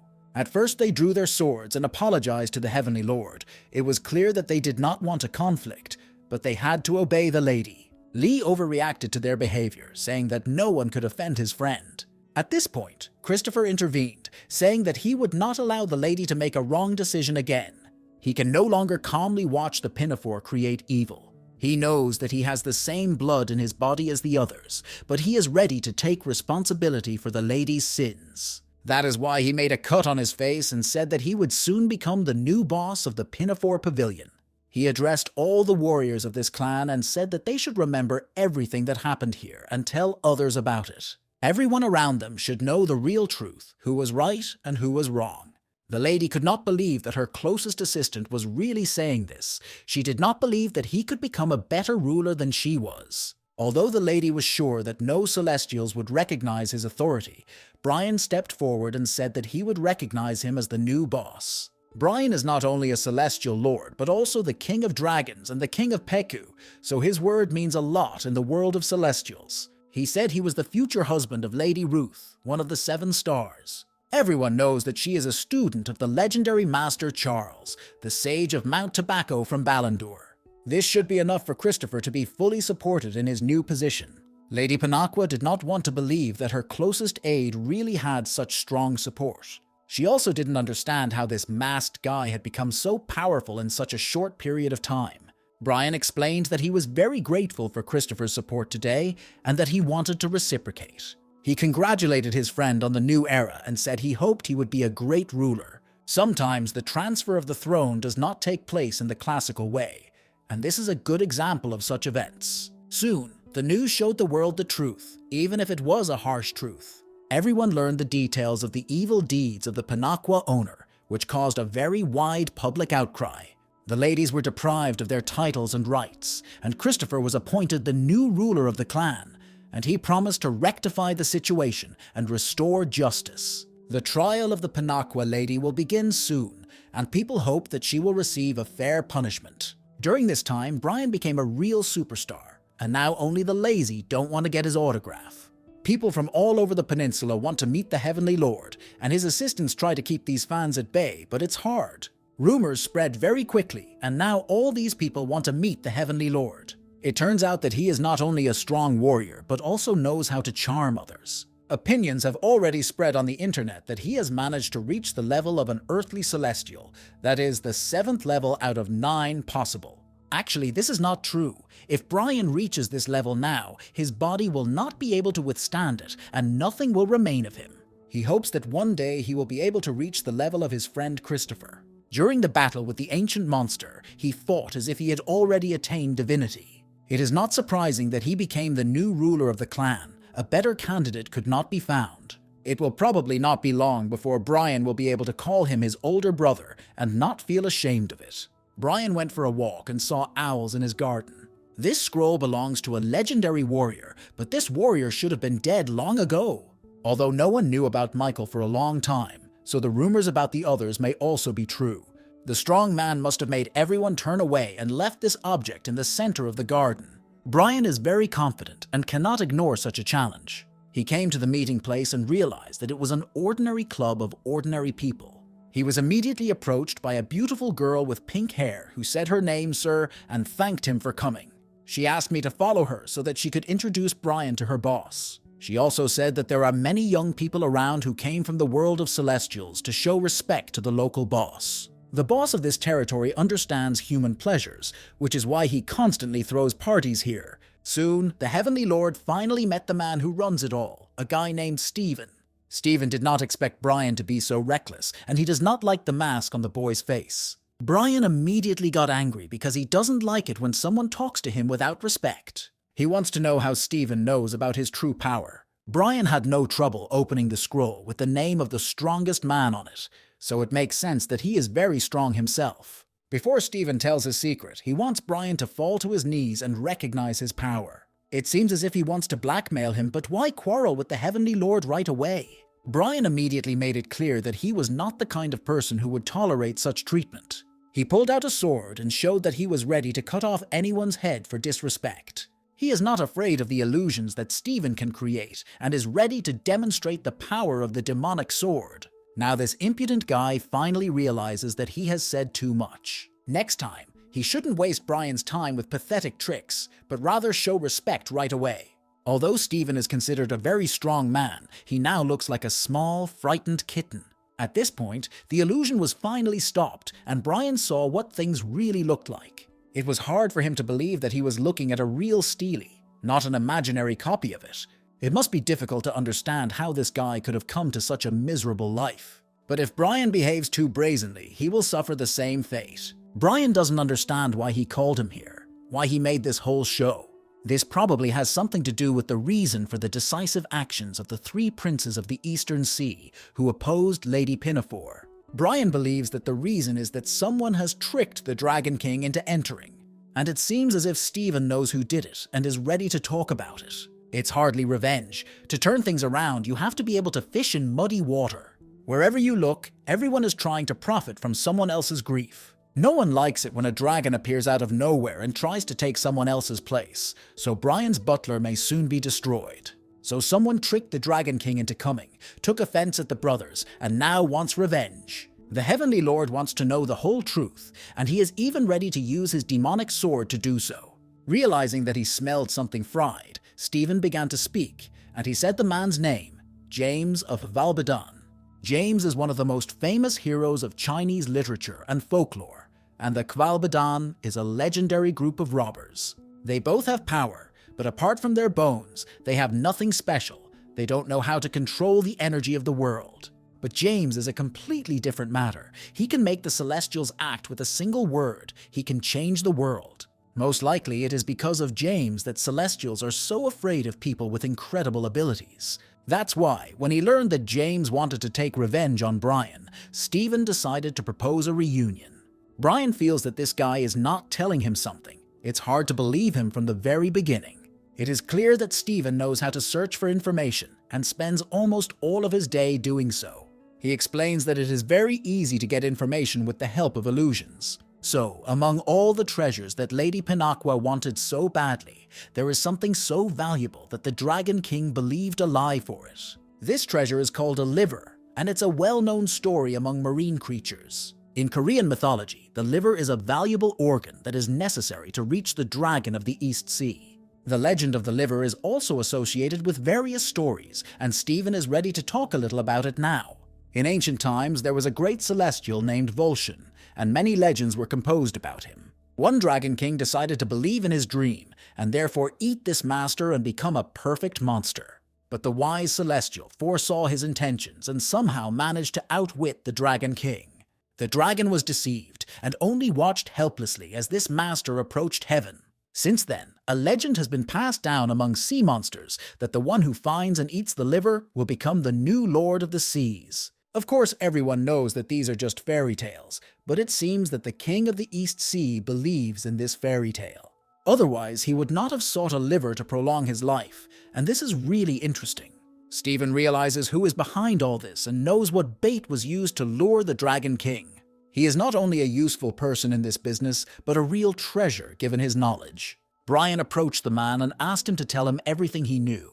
He wants to know what Stephen's real goal is and why he has called him to his place. Of course, Stephen hasn't told us much of the information yet, and now is the perfect time to reveal all the cards. Meanwhile, the palace of the Heavenly Lord began to panic because of the disappearance of the brothers. Lee was the most panicked of all, and he ordered his assistants to immediately look for the boss because he couldn't have gone far. Lee began to suspect that someone had deceived him and his assistants and managed to kidnap the ruler right out of the palace. At that moment, Brian appeared as if from nowhere and fell on Lee's head. All the assistants stopped for a second and looked at him as if under hypnosis. Then they decided that it might be a clone of the boss, so they had to check it carefully first. They attacked Brian and tried to tie him up to see if he was the real owner. It was only after a few minutes that everyone finally realized that it was the real Brian, and he was meeting with Stephen.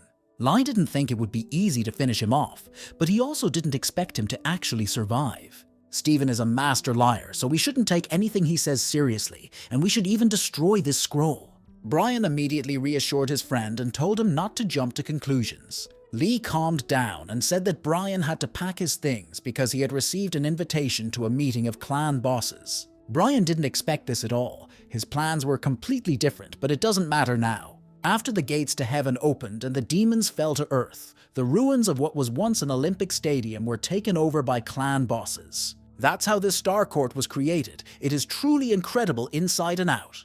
Brian thought that the meeting would be called much later, probably because of Lady MANHUA's actions. Sitting down in his seat, Brian saw a mysterious woman next to him, and he did not recognize her at first. Only a little later did he realize that he was looking at a Peji, also known as a sad princess. It is not surprising that she is allowed to enter the gardens of the Seokon, because her power is incredibly high.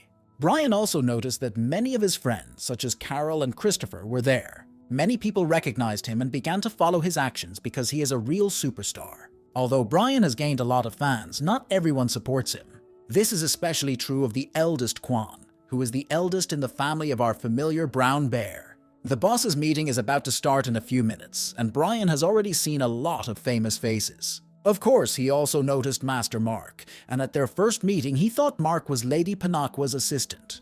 But the Guanak explained to him that this was not the case. Around the Master of Marks were experienced Celestials, also called the Celestial Trinity, Mark, USA, and UNSA. They have incredible power, but they do not belong to any clan. Previously, these meetings were held elsewhere, but after the latest change, these meetings will now be held in this Palace of Stars. It's time to get down to business and talk about serious topics and forget about jokes. As mentioned at the last meeting, before starting the campaign, we need to resolve the issue with the Dragon King. The plan is almost complete, but a few days ago there was an unpleasant episode with the Pinafore lady. As a result, we can forget about this woman, but now there will not be enough people to protect the coastline. It's true. Christopher fired many people from his clan because they were carrying out evil orders, and now there is no one to defend the coastline. That is why the most important members of the meeting ask the Heavenly Lord to support Christopher and his clan. If Brian is not confused, he was assigned to the offensive group in the previous competition, but now he is asked to work on defense. Everyone has long since seen his power in the tomb of the Moon King. The power of his flute will help solve any problems. The offense is already strong enough, so Brian would be a perfect fit if he worked on the defense, although Carol disagrees. He achieved his position in the attack on his own, so she believes it would be unfair to take away his rights. She knows that the clan bosses have enough warriors to defend the coast, so she has to come up with something else. She tried to defend the man's rights, but Brian said he was willing to defend the coast, which surprised everyone around him even more. He is ready to do this, but without support, because he wants to defend the coast alone.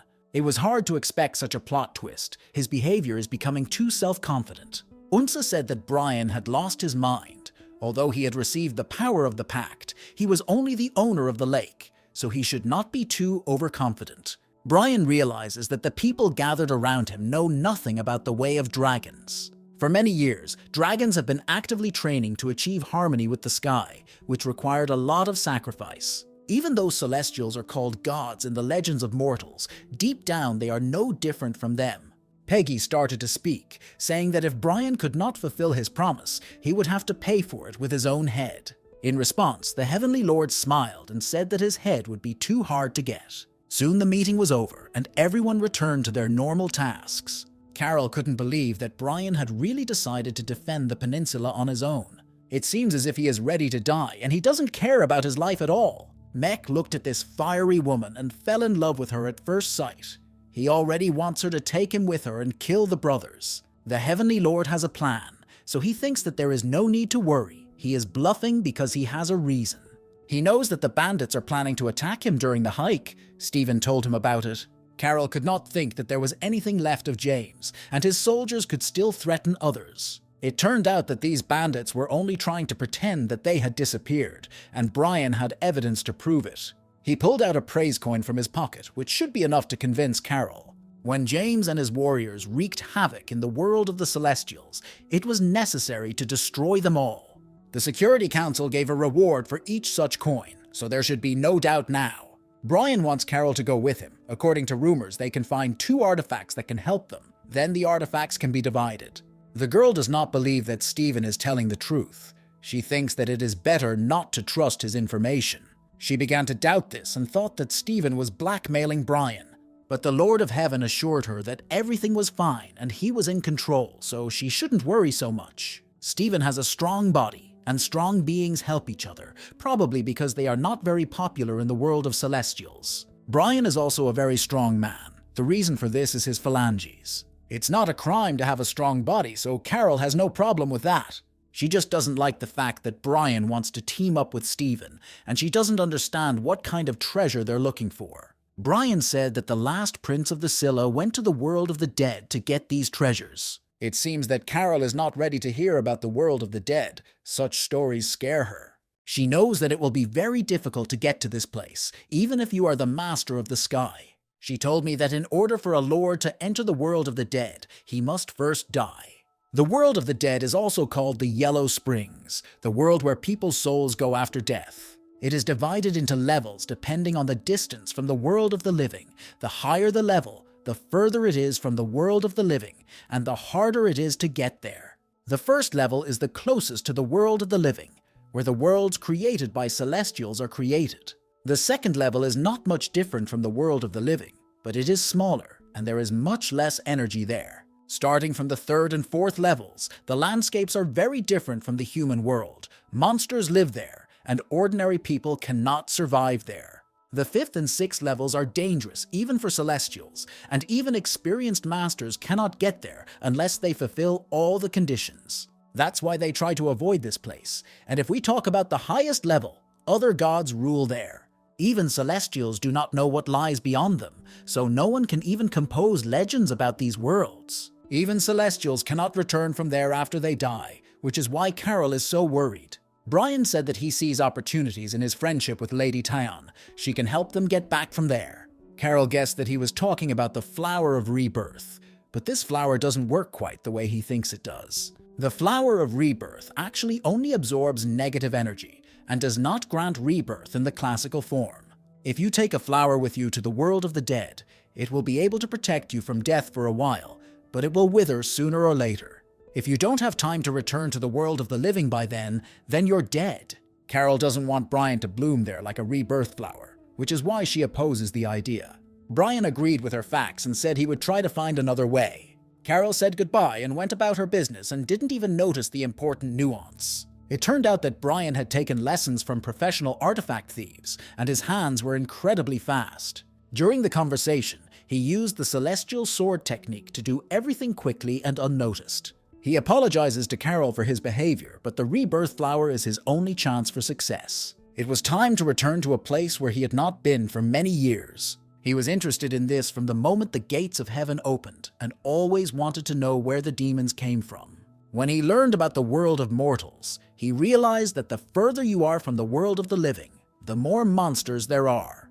They must have come from the world of the dead, or rather from those places that are closest to the domain of other gods. In this case, it is through this tunnel that you can get to the world of the dead. In this place, he will meet an incredible number of monsters, and you need to be mentally prepared for this. Brian has changed since his first encounter with the monsters. Now he is a completely different person, and no longer as weak as he used to be. He took a step forward and got ready for an incredibly interesting journey, which will be fun in any case. Soon he found himself in the world of the dead, and immediately felt that the air here was even different, smelling of rot and smoke. Strangely enough, the aura of death here is much weaker than he expected, probably because this world is close to the world of the living. Perhaps the rebirth flower is not needed now, but how can he find the legendary prince in this desert? His bag of treasures began to glow and vibrate, which meant that the 7-pointed sword had sensed something. It's strange to realize, but even in the world of the dead, there is something connected to this sword.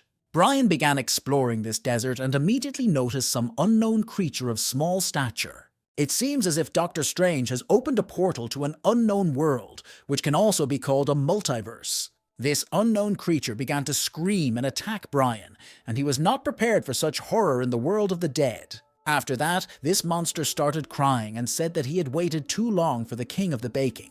It is unlikely that he was waiting for Brian, but it seems as if this monster was really waiting for the ruler of the baking. It turned out that he was creating weapons here, and all his relatives fought with these weapons. But one day, the ruler of the Pesh stopped coming to this world, and then everything changed. Then this monster told us even more interesting details of his life, and it turned out that it was he who created the ultimate sword. Emperor Sujin was the 10th emperor of Japan, and his reign is considered the beginning of the country's history. Almost nothing is known about the reigns of the following emperors. Only a few legends and myths have survived. The monster wanted to tell the story of Japan, but Brian said he didn't have time for that because he had to find the treasure. But the monster did not listen to the boy at all. His family belonged to deities, and everyone hoped that he would be able to inherit the appearance of the patron god. But this monster, unlike his brothers, had awakened phalanges. His father was very angry about this and even tried to kill his child, so the monster, whose name is Miyagi, had to run away. It was then that he met the real king of the Peccaries, a ruler named Wolf. He was very kind to Miyagi, and they became like real brothers. The children of this king also began to serve him and even made him armor of hard metals.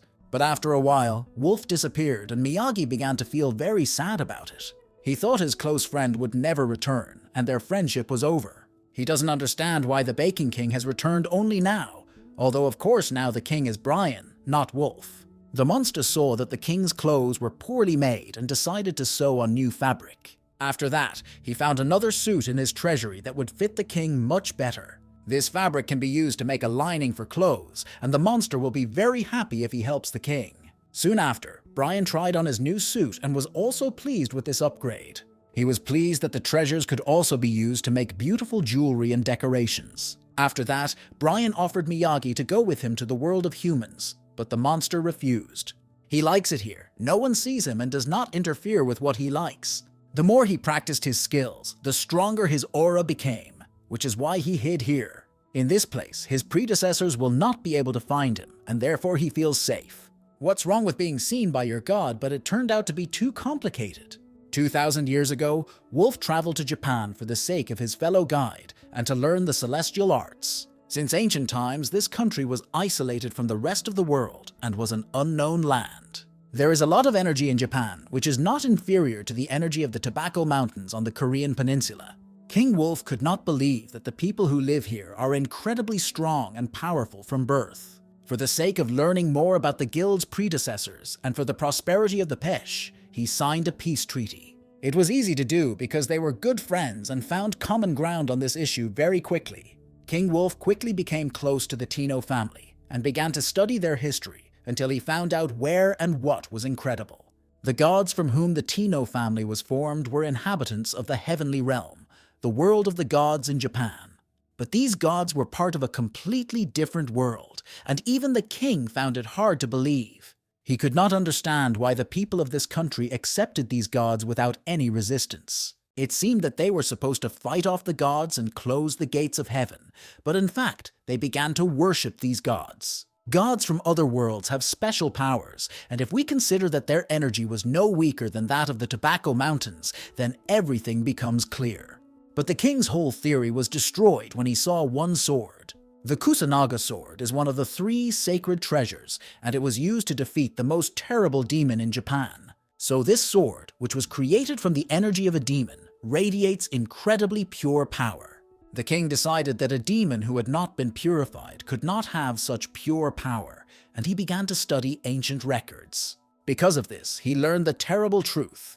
It was not a demon that was defeated, but a deity who protected these islands. This deity was defeated by gods from another world, and he was turned into a demon. It's not the first time we've heard that great masters who fought gods from other worlds lost. Even in Korea, there is a creator god who is actually a foreign god, so it is better not to believe in all the stories and legends. Wolf pointed out that the Japanese gods predicted that the gates of heaven would soon be closed. That is why they divided the body of the demon into 8 parts and hid it in the ground to fill it with power, and raised people who would worship this power. They did this to ensure that even after the gates of heaven were closed, they would have followers. King Wolf tried to return the demon to his power, but Lady Pinakwa prevented him from doing so.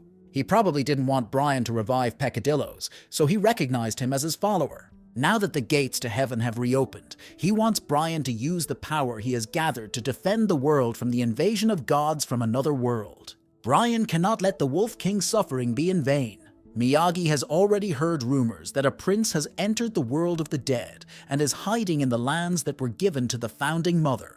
Brian was shocked when he heard this story, because these lands that Peggy had received were in the world of the dead. It's time to continue your journey and go to the world of black and white. Everything was beautiful around him, but Brian could not feel any aura. The atmosphere of the world of the dead really lives here. If you lose your headlights here, it will be almost impossible to go back. These lands were donated by 10 kings to the founder's mother, as Miyagi has already mentioned.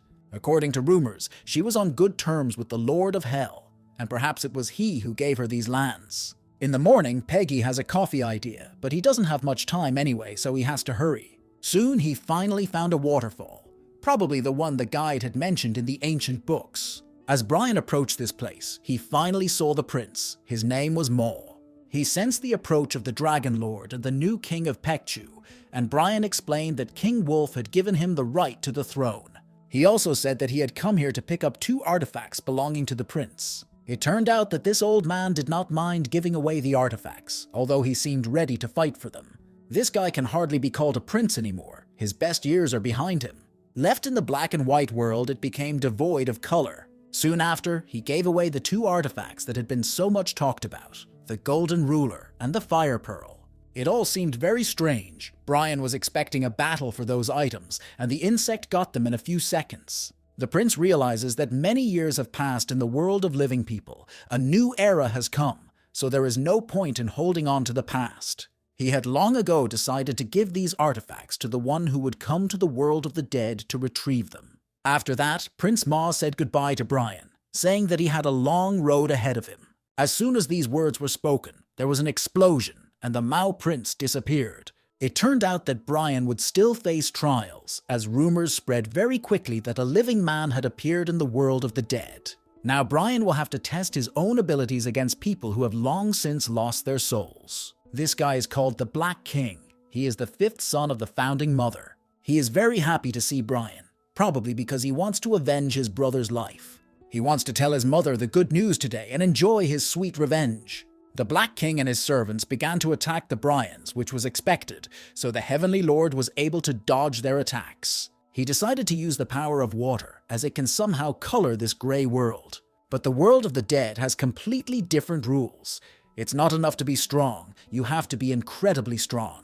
In this world, it will be hard to come back, especially if Brian can't win this battle. Its power in this world does not work at 100%, probably because it is a completely different space. It was at this point that Brian decided to take a step forward and taste the flower of rebirth. These medicines were immediately taken into his body, and now he will be able to show his incredible potential. As a result, something strange happened. Dead creatures regained color as in the old days. Brian smiled and said that he was ready to see what the dead could do, and he hoped they would not disappoint him. The Black King has heard stories about the flower of rebirth from the Seokan garden, and he is glad to finally experience its power. His self-confidence is understandable. He is fighting on his own territory and is confident that this will be enough to win. Of course, during the years he spent on this earth, he learned to perform various tricks with the help of black magic, or as it is also called, dead power. But Brian didn't care about all these tricks. He took out his demon sword and began to destroy the evil demons. In the world of the dead, no one has ever had the audacity of this Dragon King. This forced the Black King to take decisive steps to win this battle. With his black magic, he summoned something terrible, something that cannot be compared to ordinary spirits. Whatever it is, these black creatures will now do everything to tear the Brian into millions of pieces. It's not the first time he's had to fight alone against an army of opponents, but he's never fought an army like this before. Turning living beings into dead demons is a very terrible magic that is forbidden to use in the world of the living. But as I said earlier, the world of the dead has its own laws, so things are completely different there. Brian took out his sword and decided to show the dead that living people can perform magic tricks too. His water dragon attack was very accurate and hit the mark. The Black King probably expected a completely different outcome to this confrontation, but we don't always get everything we want. He hates the dragon's descendants, but Brian doesn't care because the winners write history. In the pocket of his defeated enemy, he found a death tablet which contains souls used for death magic. In ancient chronicles, there is a description of this magic where the death tablet is used. Brian has read many ancient chronicles, so he knows how to use this classic artifact. Even though the Black King begged him to stop and not do it, it seems as if Brian did not listen to him at all. Brian ordered him to tell him everything he knew about the lands that had been given by Hell to the founding mother country. The Black King started to say something, but then fell silent at the most interesting moment. Of course, Brian didn't understand anything, although he did hear the guy's first words. Stephen continued to go about his daily routine, eating pizza and looking for new information. It was at this moment that a heavenly lord appeared behind him and frightened the disabled man. Stephen was pleased that the plan was executed and the artifacts were now in their hands. This golden line can cure any disease and even bring the dead back to the world of the living. Thanks to his knowledge of the body's properties, Brian can quickly determine the condition of a person who is close to death and save them. Stephen has done a lot to get this golden ruler, but it seems that it will not be able to solve his problem. Brian found out that this illusionist also searched a lot for information about flowers from Seokan gardens, especially flowers which can heal the body, breath and bones, as well as save the soul and even life. Stephen started shouting and said that he had tasted all these flowers many years ago, but his problem had not been solved. The only flower he hasn't tasted yet is the rebirth flower, which Brian recently used. But even it is unlikely to help this guy because he has not only a problem with his body, his soul is torn into millions of pieces.